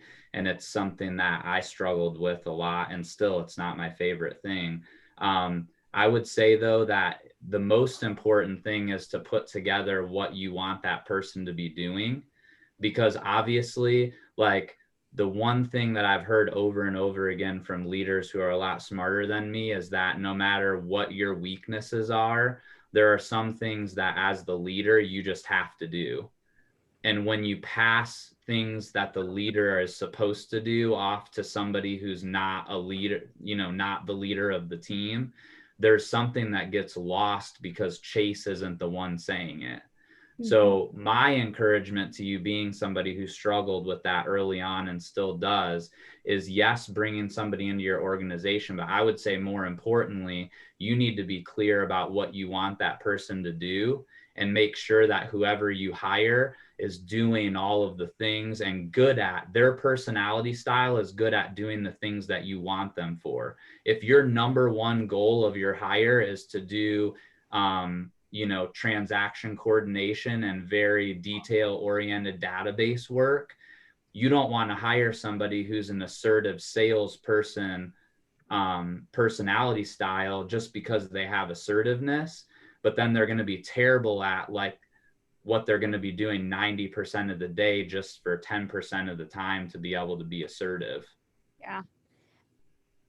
Are there ways that you've worked on your assertiveness over the practice? Okay. So it's literally, and it's the thing that you're not going to want to do. It's the reason why we don't have conversations about accountability. Because if you have a cash talk with somebody, then you might discover they're not doing it. And then you might have to have a tough conversation and you might have to fire them. And our brain does that in a quarter of a second and says like, oh, I can go make phone calls. I'm much rather do that. And then you do that. And so I would say getting a coach and telling them that you want them to hold you accountable to holding your hire accountable. Chase, would you describe yourself, if it's okay if I ask you, if you don't want to answer, that's okay. Would you describe yourself as a get ready to get ready to get ready person? A little bit of the over analysis type of person. So typically, let's see, I'm trying to find the cash talk. I will post a cash talk for you guys. So typically when someone is lower on the assertiveness side, it's because of that. So it doesn't mean that you're not determined or that you're not persistent or any of those things. It's more so, and honestly, Troy, you are like this. Lisa and I just talked about you the other day, how you might like to think about things more and more before actually moving to action on it. So sometimes when you have a director of ops that does have a little bit higher of an assertiveness, it doesn't mean that they're going to run all over you. And what Troy said is a perfect example, because they do need to be very clear on what exactly you want them to do. However, they may push you a little bit, which is not a bad thing, in my opinion, to take action. So instead of maybe thinking about it and getting ready to get ready, they'll at some point say, okay, we got to get these postcards out. So you can't overanalyze what these postcards look like anymore. We're getting them out by Friday. So let's pull the trigger. Does that, you know what I mean? Yeah. And so sometimes I think for someone who is on the more reserved side of assertiveness, and a more assertive person in your circle can actually be a really good thing. What combined with, like Troy said, you practicing being a little bit more assertive, but you've also got somebody that, not that she needs to have fierce conversations with you or she needs to, run everything, but more, or he, but more of just that they will kind of push you to move forward in taking action with like more timely, efficient things. And that way you're not stuck thinking about it over and over. Yeah, that's helpful. Thank you. Yeah, I agree with that. I'm still going to go back though and say that if you're an individual agent and you don't have a team, you probably, the biggest thing that you need is not somebody, because if you're successful enough to be hiring an admin, just be careful that you don't hire only to the assertiveness in lieu of the skills for the work that they're going to be doing, 95% of the time. So if they have the whole package, obviously that's amazing, but just make sure you're not trading detail orientation for somebody that's going to get the postcard out 2 days early. Because if your database is a mess and half your database isn't getting the postcard because she entered the addresses wrong, then it doesn't matter that it got to the post office if it's not going to get there. And that's definitely more what I need to start as somebody to help with organization and process. So is that maybe 2 hires then? If I want to grow a team of 10 to 15 agents? It depends is the answer. If you're going to do it quickly, you probably need to look for somebody who's a little bit more well-rounded. Like, again, I'm going through this right now with my coach, and she said, if your goal is to grow quickly, you probably do need more of that director of ops personality style. And so you're just going to have to know that you're giving up a little bit on the detail orientation side of things, which is going to drive you crazy. Because when you see them make a mistake, you're going to say, that's why we should have waited, or that's why we should have gone and gotten a third opinion, is because that got screwed up and that didn't get done right. And so you just are going to have to understand where you're going to struggle with it if you go that direction. But if you want to grow a team of 10 in a short amount of time, you need somebody who's assertive. Otherwise, we'll be talking about it next year and you'll not have done it. I totally agree. So I'm putting a couple things in the chat. So, and one, I hope this helps you. Hey, Dana, I really appreciate the opportunity. I've got to go do the special delivery. So thank you for doing that, by the way. Thank you for being on. Thank you. Thanks to everyone for listening, and you guys have a Merry Christmas. Thank you. Thanks, Troy. One of the things I want to share with you guys really quickly is that I put in the chat, and Chase, hopefully this will help you, but this is a Gene Rivers special. And if you've never heard Gene Rivers teach business planning clinic, just do whatever you can to do it the next time he offers it. But he breaks down the anatomy of a small, powerful team. Now you could, and by small, powerful, Chase, that could be 10 to 15 people compared to some of these people who have 160 agents on their team. And he breaks down in sales exactly what admin 1 and admin 2 looks like. And so you can kind of see the difference of when you have an admin that'll get you to 60 units. And then when you hire that admin number 2, that person handles most of the marketing. So the database, the lead gen system, the listing management, the client care, all of those things, they would take off of the plate of admin number 1. And your admin number 1 is probably going to be that person that has that assertiveness that's going to move into that director of ops role. And then they would eventually hire admin number 2 and be responsible for them, not you hiring that person and them being 2 equals, if that makes sense. Admin number 2 should always fall under admin number 1. And the biggest reason is because if admin number 2 goes away, then admin number 1 gets that job back, not Chase. And so if that helps you guys at all, hopefully, I love this graphic. I use it all the time from Gene. And then the other thing I wanted to show you, Chase, did you have a question on that? No, yeah, that was great. Okay, perfect. And then this is a copy of the Cash Talk, and I put this in the chat as well. The Cash Talk stands for knowledge, attitude, skills, and habits. So anytime you make a hire and you're getting them through the 30, 60, 90, I always use a Cash Talk. Also, if you have someone who's maybe they're past their 30, 60, 90, but maybe they've gotten a little bit off track, or you're just feeling like you need to rope them back in, the Cash Talk is a great thing to use. And in the beginning, you could do this every single week until they get through their 30, 60, 90. And the Cash Talk stands for what changes have taken place this week in terms of your knowledge. What do you still believe that you need to know to succeed in the role? What about your attitude? What changes have taken place in your attitude? How are you feeling? What changes have taken place this week in terms of your skills? What skills do you still need to develop? And then what are you learning are the habits of someone who's a really high performer in this role? And then lastly, just do you have where do you need the help the most? What's your greatest need for help? And this will really help you, especially if you've hired someone that may be struggling through their first 30, 60, 90. A lot of times, and I think people always ask, why is the attitude on there? I love that it says in here, what things gave you the most energy and made you feel the most fulfilled. And whenever people tell you that, you can tell that those are the things that they're enjoying the most, right? And then some of the other things may be the ones that are bringing them down or overloading them. And then I would go through and say, okay, are those the things that are in your top 20%? Are those your big rocks? Or can we leverage those things because they're not giving you energy? And you can kind of go from there. So I think the cash talk is a great tool to use in combine. Actually, I'm glad we brought that up because I didn't have that, but on my list. But in at the same time as you're using the 30, 60, 90 for sure. Any other thoughts or questions around just the life story part? Don't you guys love that? I just think that's just like the best thing to be able to, best way to get to know somebody. And it really kind of bonds you. I mean, I've done life story with people before who I've never hired, but we've been able to have a better relationship, and I know about them and they know about me, and should an opportunity ever arise, then, we're ready to roll with it. So I just think it's a great thing to do. Okay, go ahead.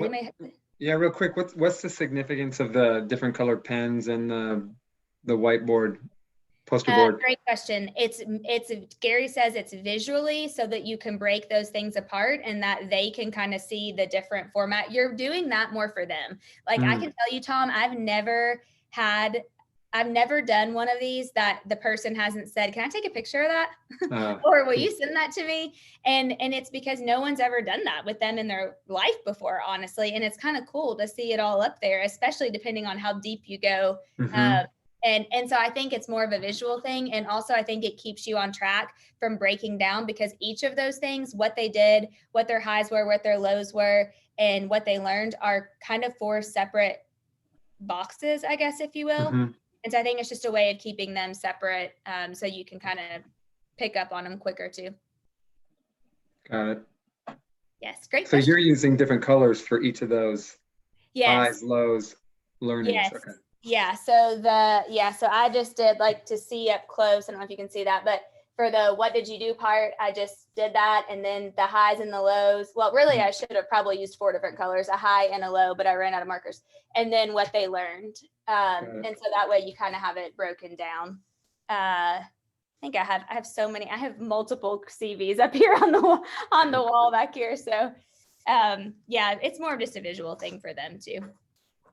Cool. Yes. Okay, so we're gonna move into the last part, and then I'm gonna share with you guys 30, 60, 90s, and then wrap up, and we'll see if we have any questions, and we can have a couple minutes for Q&A. So the motivational interview is really their thinking, and also can pull some of their culture too. The purpose of a motivational interview is, let me flip through. We're gonna do this with Sarah. Sarah, are you on, by the way? Hopefully. I'm here. Oh, perfect. Okay. Thank you. Oh, there you are. Perfect. So the purpose, as you can see, this is the part of the KPA that has the motivational interview. So the purpose of this part, that we used to call this future pacing, or the future forward future. So the purpose of this part is to be able to see where do they want to be in 5 years, and how you can help them get there. And you want them to kind of map all of this out. And this is another really, really, really cool part of the experience. And I love this part so much, because it's fun to get to go back and see, like when Stephanie and I just did this was probably my favorite thing that we did throughout the process, because I really got to see where she wants to be in 5 years, and then how her moving into a team leader role was actually going to get her there. So just to set it up, and then Sarah is graciously going to be our guinea pig. Just to set it up, what you'll do is you'll have a whiteboard, and I usually, for time purposes, what we're going to do today, you'll divide it into 4 boxes, and in the left box you'll write job, money, And then you can say like other or personal. And then you can do two. We'll just probably do one today for time purposes. But what you're going to do is you're going to say with the candidate that I want us to pretend. So Sarah, we'll kind of go ahead and start and we'll just kind of walk into it. I want us to pretend that you and I are sitting here in this room 5 years from now. And I say to you, and I ask you how the past 5 years have been. And you say, awesome. Like this has been the best 5 years ever. And I just want you to think about what has to happen in each of these areas of your life for you to say, man, the last 5 years, I've achieved everything I want to achieve. And so if we start with the job category and we say, okay, we're thinking about your job, your realm of your jobs for 5 years from now, for you to say, man, this has been an awesome 5 years. What would that look like for you? Okay. In the job world, that would be that I took on 2 showing assistants full time. Okay. I'm now really only working with listings. Okay. And that I've totally busted into the luxury market. And our average sales price is $500,000. Okay, perfect. And do you still see yourself in 5 years mainly 100% focused just on the real estate side, or do you see any leadership opportunities? Leadership opportunities. Okay. Not certain though. You're not what? Certain, but somewhere in leadership. Yeah. Okay. Somewhere. So leadership role added, we'll say. Okay. So if we look at is there anything else? Are those good ones? Those are good ones. Yeah. Okay. So if we look at in 5 years, you would say, okay, I hired 2 full-time showing assistants. I'm only working with listings. All right, my average sales price is $500,000. We're in the luxury market for the team, and I've taken on an additional leadership role. How do you envision that happening exactly? What would need to happen for those things to happen? The first step would be to hire 2 showing assistants, one in Louisville and one in Lexington. Okay. Well, actually, the first step before that is actually really hammering things down with our new executive admin. Yep. And then the next domino after that would be the showing assistants. Okay, perfect. And what would it mean for, okay, is there anything else actually that would need to happen to move into the luxury market and raising the average sales price? Oh yeah. That's what we're doing right now. That's what we're figuring out. I believe by hiring the showing assistants, we'll have more time to spend on lead generating and really penetrating that market, and really going after it. Okay. Okay. Okay. So if in order for all of these things to happen, and when you get to the point of that that they're starting to come to fruition, how would that achievement be important to you, and how would that actually make you feel? Actually hitting the goal and being able to celebrate myself. And we talk about this, but I always feel like I've done these great things that I'm never happy because it's not as much as I wanted to do. And I feel like if I hit these, I'll actually break through that ceiling and really be happy with myself. And I won't think, oh, if only I sold 10 more houses, or if only we made $20,000 more this year. Oh, if we only raised our sales price by this, I feel like that will actually, I'll be happy and say like, wow, I really did it. I have arrived. Yep. Okay. Okay. Okay. And what do you actually get out of that? What impact does it have on you personally? I'm at this weird place right now where like nothing's enough. And I'm just always wanting more and more and more and more. And even though when I said a year ago, I'll be really happy if I make X amount of dollars, here I am a year later, like, man, if only I made X amount more. So I just, for once, want to be in life like, wow, I'm really happy with myself and what I've achieved.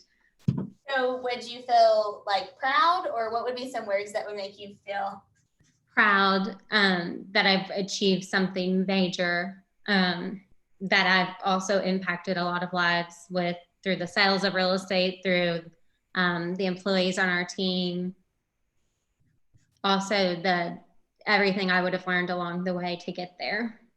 Yeah. Yeah. And then capable to do more in the future. Oh, I love that word, capable.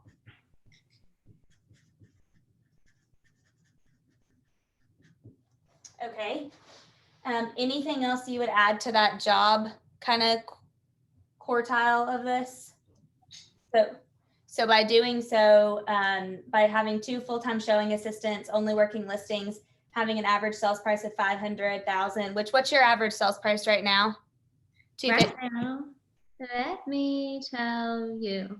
So we can see how much of an increase that would need to be. It'll be major. Right now it's 240. Okay, so basically doubling your average sales price. Okay. And then on the leadership role, how would that make you feel to be in a leadership role? I just remember when I started with KW 4 years ago, and I would look at the leadership team and everyone, I'm like, wow, I love them. Like, they're so kind. They're always there to help. They're there for agents who sell 100 million a year and agents who literally are just trying to sell 1 house a year and figure everything out. And I always really liked the quality that everyone, like the traits that people in leadership have had, and their willingness to give and help all of the time, regardless of the situation. So yeah. To be able to help people and bring in new people and change their life, help them in anything, business, personal, whatever it may be. Okay, perfect. Okay, let's go to the money side of things now. So if we were sitting here in 5 years and you were like, man, this has been the best 5 years in terms of money for me, what would that look like? And this is her being vulnerable. So thank you for doing this. Absolutely. If it makes you feel any better, the first time I did this, Linda McKissick pulled me on stage at Career Visioning Live in front of a room of 500 people and asked if she could take me through my motivational. I think little did I know at the time I was being interviewed while she was doing that to work in the region, but I did not know that at the time. And so I sat on a stool, like trying not to want to pass out and fall off of the stool. While Linda took me through motivational interview. And so I was like, whew, okay. After I did that, I was like, okay, I can pretty much do anything now. So I know I was there that day. You were there in that room. Yes. Isn't that crazy? The crazy part though, is that was almost 5 years ago. And everything that I have the video, someone recorded it for me when I went up there, and I didn't know it was being recorded, and they sent it to me afterwards. And I need to go back and look, but I want to say I've met every single thing that I said up on that stage, which was would be 5 years beginning of next year. Yeah. So crazy how when you put it out there, you're being, Sarah, you have 49 including me, holding you accountable to what you're about to say. So put it out there. Okay. I love it. Okay. So what would your money need to look like in 5 years for you to be like, awesome, this has been the best 5 years? Okay. To own $1 million in investment properties alone, outright cash. To own a $500,000 house in cash, outright, like my personal primary residence. Okay. And then I don't know how you're supposed to have like your money in places and whatnot, but to me, I would love to have $1 million like liquid cash that I can go and do whatever I want to with, and buy more property, cash out, do this, do that, just whatever I want to do with it. That will, in 5 years, I'll be really pleased with that for myself. Love it. I'll be very pleased too. But I will say you set a goal for being newer in real estate, and I'm like, I won't share it since it's personal, but it's like, I mean, she's done it in less than a year, which is incredible, by the way, if you knew what that was. And so, yeah, can I actually share with them? Absolutely. I don't care. Yeah. I'm not here saying I want $3 million. So Adam coaches Sarah, and he actually brought this to my attention. He said, do you know that by January, Sarah will have saved $100,000 cash? And I said, what'd you say? and he said, she's going to have saved $100,000. And I said, really? I mean, I knew she was working towards saving, but I did not know it was that much. And how long have you had your license? How long have you been selling? I've been selling in January for 2 years full time. Yeah. And I cried, first of all, and I'm not even like a crier. And you don't cry. I never cry. And I text Sarah and I'm like, I am so proud of you. Like, I can't, like, I'll cry right now if you even talk about it. I mean, that's a big deal. I sold real estate for like 12 years and 10 years and never could save $100,000. And yeah, I see Stephanie shaking her head. I mean, some of you know that. And that's a huge accomplishment. I mean, I just was like blown away. So with that being said, I have no doubt that whatever we write up here, you will achieve. So let's go to the second part, which is how do you envisioning this happening? What needs to happen for this to become a reality? So I know in 2021, my GCI needs to be 325 to net around 200,000. Okay. And I'll buy my first primary residence, and I plan on that to be like around 300-ish thousand, and then put money into it and make it that $500,000 house. Yeah. And then also in the fall, I plan to buy my first investment property, and not sure I'll know when the opportunity presents itself if I want it to be a flip or something I hold on to, or something I want to pull my cash out of and do other things with. But that's what I have for 2021. Okay. But I don't have much further than that. Okay, that's okay. So probably what I would say is continuing to grow after next year for the next 4 years to just increase year after year after year to be able to, because if you can do that in 2021, when you do that in 2021, and then you increase, then that'll get you up to your million. Mm-hmm. Yeah. So let's talk about why achieving this is important to you, and how would that make you feel? Mm-hmm. For me, let's go with why it's important to you first. Okay. So why it's important to me is that, like, I don't really care like what I have or if I can do this or buy this for myself, but I like to buy things for like my mom and my parents and just be able to help them out. And I like to be able to like make their life more comfortable, just because they really honestly don't have the best of quality of life in my opinion. So I like to be able to just make their life more comfortable. And that's really the reason I do everything. Okay. Is there any other reason why it would be important to you to accomplish those things? I'm having nieces and nephews now, and I like to be able to give them whatever. And then another reason, and this is something that I've always have wanted to do, and I do things here and there for it. But in 2021, I went to furnish a young person who's maybe always been in foster care, came from poverty or low levels of income, and furnish their first apartment. Love it. Yeah. Love it. That's my big thing I want to do next year. Okay, so if we're sitting here in 5 years from now, so let's say 2025, and you have a primary residence that is debt-free, you have an ability to have $1 million liquid that you could pull out of something / cash, and you have investments that total $1 million, how would that make you feel? I would be really happy. And at that point, like this year, I had a great year, a big year, and I'm still just like, if only I had this, or if only I had done this, or if only I could give this. I think that when I achieve this in 5 years, I'll be content and happy and say, I really did it. Like, I won't be wanting more, and I'll feel happy with where I'm at. Yep.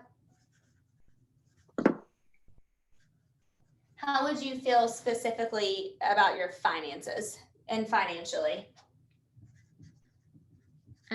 When I was growing up, like my mom would always say like, oh, that person makes 6 figures, or, oh, they're millionaires. And at the time I was like, wow, that's so much money. And now I'm like, that's like, so when I'm there, and when I like told my mom what I did this year, she like fell out the chair. Like she had no clue. I've never talked to her about that stuff.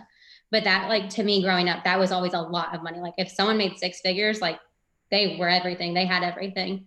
So to actually achieve that, and to have those things, and to own multiple properties, or to own my house outright, I am living like ultimate freedom. And what I grew up thinking was the totally just like not achievable. I wasn't raised thinking, oh, you can go and do that. I was just raised like, oh, that's a lot of money. Like they're an architect or they're a doctor. And I knew I wasn't going to do anything like that. Yeah. And I just never, when I was younger, I just didn't think any of that was achievable. Yeah. It would be really living out like my wildest little childhood dreams. I love it. Okay. Awesome. Okay. Anything else you would add in the finance part of this? Yes. I didn't really put on like, yeah, I said like furnish an apartment or something like that, but right now I don't have like in 5 years when I achieved all this, and even in 2 years when I'm like working towards it, I would want to do more than just furnish an apartment or something like that. So definitely having a large chunk of change like set aside for changing young adults' lives, or single moms' lives, or something like that. So do you want to maybe tie that into the personal, that in 5 years you would be, you would have some sort of really good community involvement or some sort of charitable cause? Yes. And I just like had my like leaning back. When I was younger, I was in Big Brothers, Big Sisters, Big whatever that program's called. And I've always wanted to do it, but with like my realtor schedule, the time commitment, I'm like, I don't think I can do that. In 5 years, I really want to be a part of it. And hopefully in like 2 years, when we have a showing assistant in place and an executive admin and things like that, I really want to be a part of the program and have like a little sister or a little brother, or however they do it. And actually like be there and not just give money, but like actually like have someone under my wing. Love that. Because every year I say I'm going to do it, and then I like call and get more information. I'm like, oh gosh, like next year. Yep. Okay. That's perfect. That's great to write down. Is there anything else in 5 years on a personal level that you would be like, man, this has been a great last 5 years personally for me? I'd travel in there. Okay. Tell me about the travel. Because I know you like to travel, so that was kind of what I was going towards. Yes, I was like, hold on, really need something important now. So I love to travel. However, when I'm actually there traveling, I feel really, really, really guilty. And I feel like I should be working or I should be doing something else. So then I can't really enjoy myself. So I want to be able to take a trip and like just leave my phone here and not even think about work and not feel guilty and feel like I deserve something that I'm actually doing for myself. I've been working on my Catholic guilt, so that should be achievable one day. Very achievable. So do you want to say how many times a year do you want to be traveling and not feeling guilty about it? 4 weeks out of the year. We deserve it. We deserve 4 weeks out of the year. I agree with that, sister. 4 weeks out of the year. And I won't, because now I have friends who are like, wow, you pick up and go whenever. And now I'm like, well, yeah. And then I feel guilty and I'm like, I guess that's crazy. I can do that because, some people have to request off work or whatever. Yeah. To do. Yep. So, to have a charitable cause in place, to be a part of a Big Brother, Big Sister and give your time and to travel 4 weeks out of the year, what are the first, what's the main thing that needs to happen? You already said hire a showing specialist. Yes. 1,000% need showing specialist. In Lexington and Louisville. Mm-hmm. Yes. Really hammer things down with our executive admin to take things off of my plate there. Yep. And then also by raising our average sales price, I think that's really going to knock down dominoes to get us to where we want to be. Yep. Love it. Okay. So, when you've got these things happening in 5 years and you're accomplishing those, why are those achievements important to you? The charitable cause in place, being a part of Big Brother, Big Sister, and traveling 4 weeks out of the year and not having guilt around it. Mm-hmm.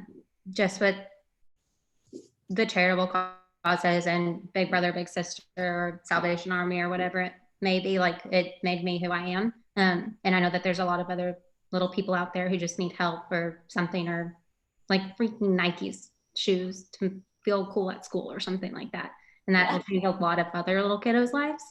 And then travel fills my bucket, makes everything feel like it's worth it. I never traveled as a kid. We went to Florida once. So now going to Florida a couple of times a year is really cool. And there's just so much in the world that we don't even know exists. Yep. So experience it. Mm-hmm. Okay. And then how would you truly feel on the inside when you accomplish all of those things in 5 years? That everything that I've ever worked for is now, it's worth it.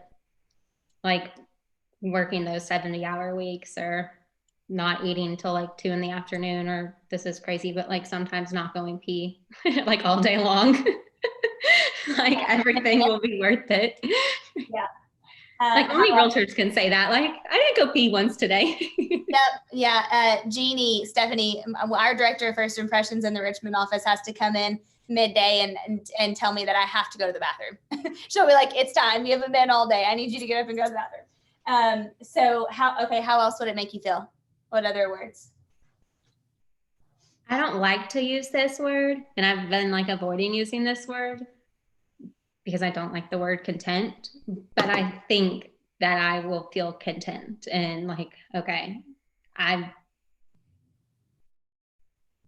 content. I don't know. I never used that word. It's okay. I think I feel I'll be able to get home at 5:30, 6 o'clock and actually sit and watch TV like a normal person, or turn the fireplace on or something like that, and not look at my phone. I have to be working, or maybe I didn't work hard enough today, or that's my big thing, is always feeling I didn't work hard enough. And then never resting. It'll be 9 o'clock. I'm maybe I should keep working or something like that. But I want to be able to just sit and be a normal person. This is going to sound really crazy, but sometimes I see nurses in their scrubs, or someone where you can kind of tell they're a teacher or something like that. And you see them at Target in the evening. I'm wow, that's so cool. They're just off work. They're not thinking about work. And I'm sometimes I'm wow, that must be really, really nice. I want to feel like that. When I'm not at work, I don't want to be thinking about it like I am right now all the time. Yeah. Amy said, I can't wait for you to read the chat, first of all, when you get finished with this, but Amy said contentment is a great word and a great place to be. And I agree with that. I hope it doesn't take you as long as it took me to figure that out. Because I'm not a very good role model for you in that sense. So any other words that it would make you feel personally inside when you have your little brother or little sister and you're traveling 4 weeks a year and you're giving back to charity? I would feel fulfilled. Mm-hmm. Anything else? My bucket would be full, but I guess that's just fulfillment. Yeah. What do you think other people would say about you, like your parents? How would they feel? They would be on the ground, shook, out their chair. Yeah, I'm gonna say proud, even though you're not supposed to do this, but she's not saying this word, but I know she would feel proud. Can I add that? Yeah. Okay. Okay, so Sarah, when we look at all of these things in the next 5 years, and in your job area, for you to have said this has been an awesome 5 years, you would have had 2 full-time showing assistants hired. You would be only working listings. You would raise your average sales price to 500,000, and you would be in some sort of a leadership role to create another stream of income and to lead. You would have a primary residence debt-free, $1 million liquid cash, and own $1 million in investments in cash, no debt. And you would be giving back to charitable causes. You would 100% be a part of Big Brother, Big Sister by then. And you would be traveling a minimum of 4 weeks out of the year, and truly enjoying your travel, not working at the time. All of those things that you said, I'm going to run through and kind of circle the words that jump out to me, if that's okay with you, that you said more than one time, which were happy, achieved, helping, giving, capable, fulfilled, content, happy, content, achieved,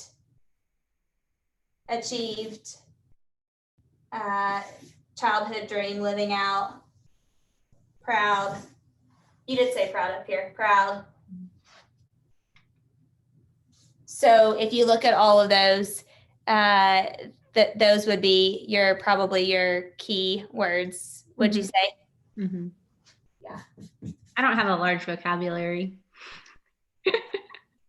I skipped a lot of school. Actually, you did exactly what everyone does, which is repeat that's the purpose. Like you go out and you pull, you pull the words that they say the most of.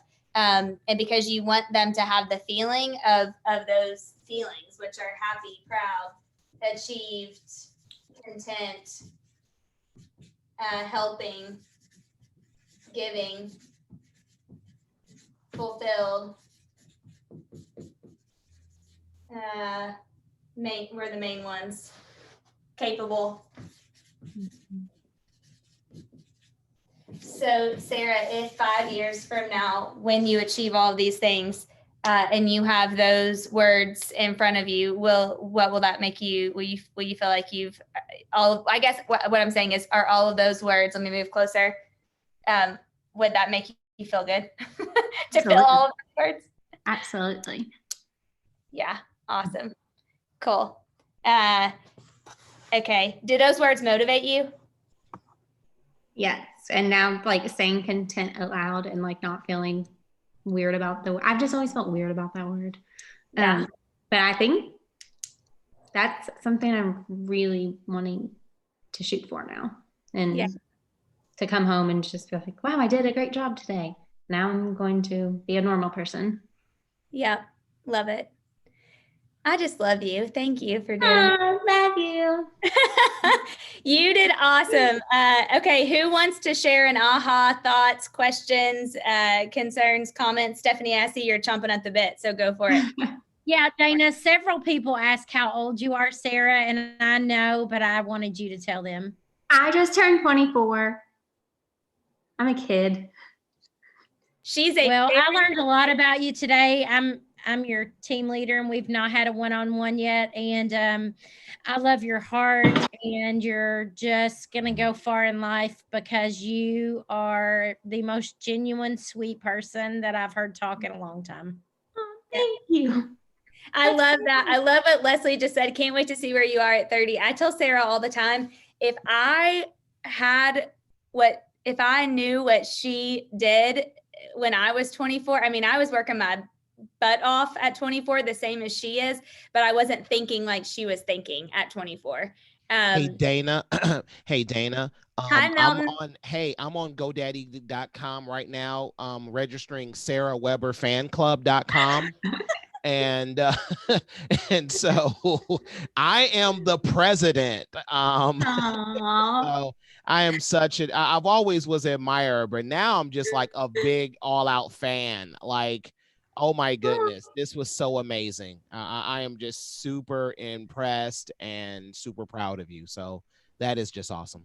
Thank you, Milton. That means so much to me. Thank you, Milton. The one thing I'll say too, guys, also, yeah, Leslie, this world needs more Sarahs. I know. I tell her all the time, I wish I could clone her.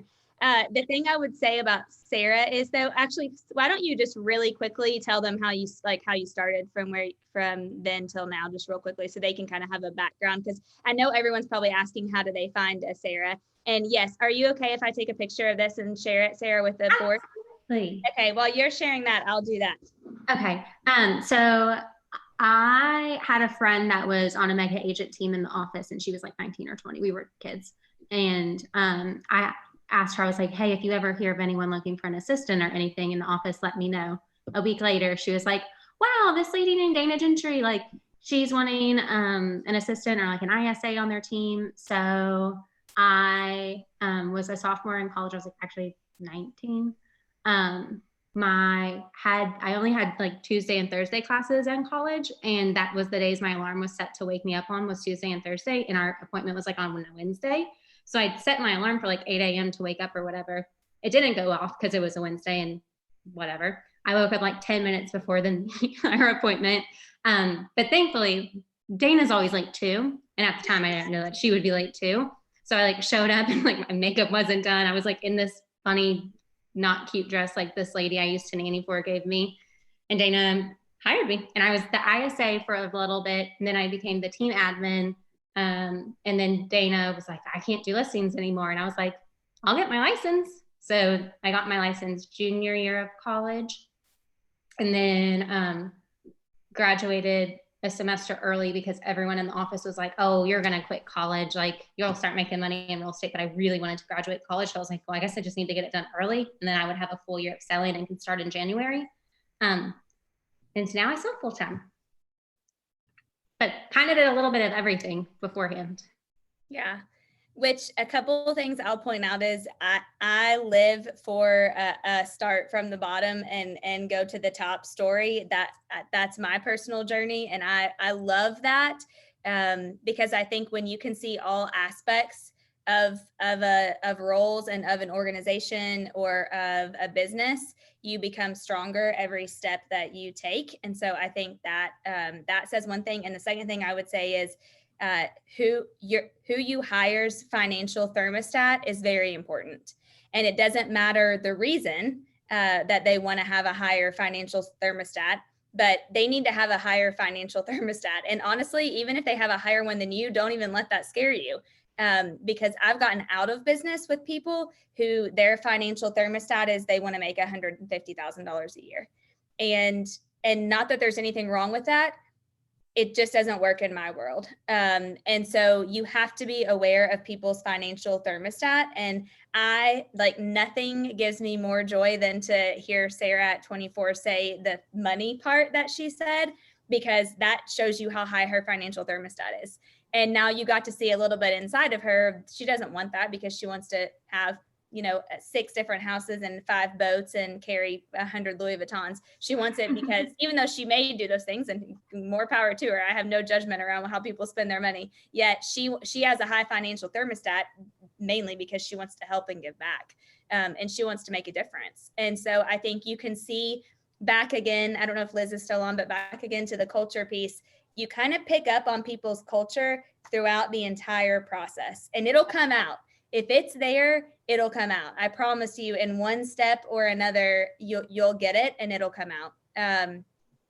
So yeah, Sarah. I have one more question, Sarah. Yeah.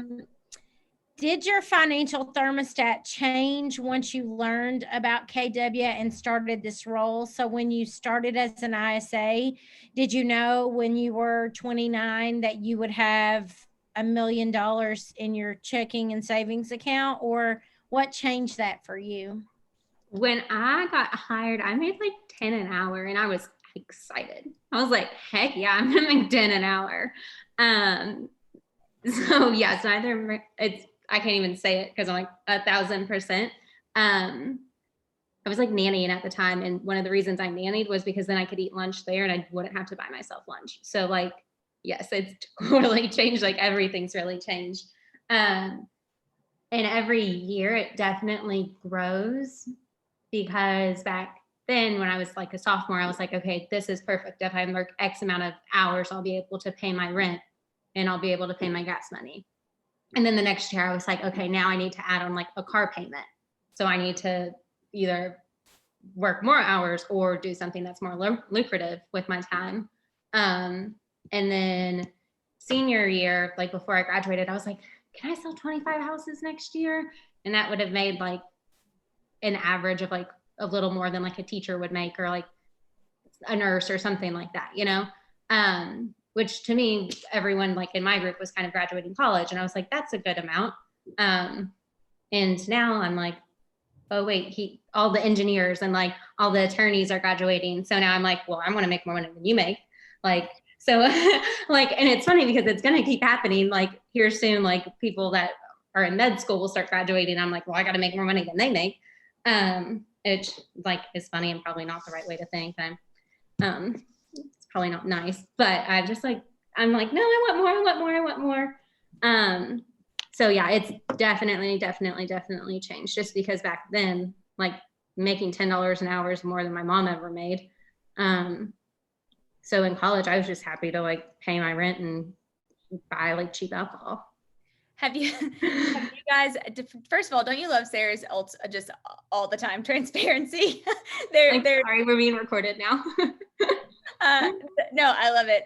It's one of the reasons why I love you. But what I will say is, if you guys also remember, money brings out what's inside of people, and it multiplies with how you are as a person. And so I think sometimes when we're taught to hear, you know, money is the root of all evil, or any of those things, just remember that typically money just magnifies how you already are, whether it's for the positive or whether it's for the negative.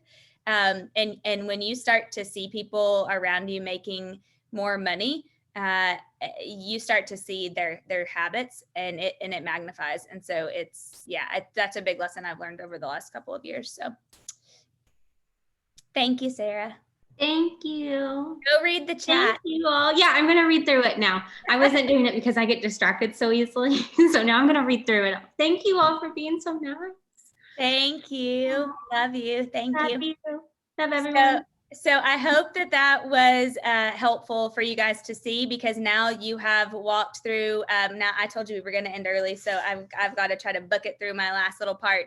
But you have seen now the entire process. So you validate someone's KPA, you take them through the thought process, questions, interview, you do their life story, and then you do their motivational interview. You can also see why I typically break that up into 3 different times, 2 or 3 different meetings. I think it's a lot. I think people can think clearer when they're not trapped in a room for 3 hours, to be honest.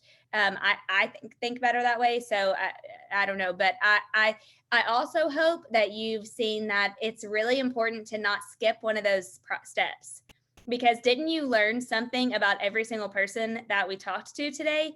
And if you would have skipped one of those steps, you would have missed a big, huge piece. If you would have skipped the validation and the thought process, you would have missed a lot. You would have missed learning how they tick, honestly. If you would have skipped the life story, you would have missed their track record. You would miss the cues of the highs and the lows, and how do they overcome it, and what made them what they are today. And then if you would have missed the motivational, you would have missed how you can make a difference in their lives. Because if you're hiring them, remember, they're only going to leave when your world is not big enough to encompass them. And that's what, like, my greatest fear in life would be that my world gets too small for Sarah. And so every day I have to figure out, okay, what am I going to do to make sure that she hits that, so that she hits all of her goals. And ultimately that will probably be a multitude of things for her, from taking over the team and moving into a leadership role to market center leadership. Because I don't know about you guys, but I think she would be phenomenal leading other people in a market center. So all kinds of different things like that. So each step is really important. After that part, when you're ready to move forward, you would take them through a group interview, and then you would have your expectations, and then you would make your offer. And so let's say that you have hired them. Actually, let me go back. A couple things I want to tell you really quickly on the group interview. The KPA will walk you through exactly how to set up a group interview. The most important thing about a group interview is the expectation that you set with the people in that room, that it's not their hire to make and it's not a vote. You're simply putting a group together so that they can get to know the person better before you make the hire, and so that they could see any sort of, maybe red flags that you might be missing, any concerns that they have. That doesn't mean that you're not hiring the person at that point. It just means that you're getting a different opinion of something that you may need to be aware of. And more than anything, it's so that they can get to know the candidate. So you send them their KPA prior, that everyone who's going to be in the group interview, you let them read the KPA. And then the other important part is you're not there. So when we just did Stephanie's group interview, as much as I wanted to be there, I wasn't there, because you're not supposed to be there. You delegate as somebody who can take notes and who can be the social representative. But you're not there. And then they report back to you. And mainly that's so that the room can speak freely. Tina, it depends on what role you're hiring. If you were hiring someone for your team and you already have a team, then you may want the rest of your team to do the group interview and you to not be there. For the market center, for Stephanie being a team leader, there were investors, leadership team members, and some people that I hand chose from the top 20% to be in the room. So you get to choose who you want to be in the group interview. If you are, if you're an individual agent and you're hiring an admin, I would at least have them just chat with 2 or 3 different people, maybe your team leader, your coach, your OP, a friend that is in the business, another top producer. You just want to get other people's kind of book on them. You want to have them gauge them too. So I can't tell you how many times. I mean, Stephanie talked to my coach before she was hired, because I don't hire anybody without them talking to Terry, because I respect Terry's feedback, and I want her I know she'll ask great questions. So it can be anybody, honestly. I put somebody in front of Debbie Frapp one time. I'll have people talk to Linda McKissick. It just kind of depends, but you should. You can pick who you want that to be, basically. The other thing I would say is, when it comes to references, it sucks and it's time consuming, but go 3 deep, because other people will tell you things that the first person won't tell you. And what I mean by 3 deep is, they're going to give you a list of names of, so let's say they give you 3 references. So let's say Stephanie gave me her previous broker. But then when I talk to her previous broker, I say, hey, who is somebody else that you think that I should call, that I could ask some questions about, that would give me some feedback on Stephanie? And then she gave me another agent in the office. So Stephanie didn't give me that person, but who did I talk to, Stephanie? Diana, and I didn't know you went 3D. Yes. News Yeah. to me. Yes, Diana gave me someone. That's exactly right. And so then that person was 2nd deep. And then you ask that person, hey, who's somebody else that I could talk to that you think would be great that's worked with Stephanie? And so then that's what going 3 deep is. And I would definitely do that, especially if you're hiring an admin. If they give you a previous coworker, I would say to that coworker, hey, who's somebody else that you guys worked with that you could give me the name and phone number of that worked with Stephanie, or that worked with whoever, and go 3 deep on the process, because you'll hear more and more and more. Lastly, putting it all together, I just want to share a couple. Excuse me, Dana. If they can't give you that person, that's probably a telltale sign. Yeah, that's what I was going to say. If they can't give you another person, then I wouldn't say raise a red flag, but I would just make a note of that and definitely try to get it from the others. But yeah, Milton, great point. If nobody can give you another person, then I would go back. Honestly, I mean, I just like, I'm going to say it like it is. I would go back to the person and say, hey, I need you to give me some more references. I have a process of going 3 deep, and for whatever reason, the people that you listed couldn't give me another person that you've worked with or another person that they felt like would be a good representation to talk to about you. So I need some more references. And I've had to do that a couple of times. Now, mostly the people I'm hiring are from within Keller Williams. So, you know, they've got agent friends and team leaders and all that stuff, brokers. But yeah, that's a great point. Thank you for bringing that up for sure. You want to try to get as much as you can. Oh, okay. Let's see. So Sarah, hold on, let me go back really fast. Do you ever get pushback from someone giving you a name, phone number? Amy, not really. I'll tell you, I've had people say, I can't think about it. I can't think of anybody right now. And I'll say, hey, will you think about it today? And I'll text you tomorrow and see if you've thought of anybody. And if I do that, then typically if I do the next day, then they'll give me a name and phone number. But no, and if they have reservation, I would just say, hey, I just, you know, this part of my process, and I'm just looking to get to learn about her as much as I possibly can, because I want to lead her to the best of my ability. So anybody else you can give me would be great. Sarah, if you can't get anyone to give you other names, they're refusing, saying they don't feel comfortable with it. It might be it could be, yeah, I know I kind of answered that just now, but another thing I would say is maybe set the expectation with them, Sarah, that, hey, I know this might seem a little odd, but do you know of anybody else that would know them or worked with them that you could give me their name and number from or for? Because I really want to lead them in the best way. And so I want to do my due diligence and talk to as many people as I can. Maybe try to change around your rewording, and I can help you with that. We can script around that too. Did I drop the interview questions in the chat? The thought process questions? I'm sorry, Melinda, which ones? Will you clarify? I think she's talking about the thought process questions. The reference questions. Yes, I will go and find those. Absolutely. Yes, I will. I will do that. The reference check. Yes, that's okay. Yes, I will find this. They're cut off. Okay. Yep. Let me just find those for you really quickly. So here's the sheet that you'll give them, which is that you'll give them to fill out, which is the candidate's reference list. And then here are the reference script worksheets. All of these are in the KPA. I'll just drop photos of them in the chat for you guys.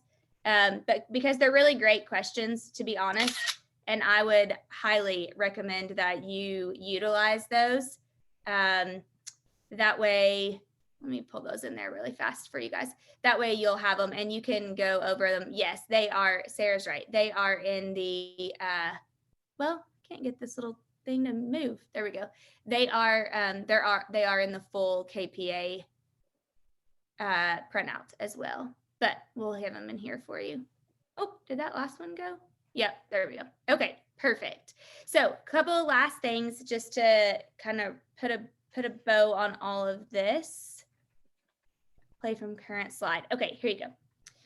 So 30, 60, 90s. Here is, I'll send you guys these too. You'll get these in your email. Here's an example of a 30, 60, 90. This is for Rachel. Sarah and I made this together actually. She's our new executive admin on the team. And the 30, 60, 90 would be what and again, you can get these from KWRI and then add into it. So like specifically, one of the things that's really important for me with anybody that I hire, if there's somebody who learns best from shadowing or from watching other people who have already done it, I always try to list people that I want them to shadow. So for her, I had actually Stephanie's admin and then an admin, Kate in Columbus.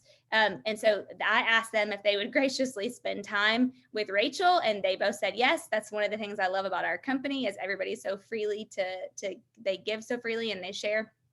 And so see, that's an example of how you would tweak it, and or specifically some of like your systems. Like we still use Canva a lot, even though we've moved to Command.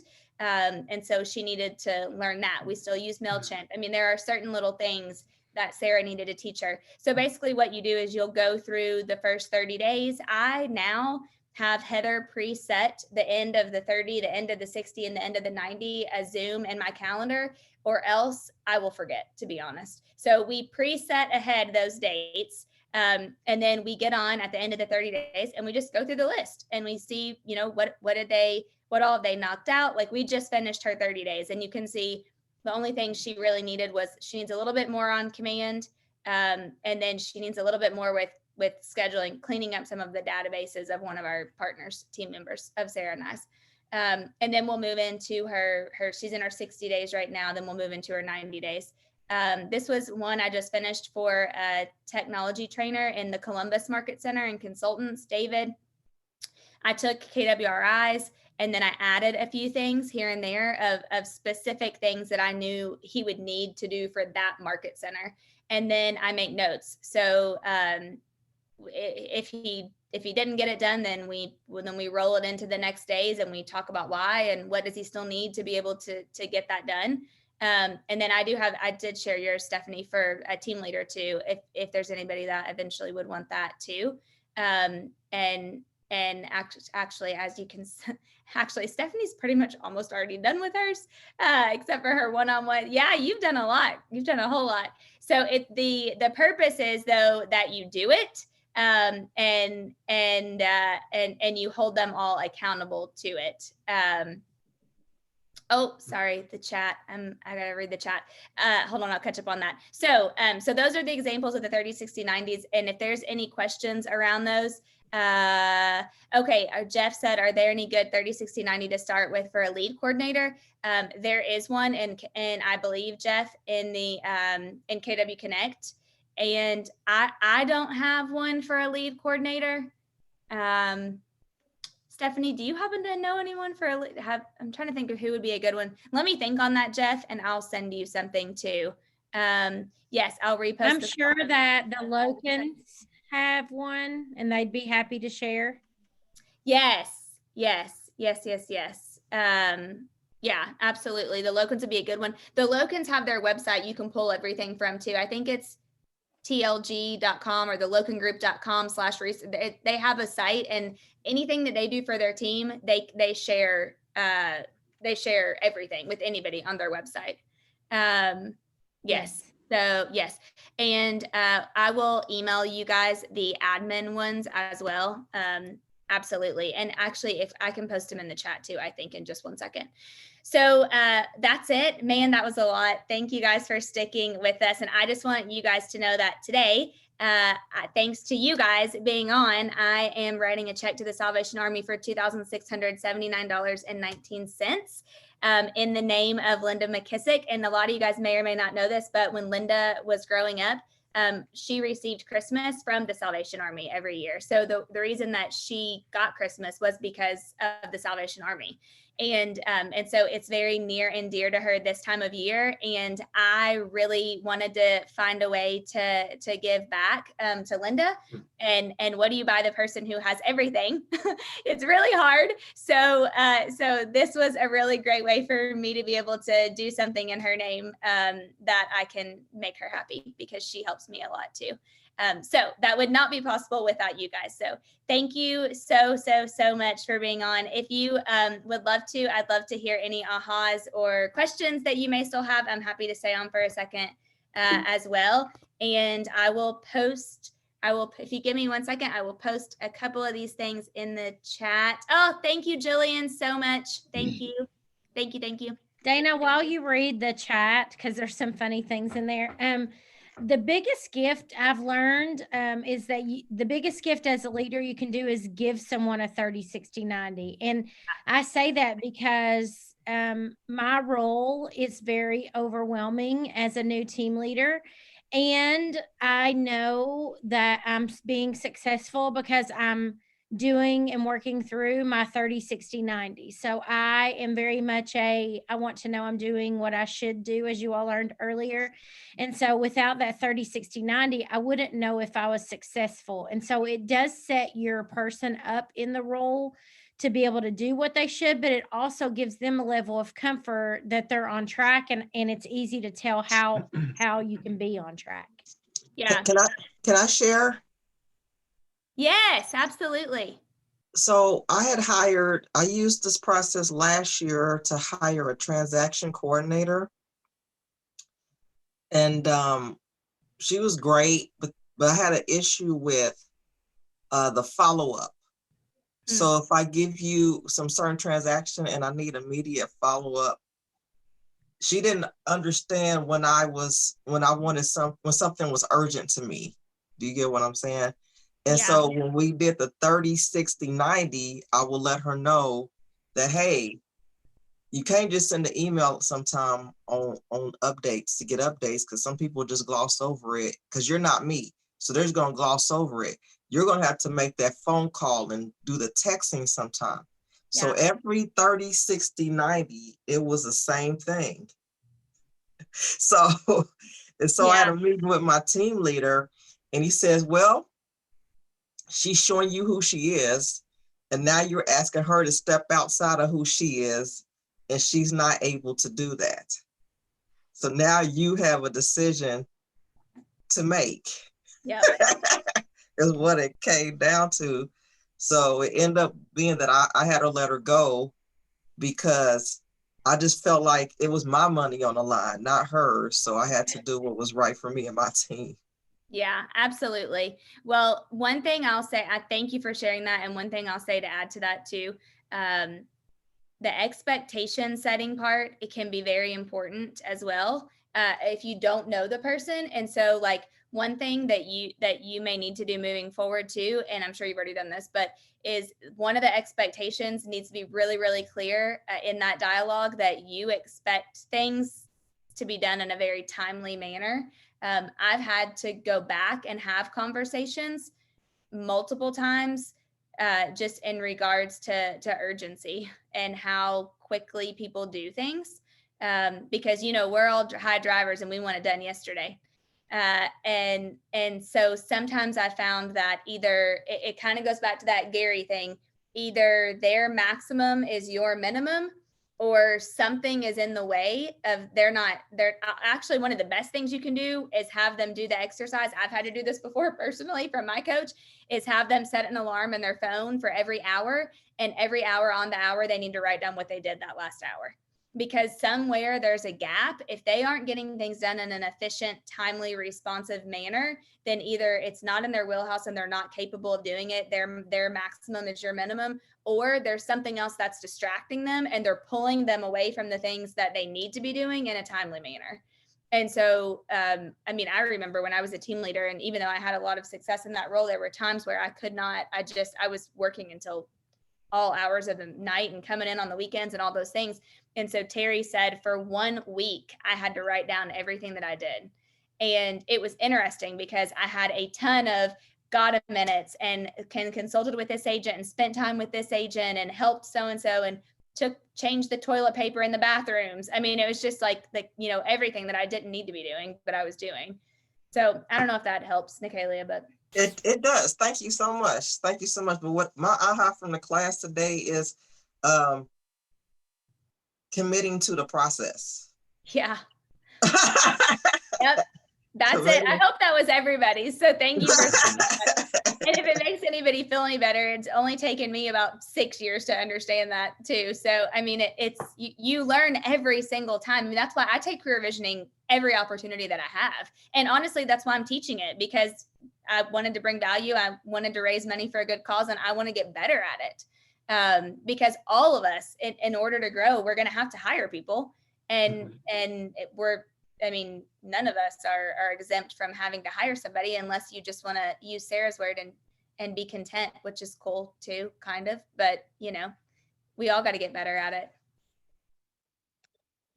So Dana, what are some of the resources that you use to find candidates? The best resource, honestly, that's a great question, Tom. The best resource is people that your sphere, people around you. Every time we've gone to hire an admin, I've actually never hired an admin from an ad, believe it or not. I've posted ads, but I've always ended up hiring somebody because it's come from my sphere. It's come from somebody I've sold a house to before in the past, or something along the lines of, I may not know them directly, but I knew someone who knew them. Right. That's always the best place. And then lately, it seems like everybody's been having luck running Indeed ads. I Indeed, don't yeah. have, yeah. And to be honest, that could be a me thing. So maybe don't take that from me, but I don't know. I just like to hire within. I really try to hire from within as much as possible, meaning Yeah. somebody that they know or somebody That you that's know. already in the organization. That makes sense. Yeah, but great question. And real quick, one more thing. Yeah. Looking at, so this was career visioning Lite, right? So what did you not cover, or did you cover everything, but you just go deeper in the 2-day or 3-day? Yes, you definitely go deeper in the 2 days. You hit a much more, you hit success through others, which is actually learning to lead them post the 30, 60, 90. I would say, what else did I miss, Stephanie? What were some of the bigger things? You go a little bit deeper on analyzing the KPA, like really understanding each of the behavioral traits a little bit more. The one I saw Linda do was the life story. She broke it down even further, talking about this is where this was a pivotal moment and this is what to look for.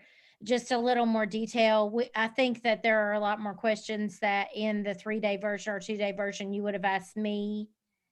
Sarah's was really the only one that was complete, I think, as opposed to a light version. And then the success through others is a whole day. Yeah. Yeah, it is Okay. a whole day. Yeah, absolutely. And can you do that? Yeah, Can you just do that? Are you able to just do success through others? I need to do success through others. I haven't taken it in probably 2 or 3 years, Tom. So yeah, Okay. I need to teach it because I need to learn it. I need to go back through it. Yeah. But when you do, you can, so career visioning is one, and then 30, 60, 90 and success through others is another one. And they're both 2 days each. Oh, got it. Okay. Yeah. So you would take 30, 60, 90 and success through others. Got it. Okay. Yeah. Yeah. And Beth is right. The full version does show you when and what levels the next hire is. And there is a slide that's in the slide. We kind of went fast through that, but it'll show you the 7th level and the breakdown. And then, yeah, you do get like actual full breakdowns of when to hire. Yeah. Got it. Well, great job. That was fast. 6 hours went by fast. You did a great job. Good. I'm glad to hear that. Thank Yeah, you guys thank for you. being on so much. And if I can ever do anything to help you, I'm happy to. And just my email is danagentry@kw.com. So thank you all for being lots of familiar faces and lots of new faces too. So thank you guys so much for being on. And I hope you have a very Merry Christmas. And thank you, Stephanie and Sarah and Troy, even though he's gone, for being examples, because I learned by example. I've taken CV where they don't walk people through the example, and I love to be able to watch somebody go through the process. So I hope that was valuable to you That's guys. really cool. Cool. Yep. Thank you guys. All Have right. a Thanks, Dana. Christmas. Bye. See ya. It's at kw.com. Dana Gentry at kw.com. There you go. See you guys. Thanks.